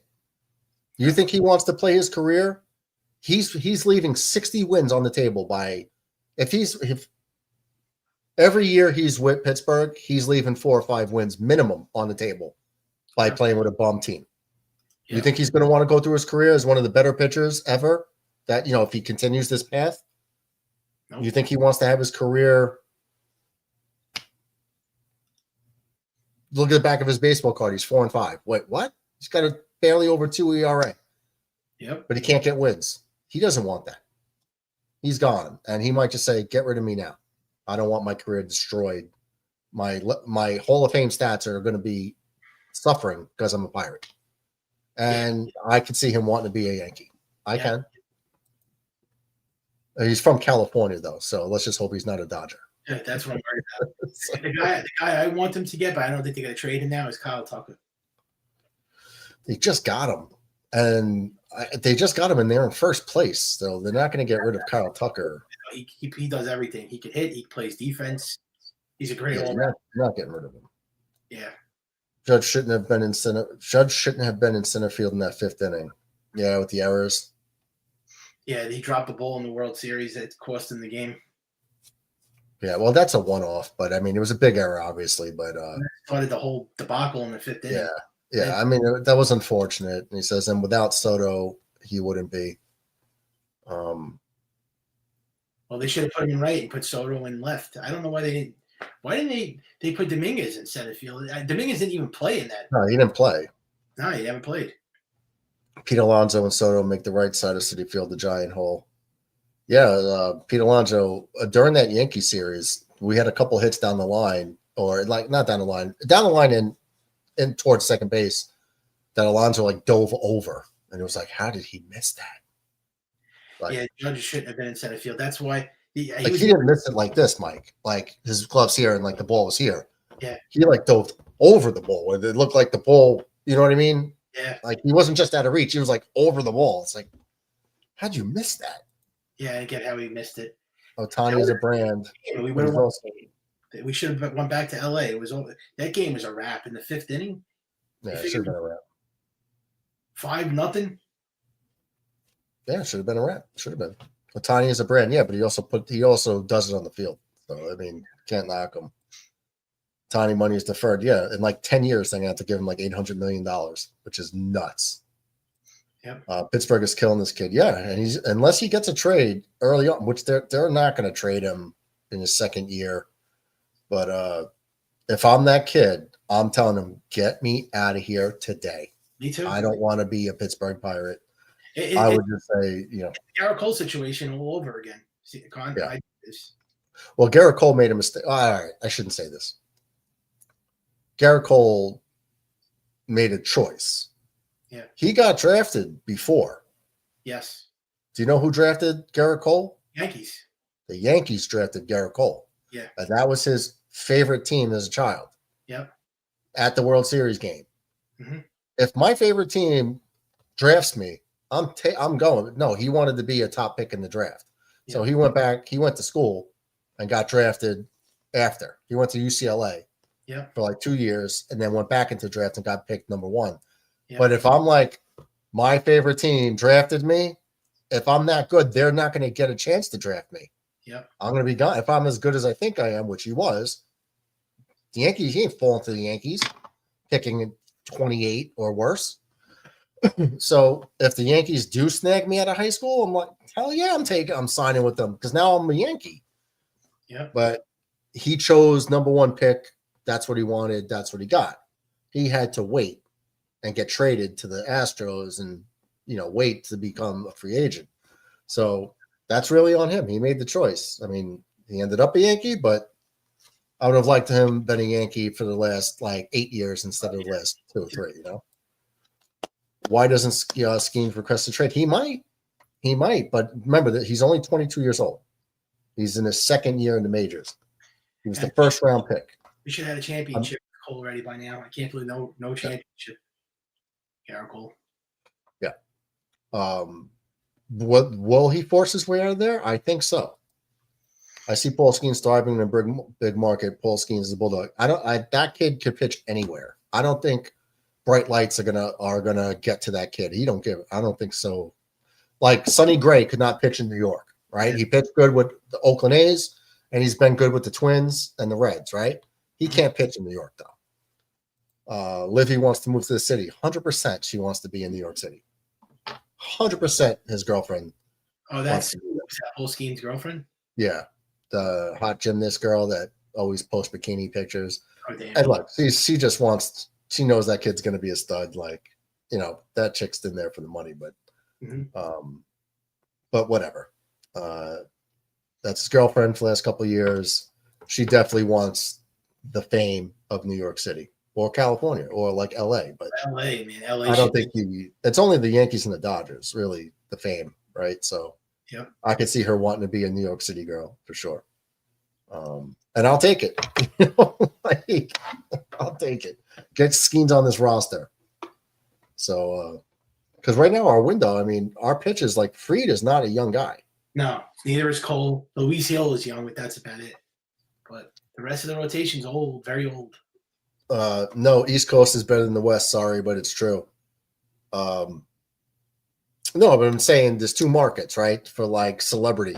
You're either in New York or at LA. That's the 2 celebrity-filled markets. He's from California to that. He's from California. Yeah. So she's from the East Coast. She's from Jersey, right? Isn't she from Jersey? I don't know where his girlfriend is. She looks like a California girl. She might be from the West Well, Coast. she has a great tan, but I thought she was like an East Coast girl. I thought she was like a Jersey. I have to look her up. I could be wrong. Totally. But something's telling me she's from New Jersey. I just think Paul Skeens is going to be a Yankee. I just think that's going to happen. Hope so. Yeah, they both went to LSU. That's where she was a gymnast. Yeah. Eugene says, imagine Paul Skeens pitching for the Yankees World Series Game 1. Well, if Garrett Cole's there, it's going to be Game 2. I don't think the Yankees would. Although I would rather Skeens pitch Game 1. Do you think the Yankees would put Skeens over Cole just for like respect? I don't know. I would rather see Skeens though in Game 1. We're just like speculating this. I hope it actually happens, but when will it happen? I mean, if it does happen this year, next year, it's not going to be easy because he's not going to be an available free agent for a long time. After he gets rid of his first contract, then you got like arbitration. And then, they could like hold on to you. They can. That's what baseball contracts are weird. They can hold on to you for like 3 years, 2 or 3 years. And just go to arbitration. And an arbitrator says, okay, you're making $30 million for this year. And then you go to arbitration the next year. Same thing. Oh, she is from New Jersey. He said she's from, you're right. She is a Jersey girl. Olivia Dunn's born in Westwood, New Jersey. Yeah. I'm pretty sure she was a Jersey girl. So her family, I mean, Jersey, there's a 50-50 chance her family are Yankee fans or Philly fans. It's Yankees. I would say Yankees, Phillies, and Mets. That's what I. Well, I would say Yankees or Philly. I mean, could be the Mets, but I could see her wanting to be closer to her family, pitching in New York City. Remember like Jeter. I mean, you're a stud on the Yankees. You're the king of New York. That's just how it goes. Aaron Judge is the king of New York right now. Over every football player, every basketball player, it's Aaron Judge. Oh, yeah. Jeter was the king of New York. And we had some good sports teams in Jeter's time. But he was still the king of New York. Yeah. Do we have a Cole timeline for Cole this year? No. I'll come back. It might be like May or June next year? Next year, yeah. Yeah, he's Tommy John, he's out for the year. I don't think it's possible. He might be out for most of next year too. What's that? He might be out for most of next season. Usually out for 2 seasons. Yeah, a couple months. Yeah. Yeah, he might be out for a few months. I don't know how he's going to pitch when he comes back. When you come back from that, you're not the same pitcher, and he's old. Garrett Cole? Yeah, he's 35. Is he 35 already? Yeah. All-Star break to 2026. Yeah, that seems about right. And you don't want to push him, you want him to be completely healthy. Let me see if I can find this. I don't know if he's going to have stats. I have a stinking feeling the Dodgers get him because he's from LA. That's the thing that's going to worry me. Well, Skeens. But Garrett Cole came to the Yankees. He's from LA. So, but he was a big Yankee fan, Rob. I don't know what Paul Skeens' background was. I don't know if he was a Dodger fan or Yankee fan. I don't know what fan he was, but Depth chart. I don't think he's. Yeah, his girlfriend's hot, damn. Yeah. I don't see. All these athletes, these sports guys get beautiful girls. They all go for those type of people. Oh. Millionaires. I type this in. Let's see. Google. Try to find it just so I know for myself. I will say this though: if we had Paul Skeens right now, I'm just saying, if we currently had him right now on this roster, I think the Yankees would be a favorite over the Dodgers to win the World Series. Well, if we had Cole and Skeens, well, even with Cole and Fried, we might be the favorite. Yeah, Cole and Fried. Fried's 31. Yeah, Garrett Cole will be 35 in September. Okay, I thought it was 35, 34 then. Yes. He's 34 now, but in September he will be 35. Okay. He's only got 4 years left, Cole. That's it. I mean, you got 4 years left and say bye to Garrett Cole. I mean, it's going to go quick. That's it. I mean, you got to win in this window. Well, that's it. I don't think this. That's why I was trying to tell you. I don't think the Yankees get a World Series again because after this window is over with Judge and Cole, you lost one, so now you just got Judge and Cole. You don't win this 4-year, 3-year window, whatever it is. Mm-hmm. That's why you have to try to buy a World Series now. Yeah. Well, you're seeing, Paul Skeens will get sponsorships, endorsements, being a Yankee. He'll get them anyway, but more opportunities as a Yankee because the Pirates are just a bad team every year. So it's like you can't be wasting your career. Like we were having this discussion earlier about Mike Trout. Mike Trout wasted his career, in my opinion, with the Angels. He did. So his legacy, as great as he was up until 2020, when he started getting hurt, mm-hmm. he's got 3 playoff games under his belt in his whole career. 100%. 3. So you don't got postseason legacy. I mean, Aaron Judge has not been good in the postseason, but he's there every year. Yeah. He's got opportunity every season to shine, and hopefully for us he does at some point, and he hasn't up to like his regular season is not translating to October. Hopefully one of these years it does, kind of like an A-Rod, right? A-Rod was a regular season assassin, and until he had that 2009, and then we went on to win the World Series because he finally had a good postseason. So I can't see Paul Skeens wanting to waste his career like Mike Trout on a last place team every year. So, Yeah. I don't know if they're going to trade him. I can't see it happening because he's only in his first like full season. Yeah. Like he came up, he got drafted number 1 and got called up to the major league roster like right away. So I believe, unless that was 2 years ago, I feel like it was last year. But either way, he's no, it must have been 2 years ago because he pitched against Judge in the All-Star game, if I'm not mistaken. Yep. So I don't know. I don't think he made the All-Star game in his first year because he came up in like July or August. Anyway, but that kid's like, yo, I'm one of the best pitchers in baseball, and I have a 4-5 record because you guys can't give me run support. I'm out. Like, yeah. I mean, you talk about 300-game winner. Imagine being a 300-game winner, but you only get 180 wins. Like you're good enough to be a 300-game winner, but you get 180 because you played on a bullshit team like the Pirates that can't help you win. Yep. Same with Garrett Cole. Garrett Cole is right. It's just the same. same. I'm not going to waste my career in the basement. Yeah. Tony's a great player and everything, but the whole thing with him is it gets a little out of hand. He's box office and everything, but it's just it's like he's still the golden child, Otani. He's the poster boy because he could pitch and hit, but he hasn't pitched. I mean, I could see if the guy was pitching and hitting at the same time, but for 2 years straight, he hasn't pitched. So I don't know. It's just hitting. I know he's a great hitter. But he's a great hitter. But he's starting to throw. But you can't send him down to the minor leagues, right, to do a rehab assignment because then he's not hitting. So he's doing like rehab assignment basically before the games. Yeah.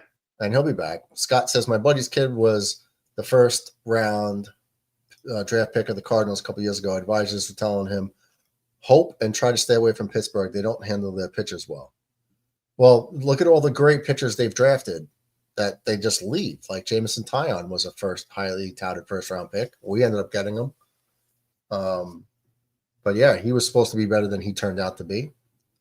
Mm-hmm. Garrett Cole. Garrett Cole said Garrett Cole got better when he went to the Astros. Just a few months with the Astros, Garrett Cole was like, it was like night and day. Yep. I don't want to put this on the screen, but because we're trying to be a PG show from now on, or at least for a while. But Rodon is doing a great job, boys. He is. Rodon has stuff like he's got no-hit stuff, and then sometimes he just implodes. And I've seen him do well and then lose it in an inning. But the last like 4 or 5 starts, he has been money. This is the guy that we got. This is the guy. He might pitch the finale against the Dodgers Sunday. They're saying it's either going to be Youngberg or Rodon. They're deciding who they want to go with. They might, if Rodon pitches the finale, then we might win. We definitely win the series. Wait, you said something about Yarborough? Like we have to decide? Yeah, they're saying either Yarborough is going to pitch Sunday or Rodon. This particular upcoming series. Oh, okay. Yeah, the series. Well, you got an off day, so I mean, if I can get Fried and Rodon in the series, I'm doing it. Yeah, it's going to be Fried, Will Warren, and either Rodon or Youngberg in the finale, the last game. Could you imagine that starting 5? Yeah. Skeens, Cole, Fried, Gill, and Rodon. Wow. Yeah. We're winning 115 games if that's our starting rotation. Yeah. That's a dream. But I mean, that's what you're gonna have 4 of them. If you can get Skeens in the next 3-4 years, that will be it. Yeah. But Cole's getting over. I still get because the Dodgers. There's always a chance he goes to the Dodgers because they get everybody. You might as well just give up. I mean, you might as well not even watch baseball anymore if they get Skeens. The Dodgers. Do you think Cashman made a mistake a couple years ago by not signing Bryce Harper when he was a free agent? I think part of the reason Bryce Harper is not a Yankee is what the hell is that? Scott Boras. Yeah, I mean, I want Manny Machado actually. I want a Machado too. Yeah. I want Manny Machado. I don't want to say a mistake because I mean you're paying Bryce Harper is where is he here? Bryce Harper is playing first base right now. Yeah, he's not really doing anything, anyways. I mean, I don't know how many years ago it was. He's 32 now.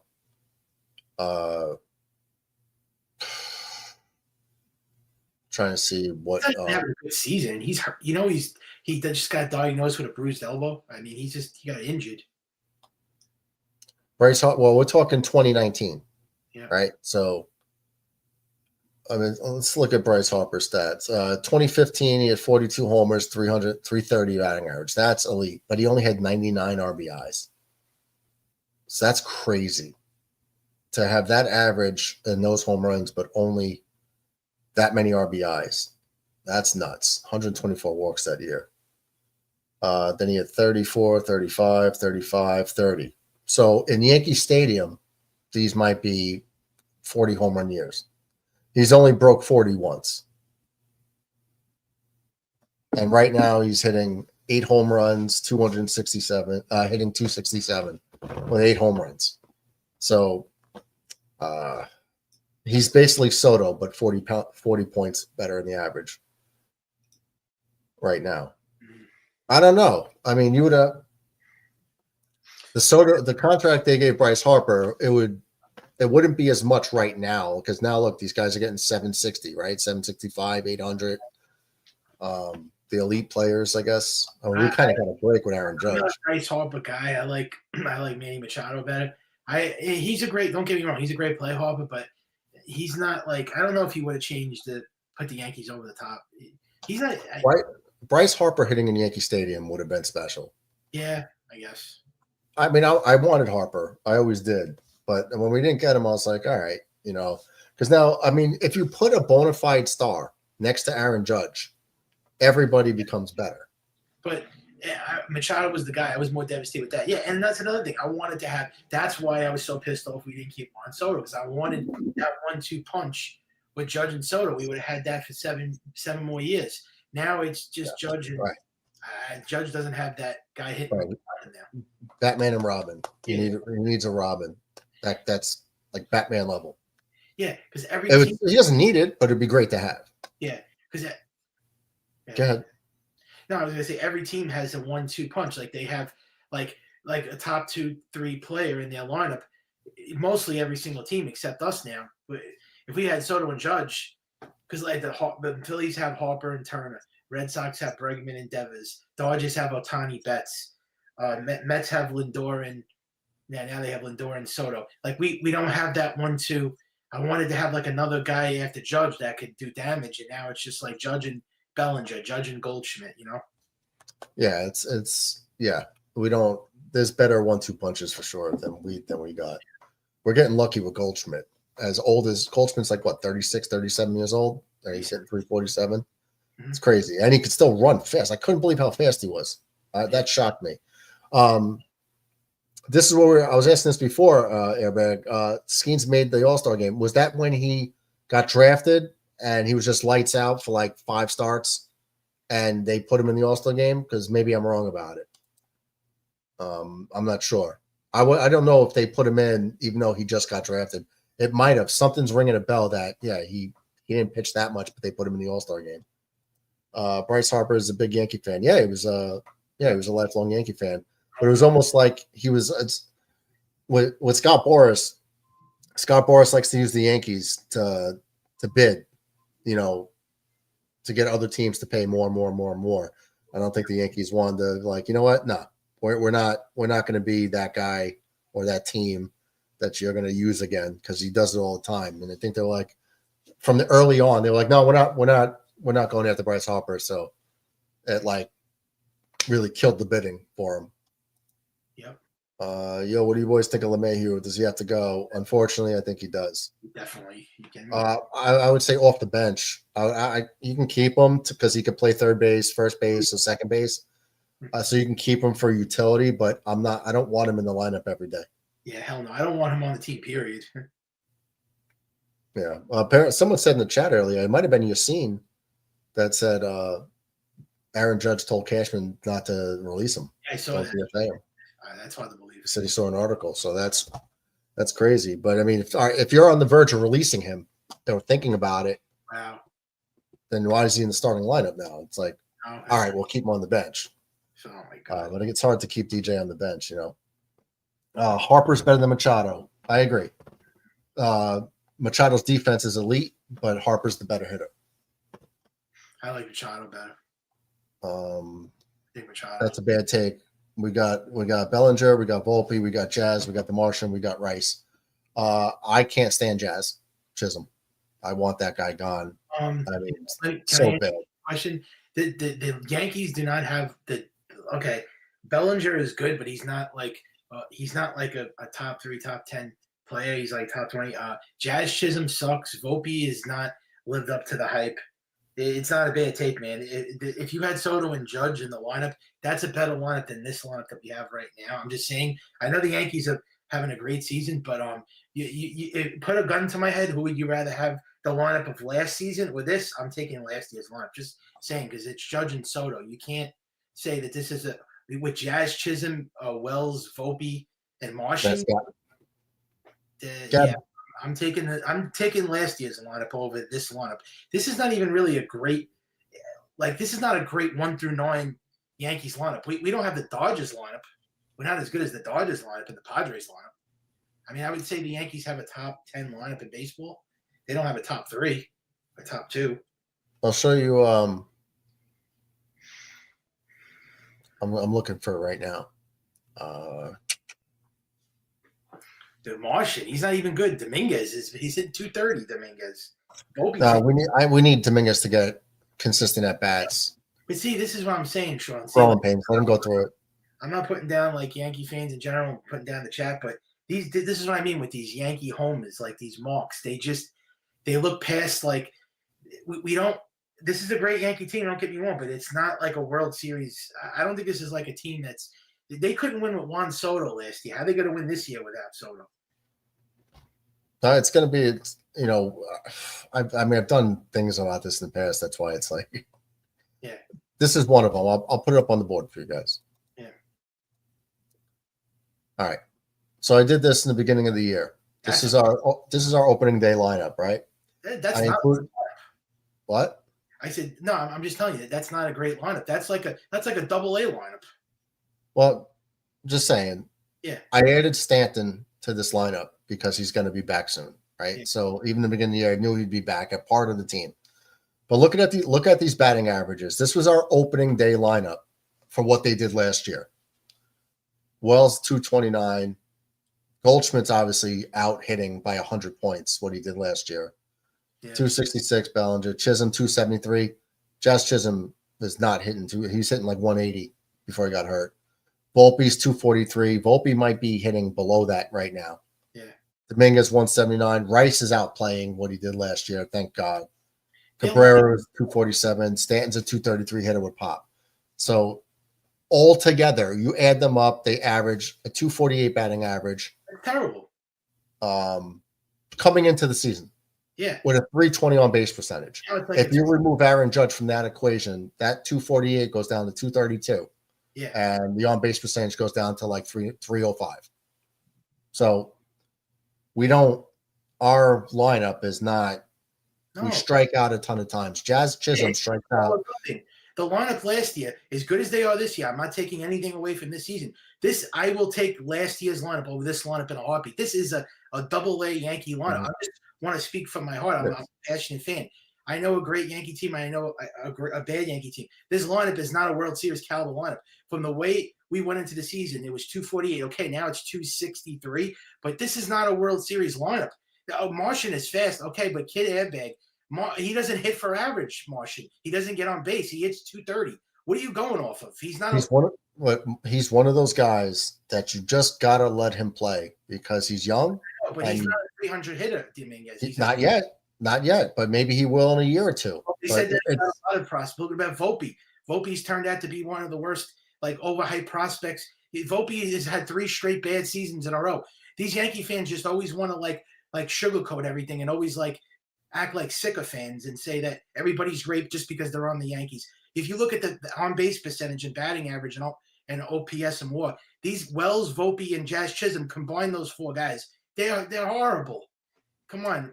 Wells is a 206 career hitter. He's horrible at Austin Wells. Yeah, the only good thing is that a lot of these guys are young, and I'm always for the kids getting to play. Like I saw what we did with Miguel Andujar. Miguel Andujar came out on fire, doubles machine, and then because his defense wasn't great, we just kept sitting him. Eventually, let him go. I think if we would just let him hit, he would have got better with defense, but they gave up on him. I don't want that to happen with these young guys. You got to let them play and let them just become major leaguers and go through the growing pains. Otherwise, and this guy that I sound dumb as F because I'm just speaking. I'm not trying to get into an argument and fight with people. I'm speaking what I feel about the Yankees as a Yankee fan. Why do I have to? What do I have to be a homer? I have to love the Yankees because why? If I see like flaws on the team and I see that they have guys that hit low for average or low on base percentage, what am I supposed to support that? Come on. I mean, this is what I mean with these young Yankee fans that they haven't been a fan for like more than like a year, and they're saying that I don't know anything about baseball. I don't. This is why I can't talk to Yankee fans. That's what you call a mark. Dominguez doesn't hit for average, dude. Have you seen like Trey Grissom? Do you think he's a great player too? The guy hit 300 to start the season. Now he's hitting 250. Who? Trey Grissom. He was hitting two. Oh, Grisham. No, but Grisham was a defensive replacement. He was a throw-in for the Soto deal that whole season. But it was a bonus to have him hitting. It was a bonus. But you see how now he calmed down. He cooled off. Now he cooled down. But it was good. It was good for to have him like hitting in the beginning of the year. Like it was great for us. It helped out with the loss of Soto. Get there in first place, because they have Aaron Judge. Let's be real. Aaron Judge is the reason why the Yankees are where they are. If they didn't have Aaron Judge right now, you can't tell me the Yankees would be in first place. There's no way they would be where they are right now if Aaron Judge was not on this team. And their division is terrible. They're in a horrible division, the Yankees. If they were in the NL West right now, would you think the Yankees would be in first place? If they were in the same division as the Dodgers, you think the Yankees would be in first place? Absolutely not. So these fans have to understand that and stop like trying to be like a homer and just think everybody on this team is a Hall of Famer just because you're a Yankee fan. You got to like look at facts, look up statistics. Yeah, Ben Rice is not a 300 hitter. Trey Grissom isn't a 300 hitter. Jason Dominguez is not a 300 hitter. Who else? Jazz Chisholm is not a high average hitter. Come on, we're not going to win with this lineup. Jazz Chisholm strikes out 37% of his at bats. Yeah, Goldie and Belly and Freeds. Come on, I mean. This year, I mean, Goldie's 10-347. Bellinger's coming on as of late, and Freed's been Garrett Cole. Yeah, but Goldschmidt Goldschmidt is a novelty. We all know this was a luck. Nobody thought he was going to come out of nowhere and hit 340. He's 37 years old. Right. I didn't expect 347 after 2 months. I didn't. God, what we got. Nobody thought Goldschmidt was going to put up this production. This was like a gift. Do you think the Yankees lineup is balanced? I think they focus too much on lefty-righty type situation. I don't. We hit for low average, low on base percentage, too many strikeouts. So balanced in what way? I mean, everybody on the team could hit home runs. Not that they do, but they all have home run power. I just don't. Kid Airbag. I'm more about on base percentage. Yeah, Kid Airbag. No, you're talking like you're not like you sound like you're. Yeah, I mean, you sound like you're a kid. You don't sound like an adult Yankee fan because you're defending all like horrible hitters on the team, like Jazz Chisholm, Austin Wells, Volpe. Would you take the Yankee lineup of this year or last year? You think this lineup is good enough to win a World Series without Juan Soto? Do you think the Yankees could win a World Series without Juan Soto when last year we had the best 1-2 punch in baseball with Judge and Soto and we didn't win the World Series? All right, so you think the Yankees are going to win a World Series without the great Juan Soto? Is that what you're saying? And without Judge and Soto in the lineup, this team could pull it off without Soto. How's that possible? They lost in the World Series in 5 games last year. Did you watch the World Series? They lost in 5 games to the Dodgers. What's going to be different this season? We got to just hope that we have timely hitting, and which we didn't do last year. The problem with the Yankees is that, and I've said this 1,000 times, the playoffs. No, the Yankees refuse to play small ball. Yeah. They will first and second, nobody out, later in the game, they do not bunt anybody over. No, they don't They hit play for the 3-run homer. You can't play for the 3-run homer if you don't have guys on base to do it. I've seen teams do it against them, and I've been screaming about this for years with Aaron Boone. Move the damn runners over. And you got guys, hold up. You got guys hitting 180, 210, 227. First and second, nobody out in the 7th, 8th inning of a 1-run game, and you're not bunting them over, but you're going to have your beat Vivas swing away? No, bunt them the 2nd and 3rd and try to at least manufacture a run. Or manufacture a sacrifice fly. They don't do sacrifice flies anymore. And also, they don't manufacture runs. All you need to do is make contact. Don't swing for the fences. That's why the Yankees never win games, because they're always thinking home runs with the bases loaded when all they need to do is manufacture runs. Timely hitting, situational hitting. What's so hard about that? Why can't they do that? Why everything with them is home runs, home run or bust, live and die by the long ball? They're never winning a World Series if they continue to go with that formula. And that's what they do every season. They've been doing it for the last 16 years. Even last year with Soto and Judge, they were doing it. So what's going to be different this year? And like I was trying to tell you, Soto and Stanton were the two guys that carried the Yankees throughout the whole playoffs, and that's how they got into the World Series. What two hitters in this year's postseason are going to be the Stanton and Soto of the postseason? Who? Don't tell me Bellinger and Goldschmidt. They're not duplicating Soto and Stanton's production. Soto hit a home run that carried the Yankees to the World Series. Nobody in this lineup is going to hit a home run that's going to carry the Yankees to the World Series. Plus, Aaron Judge doesn't hit in the playoffs. Aaron Judge is terrible in the postseason. He stinks in the playoffs. Well, Aaron Judge also stinks every April, but he was on fire to start this year. So every year is going to be different. So I understand the history hasn't been great, but we're just going to have to hope for the best. Otherwise, we shouldn't even play the games. I know, but I'm just going by history with Judge. He's a 205 hitter in the playoffs. You got to step up in the playoffs. You could win all the MVPs you want, but you got to deliver it. Yeah, but I'm all right. I understand, like A-Rod. A-Rod was the American League MVP type guy all the time, and he sucked in the playoffs until he didn't. Till 2009 when he destroyed Minnesota by himself. And then he had a good World Series. I think Matsui got the MVP that year, but A-Rod finally came alive in the postseason. So at one of these series, Aaron Judge is going to be on fire. He's got to.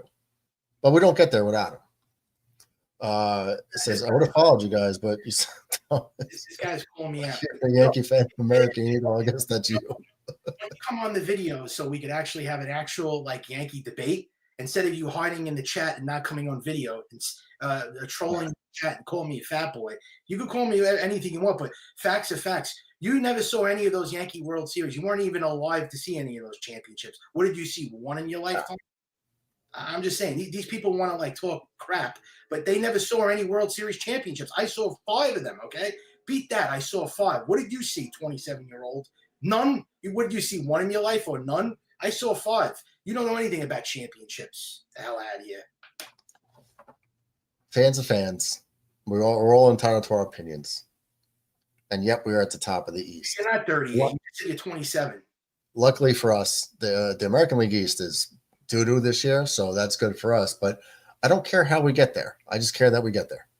I don't care if we go through a gauntlet or we get a easy ride to October. I don't care. I mean, I've been a fan for 4 decades, over 4 decades. Look, I know you said we got the most titles. I try to beat that. But what have they done the past 16 years? If this team never wins a World Series, you can't flash the 27 championships forever. You have to – what's going on right now in 2025?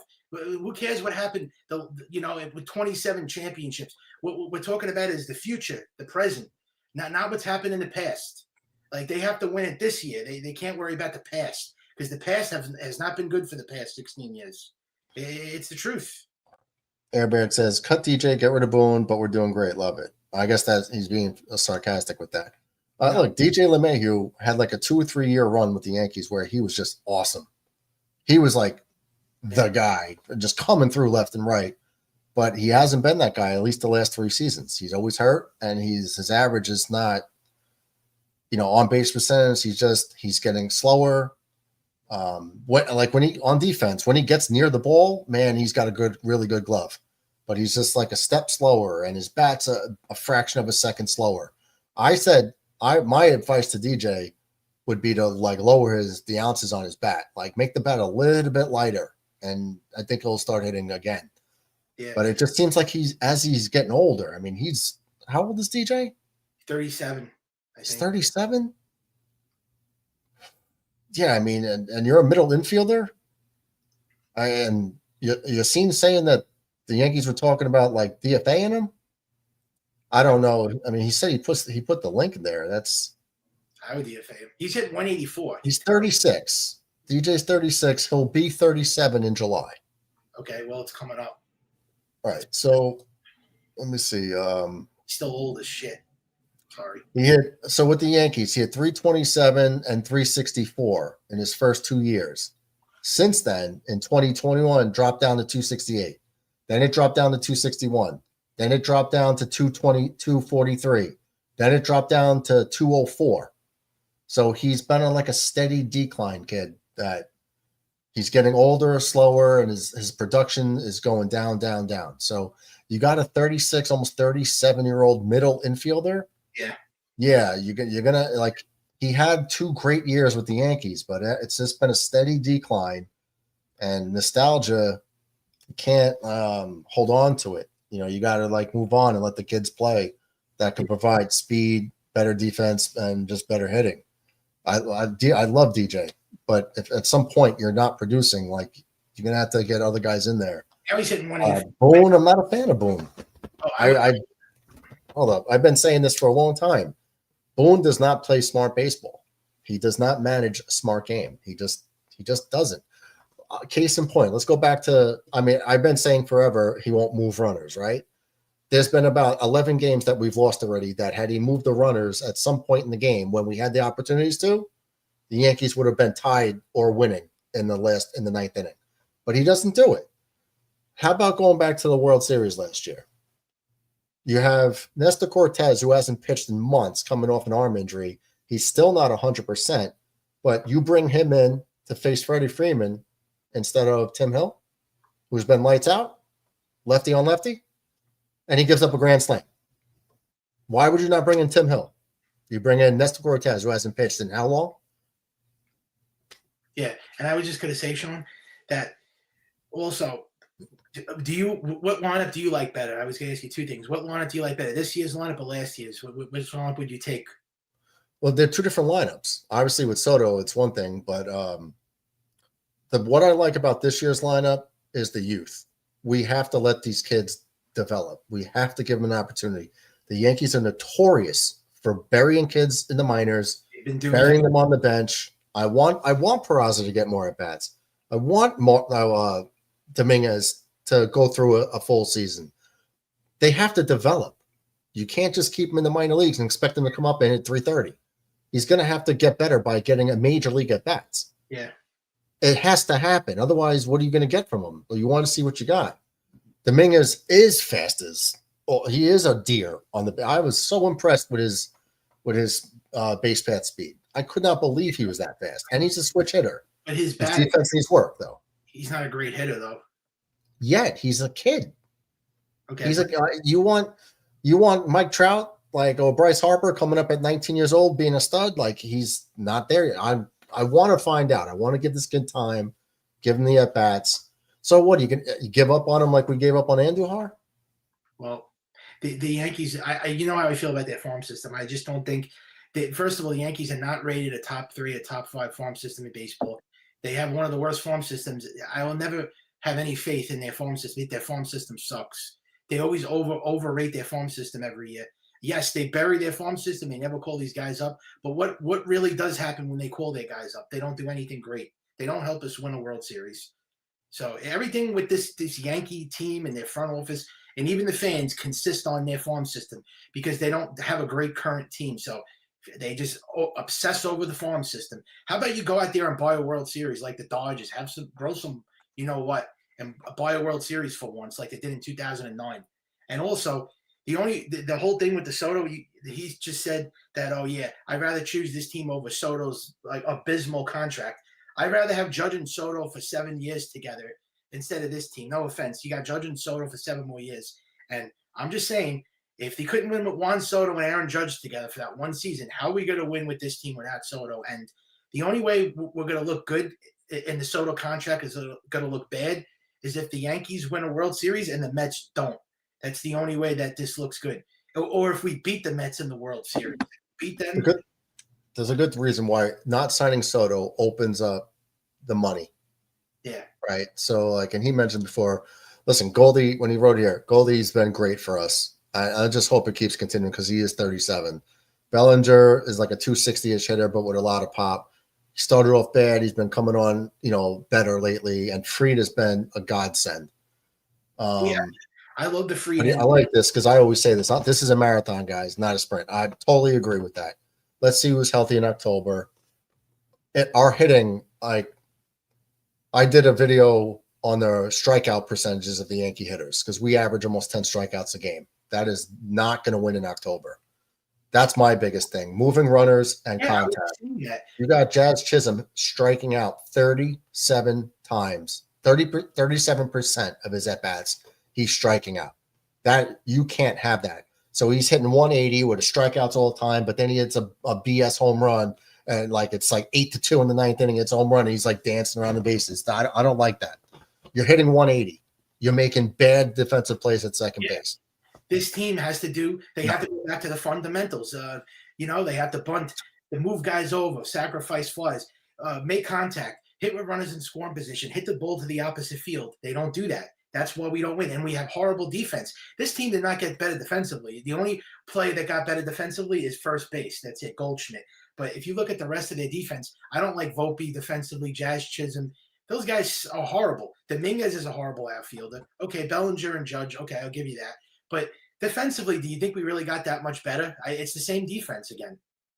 It's like Volpe.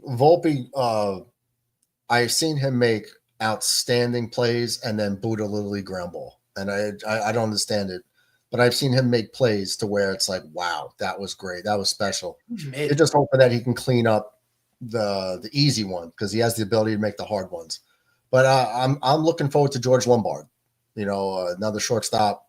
And maybe Volpe will be better off at second base. Yeah, we'll in the long term. George Lombard, that should be interesting. And Spencer Jones. Let's see how the two great prospects. Well, like when you were talking about Spencer Jones before, and DJ put up his stats, he's striking out a crazy amount of times. But I'll always point to Aaron Judge came up and was a strikeout machine at times too. So I want to find out about Spencer Jones before I start including him in trade deals, unless you're going to get one of these studs. Judge, Belly, Goldie, Fried, Rodon, Rice, Wells, Jason Dominguez. I'm a big fan of Dominguez. I love Ben Rice. I'm so happy Ben Rice is getting a chance to play every day. If Ben Rice could be a 265, 275 hitter and hit 25 to 35 homers, then we don't have to break the bank for a first baseman, and that helps us in the long term. Yeah, I mean, we're spoiled Yankee fans. We want to win every year. Yeah, Stanton. It's not, we gotta build. Yeah, I know they're not going to win every year. That's not like reality. I just want this team to win one, and that's it. Winning every year is not realistic. That's like in the fantasy world. I know they have to win one. He says he wasn't being sarcastic because I'm going back to the other comment. It's way up there. He doesn't think Boone is good. Okay, I thought he was being sarcastic. As far as the guys that he's named, Judge, Bellinger's good. He's getting red hot now. He's heating up. But Bellinger's like he's not. I mean, he's a below average hitter. If you look at his last 4 years when he got hurt with the Dodgers, and then finally when they traded him to the Cubs, he had a great season again. And then what happened? What happened last year with the Cubs? He had 260. He wasn't really that good last year. I mean, Bellinger's a good hitter, but he's not Juan Soto. Just saying, he's not like. No, he's not Soto, but we also didn't have to pay Bellinger $765 million. The way Goldschmidt is playing reminds me of DJ LeMahieu 2019, 2020. He was. I mean, what a player for us, and so clutch in those 2 years. Yeah, it's just been getting worse. I mean, look at the stats. It's going down as he gets older. I don't have faith in DJ. He's way past his prime. Oh, I thought you were arguing for DJ. That's okay. That's what I was saying. I can't co-sign that. Boone is there for a long haul because Steinbrenner loves him. He'll only leave if they have a bad season, which I don't want. Yeah, the problem with Boone is he's hostage to the analytics, and the front office wants to go with the analytics. And as long as Boone goes along with the analytics, he's safe. So, yeah, Fried has been a godsend. I didn't think that Goldschmidt was going to be as great as he was. Rodon has been a big surprise this year. I'm not a fan of Austin Wells. I don't like Austin Wells. I think he sucks. well, I thought he'd be better. Austin Wells was a first-round pick out of Arizona in college, and he wasn't drafted for his defensive prowess. He was drafted as a hitter, and a lefty hitter at that. He's hitting in the 220s, I believe. He's in 206 now, I think. Is it 206? Jeez. I think it went down. I'm not in love with him, but I don't know what we got in the pipeline, but we're just gonna have to give him time, I guess. Second year in the majors. We can't. All right. Well, problem that we can as fans, and I don't do this because I've been around a very, very long time. I do not expect these young kids to come up and be world beaters. I expect them to come in and struggle and get better through trial and error and grow. If I don't see progress, then it's like, all right, wait, they've had a couple of years in the big leagues. They're not getting better. Then I'm okay with moving them. But yeah, I can't just say, this is your second year in the majors. Why aren't you an all-star? That's not realistic. Yeah. You can't. Mm-hmm. Let them grow. The only problem that we could run into is that we have a lot of them this year. We have a lot of young kids playing. So it's like Cabrera was. Now it's Peraza, right? Because the injury to Cabrera. Ben Rice is young. Wells is young. Volpe's still young. Dominguez is still young. Well, that's 5. That's 5 guys that have been playing every day that are very inexperienced at the major league level. But we still got to play the games and hope for the best. And also, I was going to tell you too, Sean, that last year's Yankee team, everybody that wants to hype up this team already and say that they got the World Series in the bag, guess what? Last year's Yankee team they were 4 wins better than this team. So just put that into perspective. They had four more wins than this team. I'm just saying, with Juan Soto, they were 4 games better last year. All right, but that should even speak more. That could speak more too. Without Juan Soto, we're still only 4 games worse at this point in the season. Yeah. You would think without Juan Soto would be 12 games worse, but we're only 4 because some of these young kids have been doing better than they were supposed to be doing. Guy like Ben Rice has been doing a lot better. Grisham was thrown in when we traded Mike King for Soto and then prospects. Trent Grisham was thrown in to get him off Padres' books and to be a defensive late inning replacement for the Yankees. Luckily, he was on fire for the first 2 months of the season. He's starting to come back down to earth, but he's been a lot more than we were trading for. He was a throw-in that just is panning out better. I said Jazz one time, and he's hurt. And they have to make deadline moves. You guys mentioned him 100 times. Yeah, I mention him all the time because I don't like him. I think he's terrible. I don't know I didn't know how you felt about him, but I don't like Jazz Chisholm at all. You strike out 37% of the times, Mike. Yeah, I don't like Jazz. 37%, no good. I never liked that trade. I thought the trade from the get-go was a bad decision on Cashman once again, and they said he was a clubhouse cancer on the Marlins. Just saying, I knew right away the guy was going to be a trouble here. He opens his big mouth all the time, says the Yankees are winning in 5 in the World Series. He's got a big mouth. He's not the type of player that meshes on this team. He ruins the chemistry. He's too what do you call it? He's a very high-strung, overconfident type of play. That's not the type of play that we need here. I like gritty, gutty guys, but Jazz is he's too what do you call it? Can't think of the word. He has to keep his mouth closed. He says too much. He says a little too much, and it's not good. That's why the Marlins said he was a cancer in the clubhouse. I just know he's got a tight relationship with Derek Jeter. I know that, and that's probably part of the reason why the Yankees traded for him. Jeter vouched for him. He's not a dynamic player, though. I've seen him make bonehead errors, too many of them. I couldn't believe when I saw that sawed-off bat, broken bat hit that he ran and covered from. It was and laughed about it, and the ball dropped right next to him. And I'm like, what are you doing? The swing, it's the strikeouts, man. I don't like a guy when you're hitting 180 and you hit a meaningless home run, and you're dancing around the bases with your chain and you're doing your little dance. And I'm like, series game. He hit the home run when they were losing. He's dancing around. Yeah, I don't like that stuff. Aaron Judge. Aaron Judge is going to hit 50, 60 home runs, and you never see him do that ever. No. And you're hitting 180 and you're dancing? Don't do it. And he never stays healthy. Look at all the games played. He's never on the field. He doesn't get on base. His on-base percentage is atrocious. He never gets on base. No. Any of the seasons, this guy does not have a high on-base percentage, and he strikes out 1,000,000 times. What is he good for? Oh, big deal because he hits home runs. Oh, because he's every now and then. Every now and then. He says, what about Stanton? Postseason Stanton or regular season Stanton? There's a big difference. Regular season Stanton is not worth the contract. I like the trade when it happened. You're getting the reigning NL MVP who just hit like 59 homers. It was a great deal.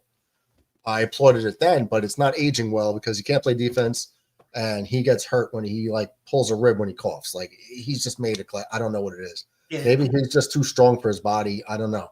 Yeah. But postseason Stanton is worth the contract because that guy has just been great in the postseason. So as long as we get to October and he shows up, so it's like him and Judge, a flip flop, October and regular season. It's been you can't make this up. Judge turns into Stanton, and Stanton turns into Judge in the postseason. That's sick. Yeah. Do you hear that Rice is taking reps at third? No, I did not hear that. That would be crazy. That would be crazy because then Goldschmidt will be at first base full time, and you get to keep Ben Rice in the lineup. That would be wow.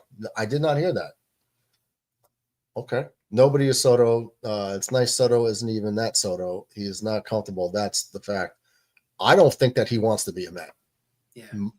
Body language, what I'm seeing, I think he regrets signing that contract because you got Yankees offer 760. They give him 765 with like one less year and the perks. I mean, is that really worth being miserable? But that's just my perception as an outsider. I don't. And I think they have to make obviously trading deadline moves to improve, to give their chances, to give them even a better chance to win. Like we were talking second, third base, the starter. I think they have to make these moves because with the team that they currently have going into the playoffs, I don't have faith. I think they're going to do the same thing, strike out. They don't like hit with runners in scoring position, horrible defense. You got to make moves in the deadline. If they're going to do what they did the last couple of years, then you got to get another first, elimination in the playoffs again. I still think we're getting Arenado. I think it's going to be him, and it might require some money being eaten by the Cardinals, but something's just telling me Arenado to the Yankees. I just feel that way because we do need third, we do need a second baseman, an upgrade, and relief pitching. Yeah, they have to get a bullpen on too for sure. I'd probably get one arm. I don't know if they're going to get two. Well, Yarborough can go back full time into the bullpen once Gil is back. Once Gil's back, Louis Gil. I don't know if it's Heel or Gil. I don't know how they pronounce it, but Louis Gil. Once he's back full time, I think Yarborough goes right back to the bullpen, which is good. That's like another reinforcement. He's been lights out the last 4 or 5 starts. Mm-hmm. I think he's got potential. I think he's talking about Chisholm. I think he's got potential. I don't like it either. I guess he's talking about the dancing, but I have faith. Yeah, bro. I mean, you're hitting 180. It's the fact that you would even dance around the bases when you're hitting 180. When you strike out, I mean, seriously, 37% of his at bats end up in a strikeout. He always does. That's not sustainable to win. I don't know why Yankee fans think he's Babe Ruth. Like they all like put him on a pedestal and say he's great because you gotta love every player on your team, whether they're horrible or great. You gotta support all the players, good and bad. Now, if a guy sucks, I don't root for a player like that. Sorry. Well, all right. Here's the thing: I'm rooting for the Yankees to win. I'm rooting for this emblem right here, not the individual. I'm rooting for this emblem.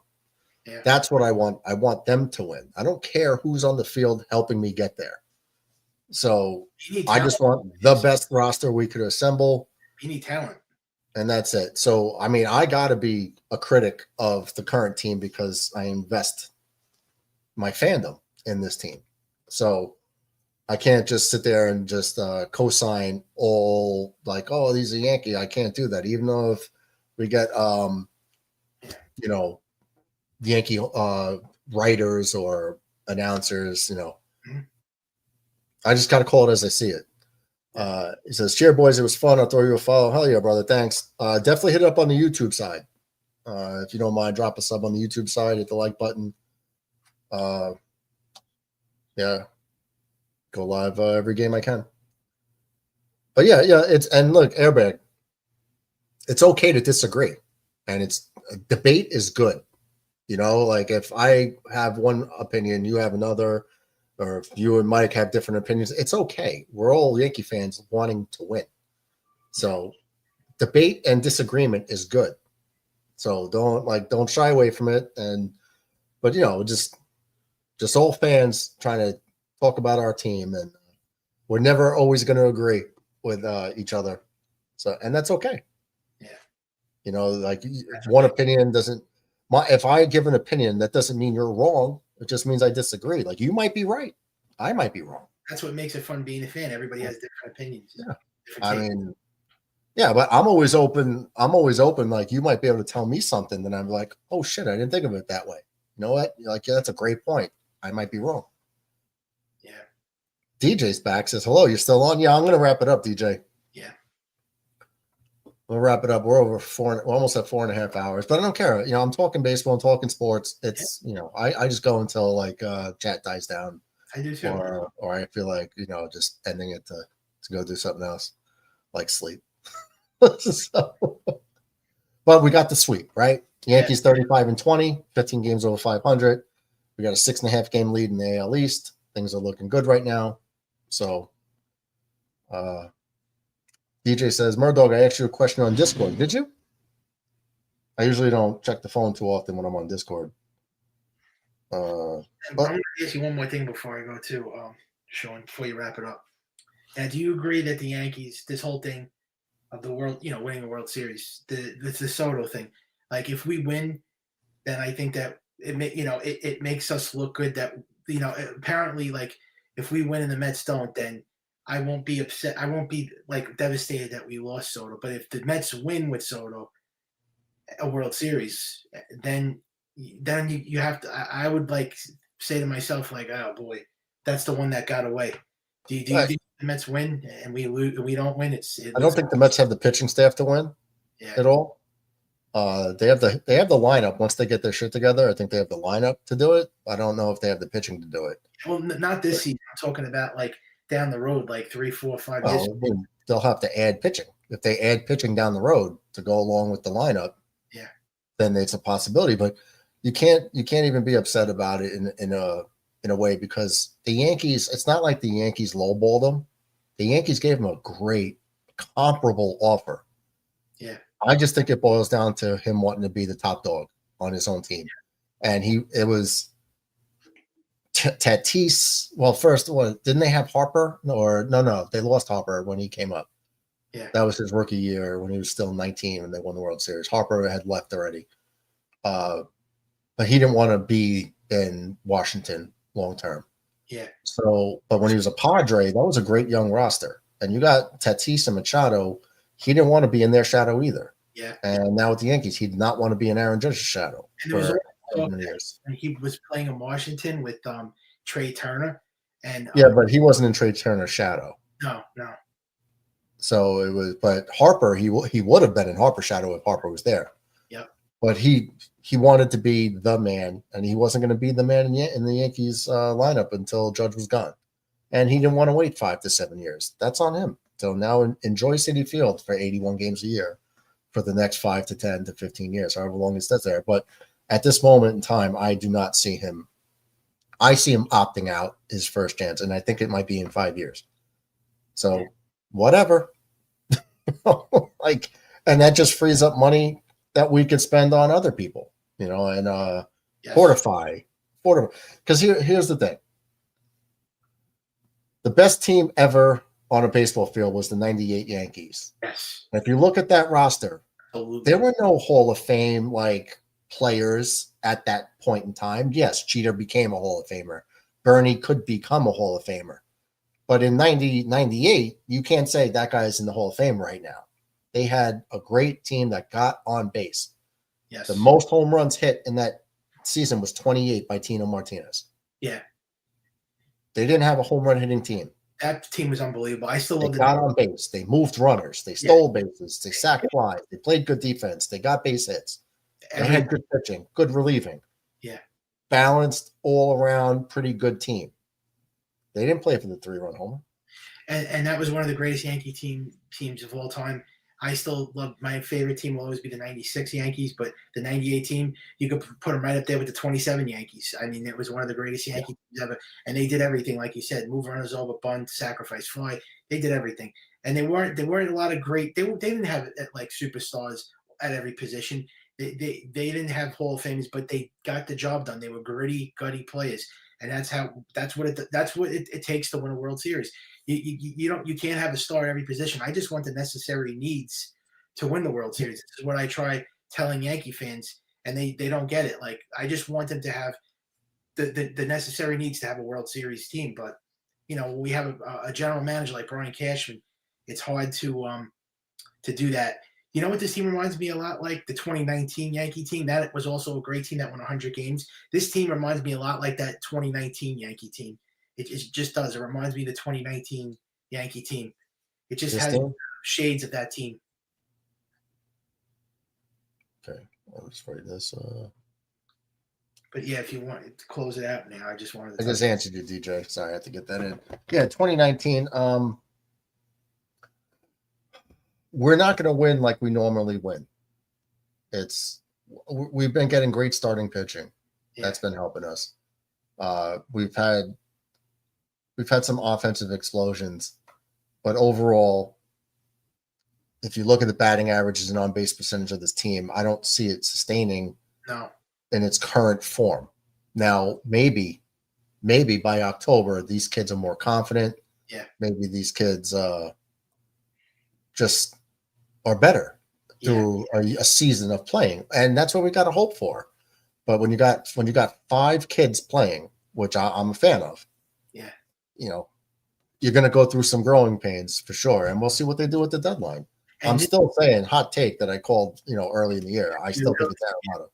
It's going to be a really interesting deadline, and I compare this to the 2019 Yankee team because that team played over their head. They exceeded expectations, and they weren't supposed to be great, and they were great. And what happened in the playoffs against the Astros, but that's why I compare this team to it. But like you said, I don't know if they're going to be able to sustain this because unless they make great trading deadline moves. So, and remember last year with Judge and Soto, the Yankees went a massive slump for those 3 months, and they almost fell off a cliff. Well, they were falling off a cliff, and that was with Judge and Soto. They played terrible for those 3 months, where it didn't even look like they were going to make the playoffs, but they turned it around. And so this team, I've also seen the 2000 Yankees backpedal into the postseason. Yeah. They lost like 18 out of like 28 games in September, or 20 out of 28, whatever, something crazy like that. And they backed into the playoffs and they won the World Series. Yeah. So it's like when you get to October, it's a different animal. And you have to have good pitching and timely hitting in October. And that's what's going to win you games. Yeah. That's it. And you can beat a better team. Yeah. DJ says Colorado's projected to win 26 games this year. Soto having no trade clause. I believe it's after 5 years. Opt out, yeah. I think he has an opt out after 5, but he probably does have no trade. But that doesn't mean they can't trade him. That just means a no trade clause means you just can't wake up and trade him without his permission. You could trade him. He just has to say okay. Yeah. You can't just say, yeah, you know what? You're going to the Brewers. They can't do that with a no trade clause. But you could be traded as long as you sign off on it. And an opt out, he could just say, my contract's null and void. I'm a free agent again. That's it. Any closing words, Mike? That's it. I got to say everything I wanted to say. I'll definitely come on Friday when you do the Yankees Dodgers. Yeah. Right. Should be a nerve-wracking. Yeah, that's a nerve-wracking season. It's gonna be a playoff atmosphere. All right, cool. All right, man. I'll see you on Friday. All right, man. It was great. See you later, bro. Thanks for hanging out and letting me come on. Yeah, no problem, bro. Whenever you want. I'll see you Friday. Have a great night. You too, Mike.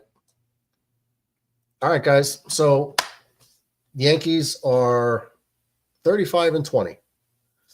We're off to a good start. It could have been a little bit better, but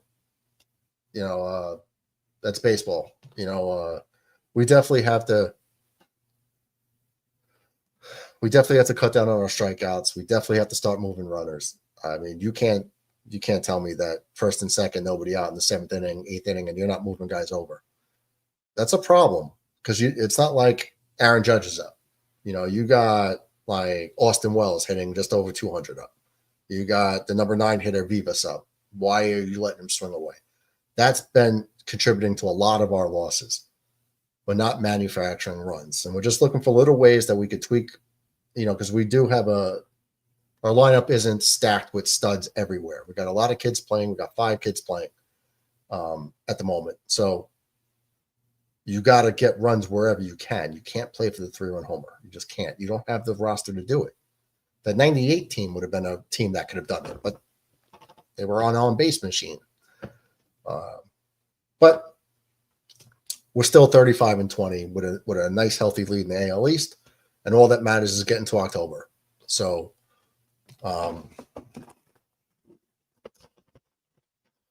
we're in a good spot right now, and with the fact that we're doing this without Garrett Cole is so makes me happy for next year. But we got this year right now, so makes me more hopeful for next year. The kids will be a year into their career, so everything will be better. But we still have a shot this year, and we will make deadline deals for sure, so we'll be better. And luckily, the AL East is not as good as it normally is. And let's just keep stacking wins. So tomorrow is an off day for us. Let me get I should have done this earlier. Trying to find the schedule. Friday, 10:10 p.m. Wow. Okay. So Friday's game is 10:10 p.m. That's when I will see you guys. If you haven't already, hit the subscribe button, like the stream. Yankees sweep the Angels, so it's all good in the hood. Outside of that, I'll see you guys Friday night, 10:10. Be there, be square, take care, comb your hair. Girls with their nails done.